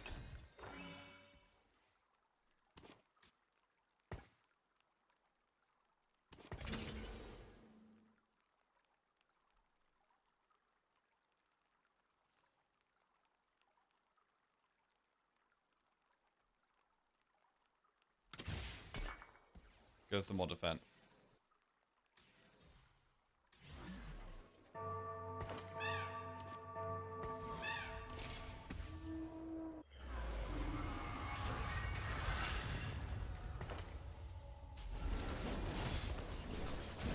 So this means they get less heals. So I could have gone Warmogs, but I think I'd rather the enemy stop having heals.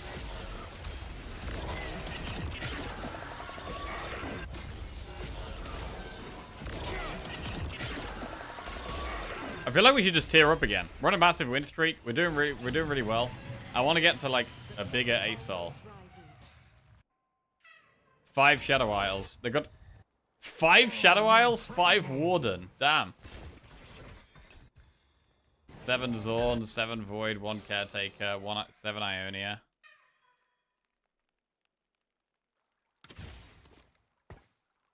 Targon has built-in burn.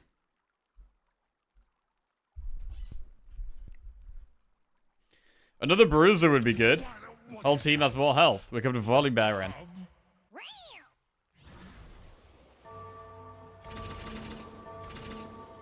Right, we're going for the tier up. We don't need more Leonas. There's so many Leonas.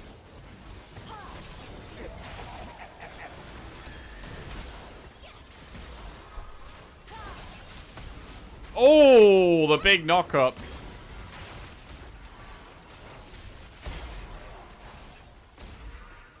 Damn.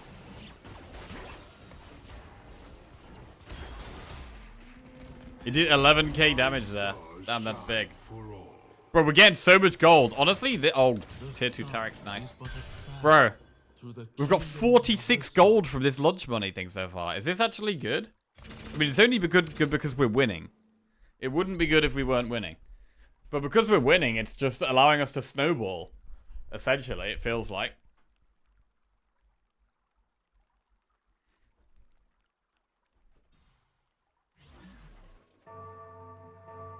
We're gonna get the second Bruiser in here. God, I feel really strong. Aurelion Sol to tier 2 has got to be the way to go, though, I think.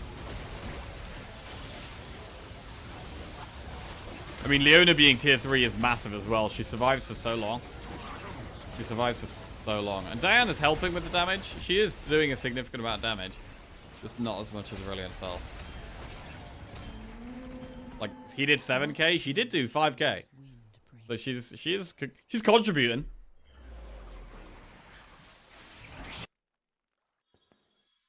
Ionic Spark gets rid of their magic resist, right? That sounds quite good. We could put that on Tarek.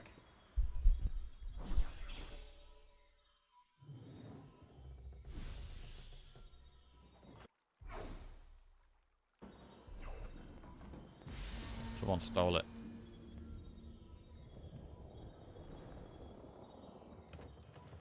Alright, I'll give him Dragon's Claw then. Tanky item. Embrace the cosmos. Wally can go in. We now have 2 bruises.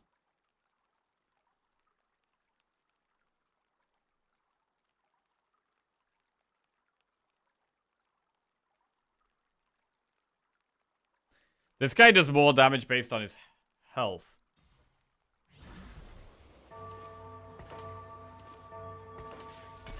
So giving him the health item sounds good.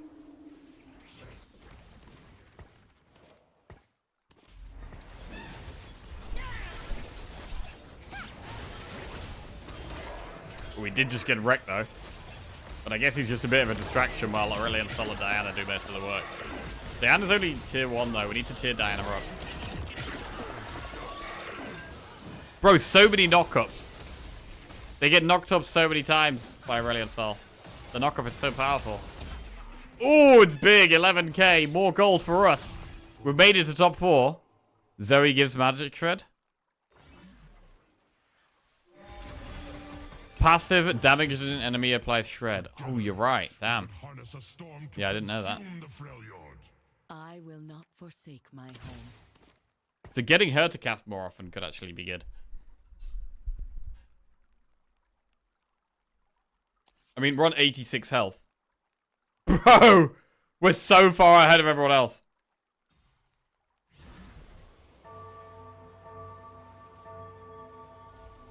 Oh, yeah, she does wound and burn them naturally. Yeah, true.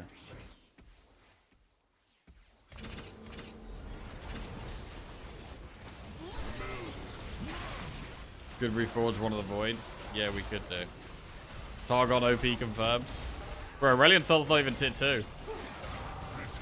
I mean, honestly, I do think it's mostly the tier 3 Leona. Getting her to tier 3 was bonkers. And it's making me actually think maybe I should value these champion duplicators a bit higher. To, like, get these tier 3 units that could be really strong. Having a tier 3 tank is pretty insane. Mother me, guide them. That's how bears talk. Read the Orn.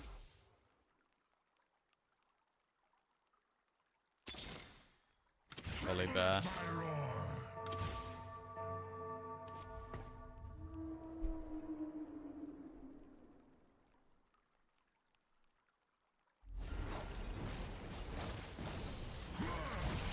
Considering it's tier 1 Diana and tier 1 Ace, this comp is nowhere near full strength. Yeah, true. And we've duplicated the Void Staff, which is probably not a good thing to do either.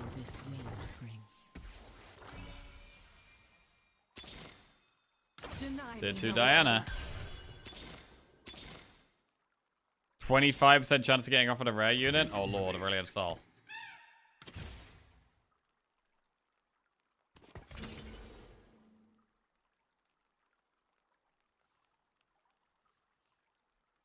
Dragon's Claw and Bramble Vest on the bear. Give him as much max HP as we can. See how much damage he does. Does he do any damage here? There's only 3 of us left in it, and those 2 are nearly dead. This guy's got tier 3 Draven with double Rage Blade, though. That's going to scale quite fast.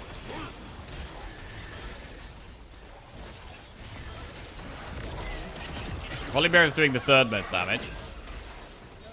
Oh, he almost did more than Diana here. He almost did more than Diana. I think we might just win, though. Oh, my God. The sun always rises. Oh, my God.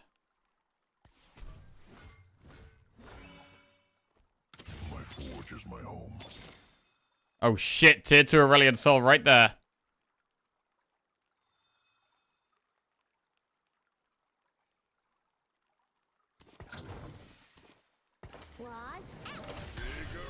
Tier 2 Kabuki and Yumu. Tier 2 Aurelion Sol. Big. Right, now we're going to stomp even harder. Yep, maybe this is the way. Is it force this every game meta? What's the starter stat? 1,280. So the crash deals bonus true damage. And we haven't got the Meteor Storm, which is at 750. But we're at, what are we at? 617, so we're getting there. But we just win! We just win. Wow. That was strong. I mean, maybe, I would imagine when the game is unbalanced, you probably do get metas where it's like, right, force this comp. And that worked very well. Force the Targon. Trying to use Freljord or Shadow Isles comp, I honestly don't understand why I win or why I lose most times. I can't tell if a decision I made was good or bad. Yes. I feel the same. I feel the same. I mean, sometimes I realize that some decisions are bad when I get to the end of the game and I finish, you know, 7th or 8th. And then I think, okay, something was bad there. But,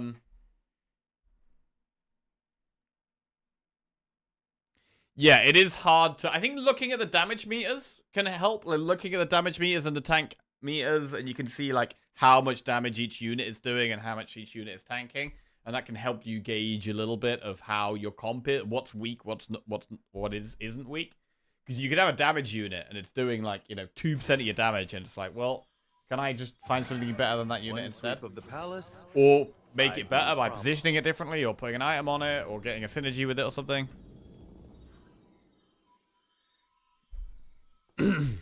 It's nice if you can get everything but too many contested for soul every game.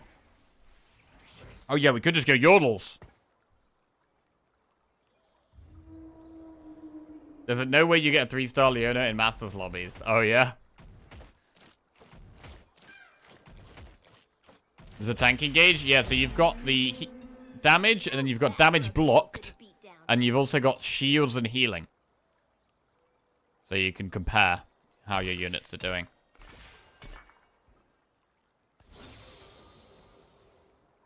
The Freljord awakens.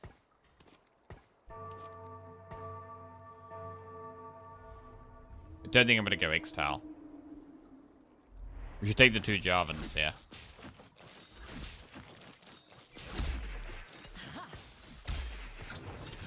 Don't even like going Ixtal. Whoa. What change I want to see what we get. bring? I'm not going to sell anything. Oh my lord! That's a lot of Yordles.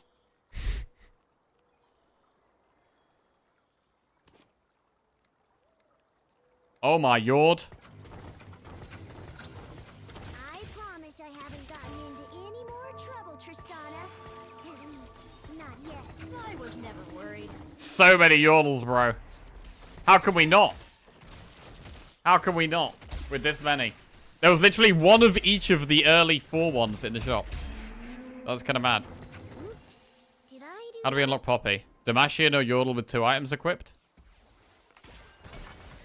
Now and at the start of every stage, gain 4 XP and 3 rerolls. Your team gains 9 health and size for each time you've rerolled this game. After player combat, gain 2 XP if you won or 3 HP if you lost.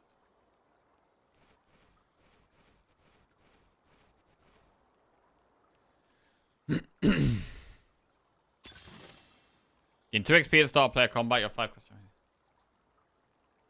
I'm gonna get more XP, I think.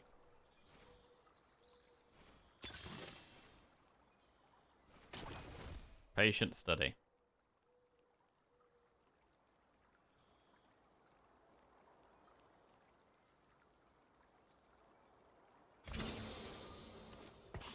Boom! 4 Yordle. Let's get it.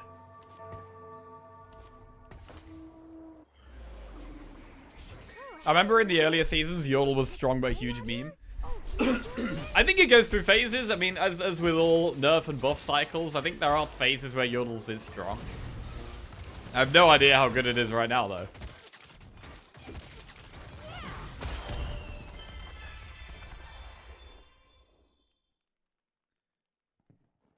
So if we lose, we actually get more XP. So we actually want to lose. Did you win the ACL lane? Bro, we destroyed it. We finished on over 80 health. We finished on over 80 health. How's the mech, Rumble? Did you fix the random exploding yet? Come on. I'm not even holding the controls. We only just got time to get ACL tier 2 as well. Only just got it. And then won immediately. So 6 yodels is a free reroll each round. That's great. As soon as we get free reroll, that's gold. But we want to get the grab bags, which is level 8. Oh, hey, Lulu. Are you in I think we had a 15 win streak too. Yeah, it was pretty disgusting actually. I'd like to see if someone else can go ASOL this game, because we're not going to do it. We're going to go for the yodels, and I'd like to try and beat it.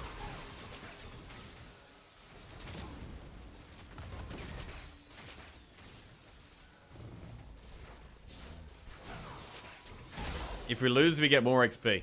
Losing is fine. How do we get cannon as well? 8 unique star levels. That squirrel? A yodel every turn. A yodel a day keeps the winning at bay. Contested yodels? Wait, what? Oh shit, this guy's going yodels. Caretaker, Zorn, Piltover, Arcanist, Targon, Defender. Oh shit, they got Leona with items. The cold does not forgive. I'm always heading in 5th or 6th place with yodels. Yeah, we may be about to do the same here.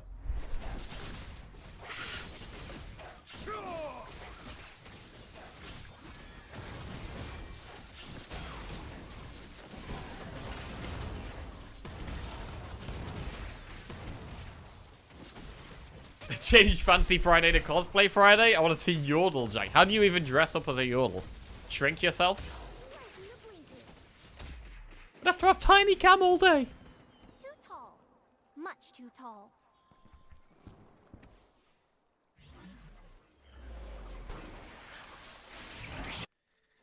I think we want the sword to go for Infinity Edge here. Pretty good.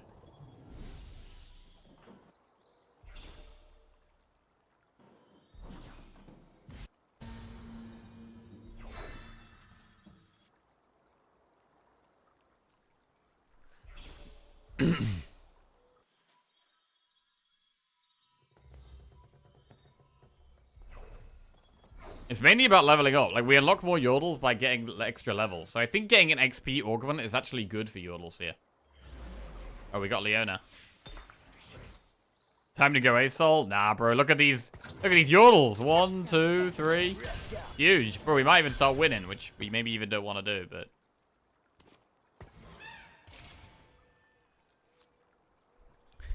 Three tier 2 Yodels.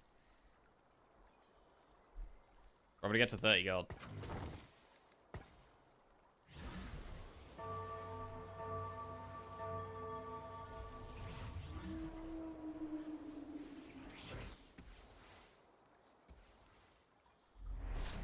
We need one more item to get Poppy.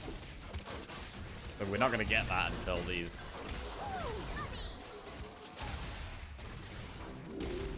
minion round coming up.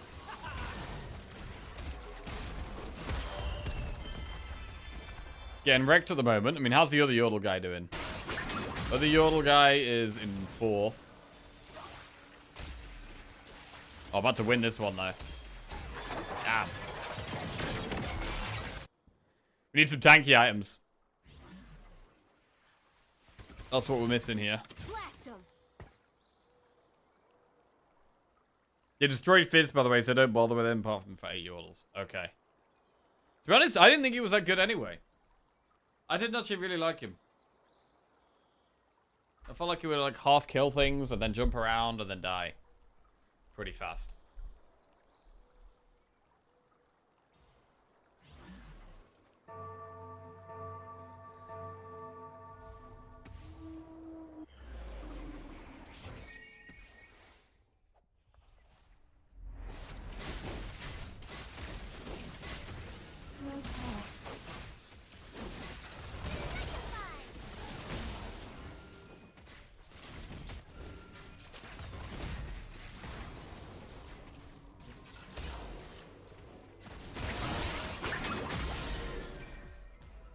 First batch after Christmas made him ridiculous. Right, go on. More Yodels, more Yodels. Need to get to 6. Must get to 6. Need more gold, really.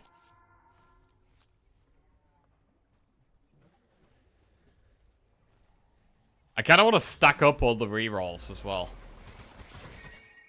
Oh, that's big. 2 more yordles. That's huge. Familiar. Protect the faithful.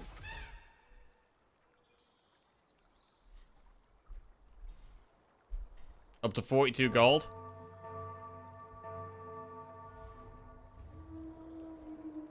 We're about to unlock Kennen. And... oh, we have to get to 7 for Yumi.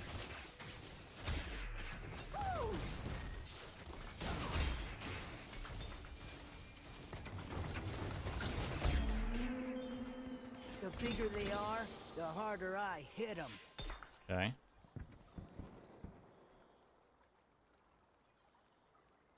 Component on Trist. Oh shit, yeah. Today's the day I find that hero.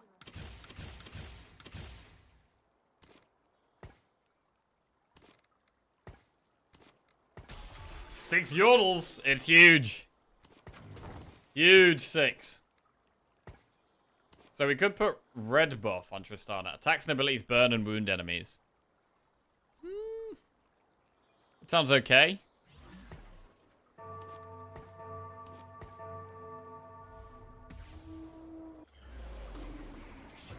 Don't know if I want to do that though. She only attacks 1 unit at a time.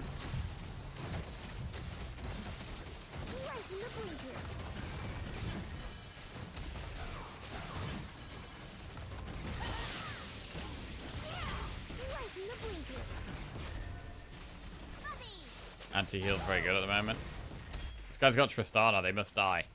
Yeah, get him. Get him. Get him. Big. Right, do we want a combat buff? I mean, we've got scaling XP, so I don't really think I need anything to do with economy. I think we probably do want something that helps in combat and just makes us stronger. Immediately. In Aspiring Gloves, your team gains 8% attack speed and 20% crit chance. I quite like that. Bramble Vest. Your Bramble Vest deal extra damage. When you reach level 8, gain 23 shot rerolls. I mean, we're already getting loads of rerolls. I'm not going to go with that. In 3 rounds, choose a new augment of the same tier. Gain 8 gold now. We could also do that. After 8 seconds of combat, stun the enemy team.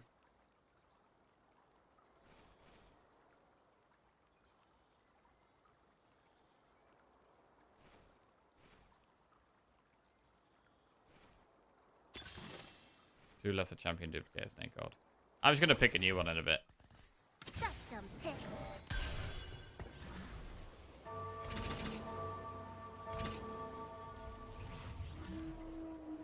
Let's try the red buff on Tristana. We really want some tank items. I think the grab bags can give items. Item components. I'm not 100%, but I think they can.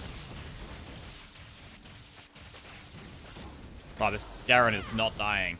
Jesus, he's not dying. He's healing so much, even though we're hitting him with the red buff. Wow. He is really not dying.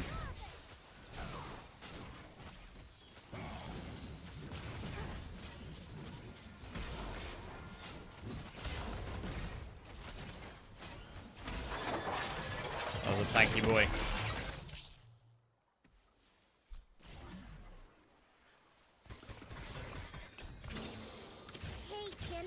If I train you in the Scout Code, can you train me in the ways of the Kinku? Yes, yes, yes!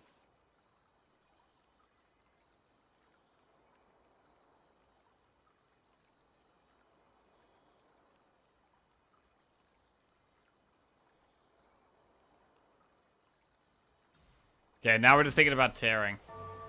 When we get to 8, all things can change for us. We need to get 2 more Yordles, though. Kaboku and Yumi and Fizz, we should also unlock both of those immediately. So we could actually tear straight up to level 8 here, potentially.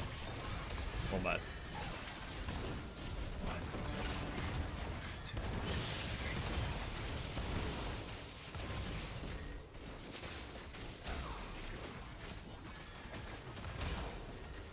I always feel like when I've got a champion like Tristana that's just auto-attacking, I always feel like I should have Rage Blade because it's like scaling damage.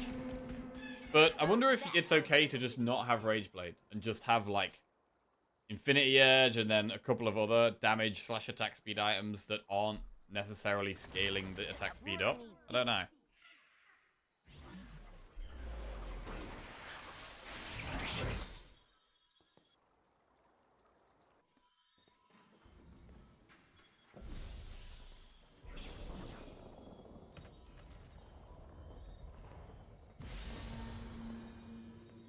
I want some tankiness here. I.e. Giant Slayer, less Whispers, usually a strong combination. Okay.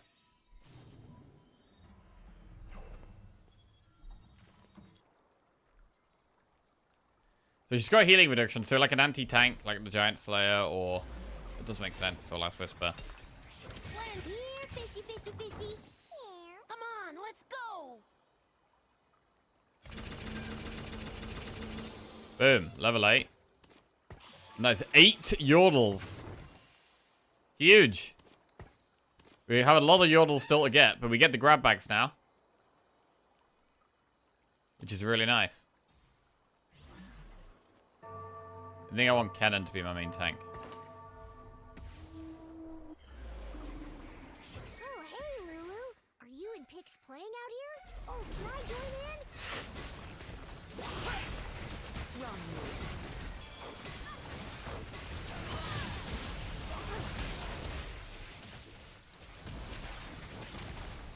Wrong move.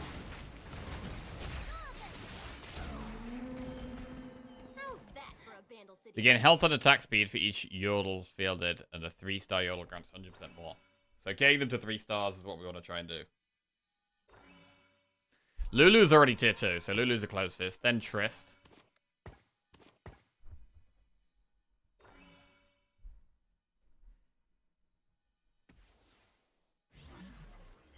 Right, juicy grab bag.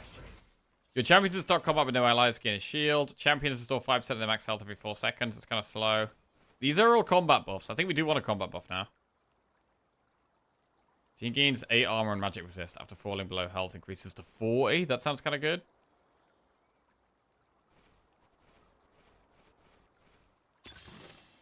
Darkin weapon.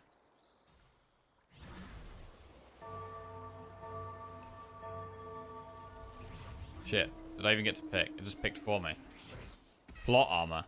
Gain 8 armor and magic resist after falling below 50%. Increase it to 40. Damn. Took too long there. Grab back had a fizz in it.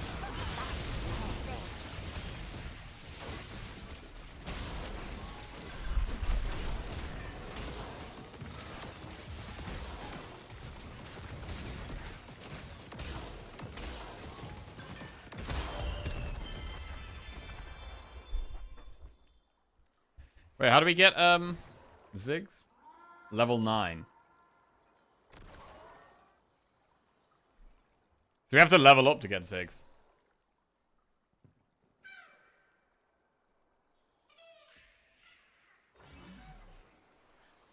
The tide turns. Kinda hate going so low on econ on yordles. A guaranteed yordle each shot makes it hard to get it back. Yeah, you might be right there. We are getting the bags early, though. But yeah, you could be right on that. We might just go for tier 2 cannon here. Bro, I really like Ziggs. I actually really want to get Ziggs.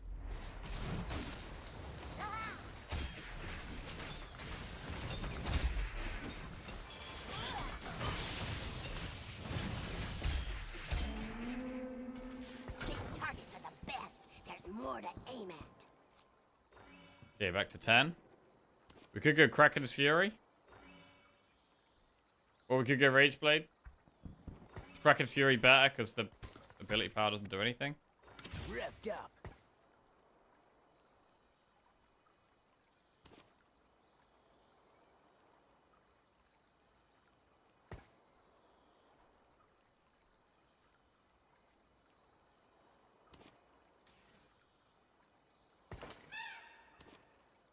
We'll do Rage Blade. And they'll do Even Shroud.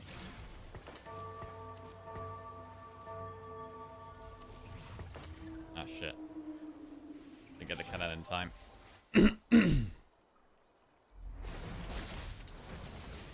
They've got 2 yordles. We did beat this player earlier, so it'd be sad if we lose now. Means they've got stronger than us. Fizz is tier 2. He's just jumping around everywhere. Who's doing our damage?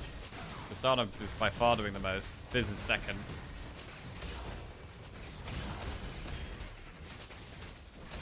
Oh! Fizz killed the carry. Bro, he did it.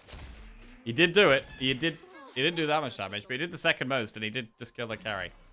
It's a big deal. More XP. You can see who you fight next. Your team gets 8% damage out. No. 2 random completed items. I like that. Your 4 cost and 5 cost. No, I got too many small champs. 2 lesser champion duplicators and 14 gold. Let's do that. Revved up. This gets our gold back up. Tier. Got an item.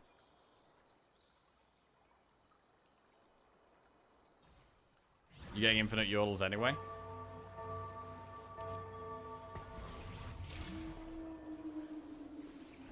We are, but we're not going to get them all to tier 3. This helps us get things faster. And when we get one to tier 3, we get bonus attack speed for everyone, right? For the cause! So getting one to tier 3 is quite a big deal. 5% attack speed for the whole team.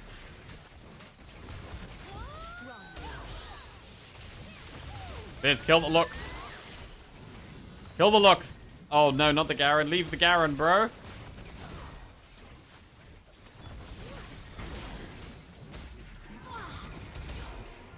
It's close. Big win. Nice. Too tall.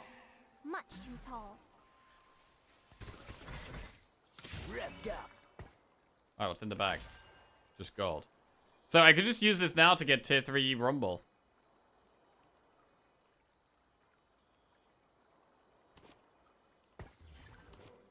Who you Boom. calling little?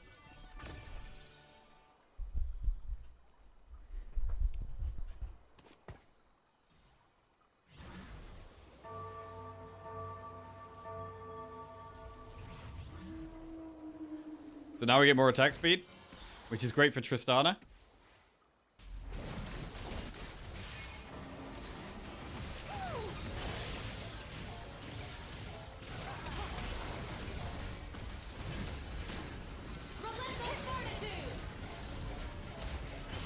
Doesn't it remove the tier 1 from the pool? It does. It means I can't get any more Rumbles now, right? So I will be offered more of the other ones. So it does just speed us along with getting to the other ones as well. Yeah, we got wrecked here. This did quite a lot of damage.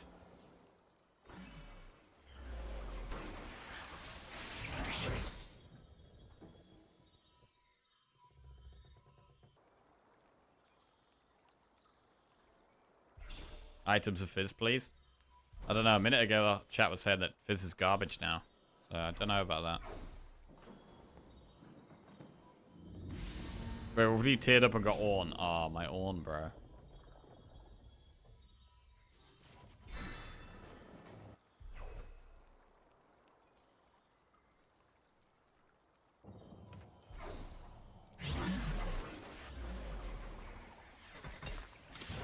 Another tier 2 Yodel. Watch out for us.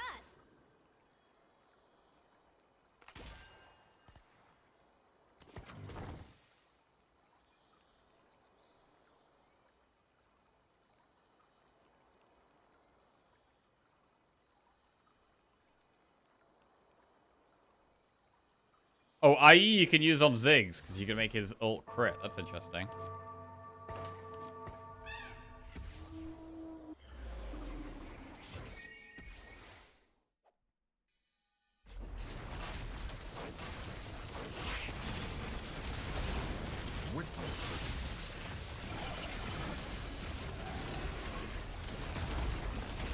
This guy's an Arcanist and a Juggernaut, which is good if we get an extra unit in.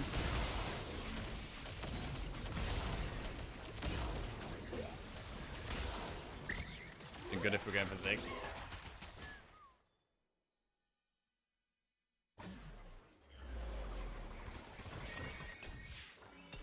Nice suit, Rumble. What do you call it? Thought you'd never ask. This is it now.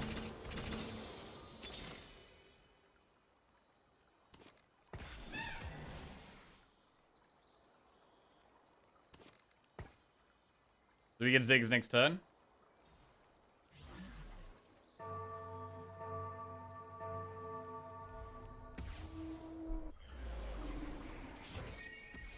Oh, tier 2 Lysandra with 3 items. That's scary.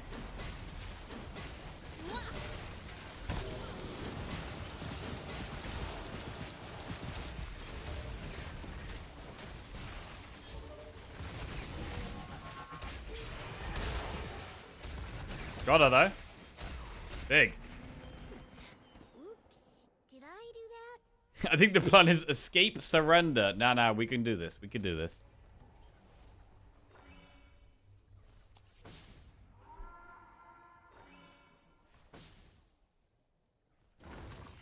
Ziggy boy.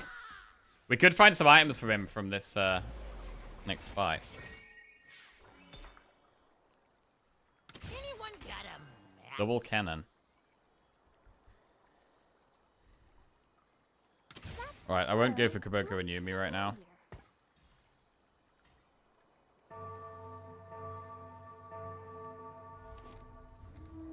Who does Ziggs replace? We can get to level 10 and put Ziggs in. Poppy. This is Juggernaut. I would say Rumble, but he's tier 3. You are definitely not the hero.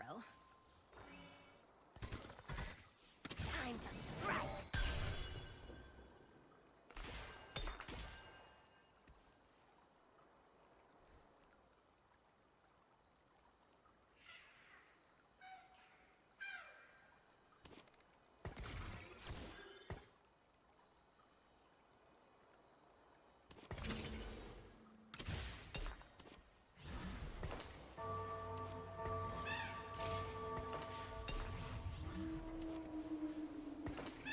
Oh, hey, Lulu. Are you and Pix playing? Yeah, they can both be carries. Can I join in? Alright, who wants Quicksilver? We can put that on Fizz. We can put that on Fizz.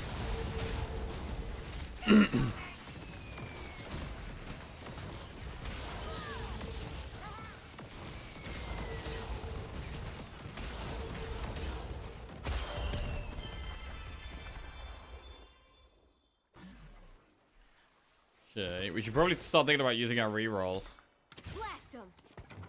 Here I am.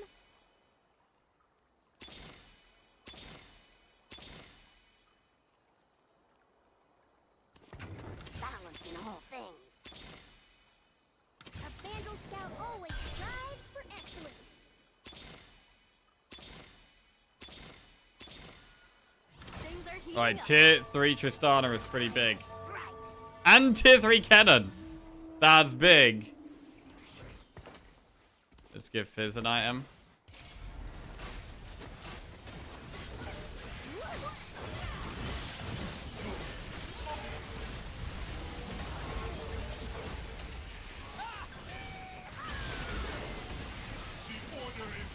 Okay. Oh, it's close. It was close. That thing is going crazy. That Warwick is going crazy. Ziggs is doing most of our damage. Tristana was second.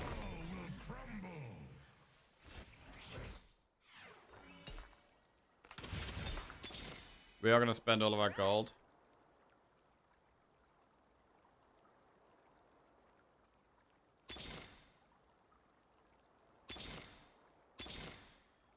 Here I am. Brace yourself. Watch out for us. I hope the hero likes me. Quite a lot of Kabokus. Watch out for us. We've got a champion duplicator as well. We could nearly use that.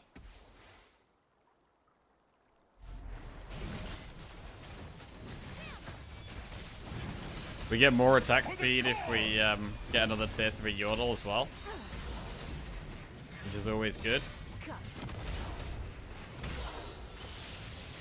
Tristana's taking a lot of damage here. I don't like that.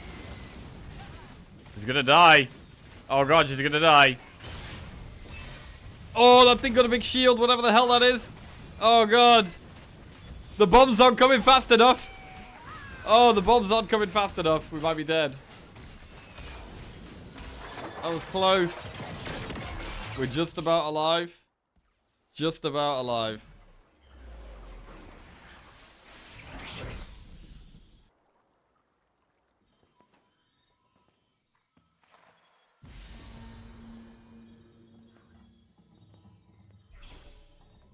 IE should be on Ziggs.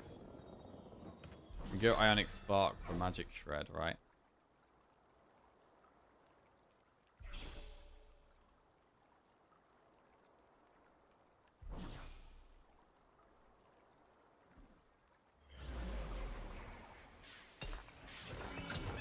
Here I am.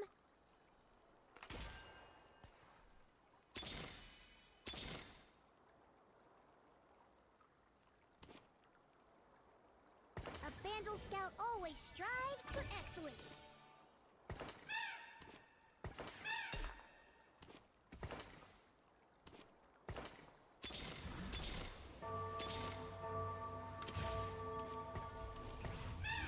Okay. Master Cannon, surely this isn't how you intend to grow. Oh my god, there's a tier 3 Yanara, bro. This guy wins the lobby, surely. Surely this guy wins the lobby with that. That's crazy. Oh my god, Tristana got absolutely sniped. Holy shit. Holy shit, that is busted. Don't see a tier 3 pink unit very often, but that's actually crazy. Right, where do we come here? 6th. Your classic. Yordle's 6th. As predicted by Twitch chat right there. Damn. So yeah, maybe we would have could have won some of those previous fights if we'd moved IE to Ziggs a bit earlier. That could have, because then his bombs could crit, right? And that could have been really good. But yeah, we were never going to beat this player no matter what, I think. Okay. Well, I'm going to call it a day there. Fun little bit of TFT there. Fun little bit of TFT. We remain in Plat 3. We remain in Plat 3. But tomorrow we've got a massive Watcher streak to try and build on. I definitely wasn't playing my best today in Slay the Spire. Hopefully we can get in the zone tomorrow and keep the Watcher streak going, because we're on 13 now, I think. So it's going to be for 14. What were we on 12? I don't know. I'm losing track. Let's have a look. We're on 13 in a row. Holy shit. So it's going to be for 14 Watcher wins in a row tomorrow morning. Got to lock the hell in. But yeah, hope you guys enjoy the rest of your day, whatever you're up to. Love you all. Have a good one. I'll be back tomorrow. I think we probably could get Emerald in TFT. Obviously got to keep on top of what the meta is, so I know what the good things are, but I think Emerald is within our reach. I think we could do Emerald. Maybe we might make it a little side quest. We might make it a little side quest, as well as trying to get, beat all our streaks and Slay the Spire. Have a little side quest to try and get Emerald in TFT. Right. Later, guys. Have a good one. Love you all. We should raid someone, actually. Who's playing Slay the Spire right now? Let's have a look. Garrett.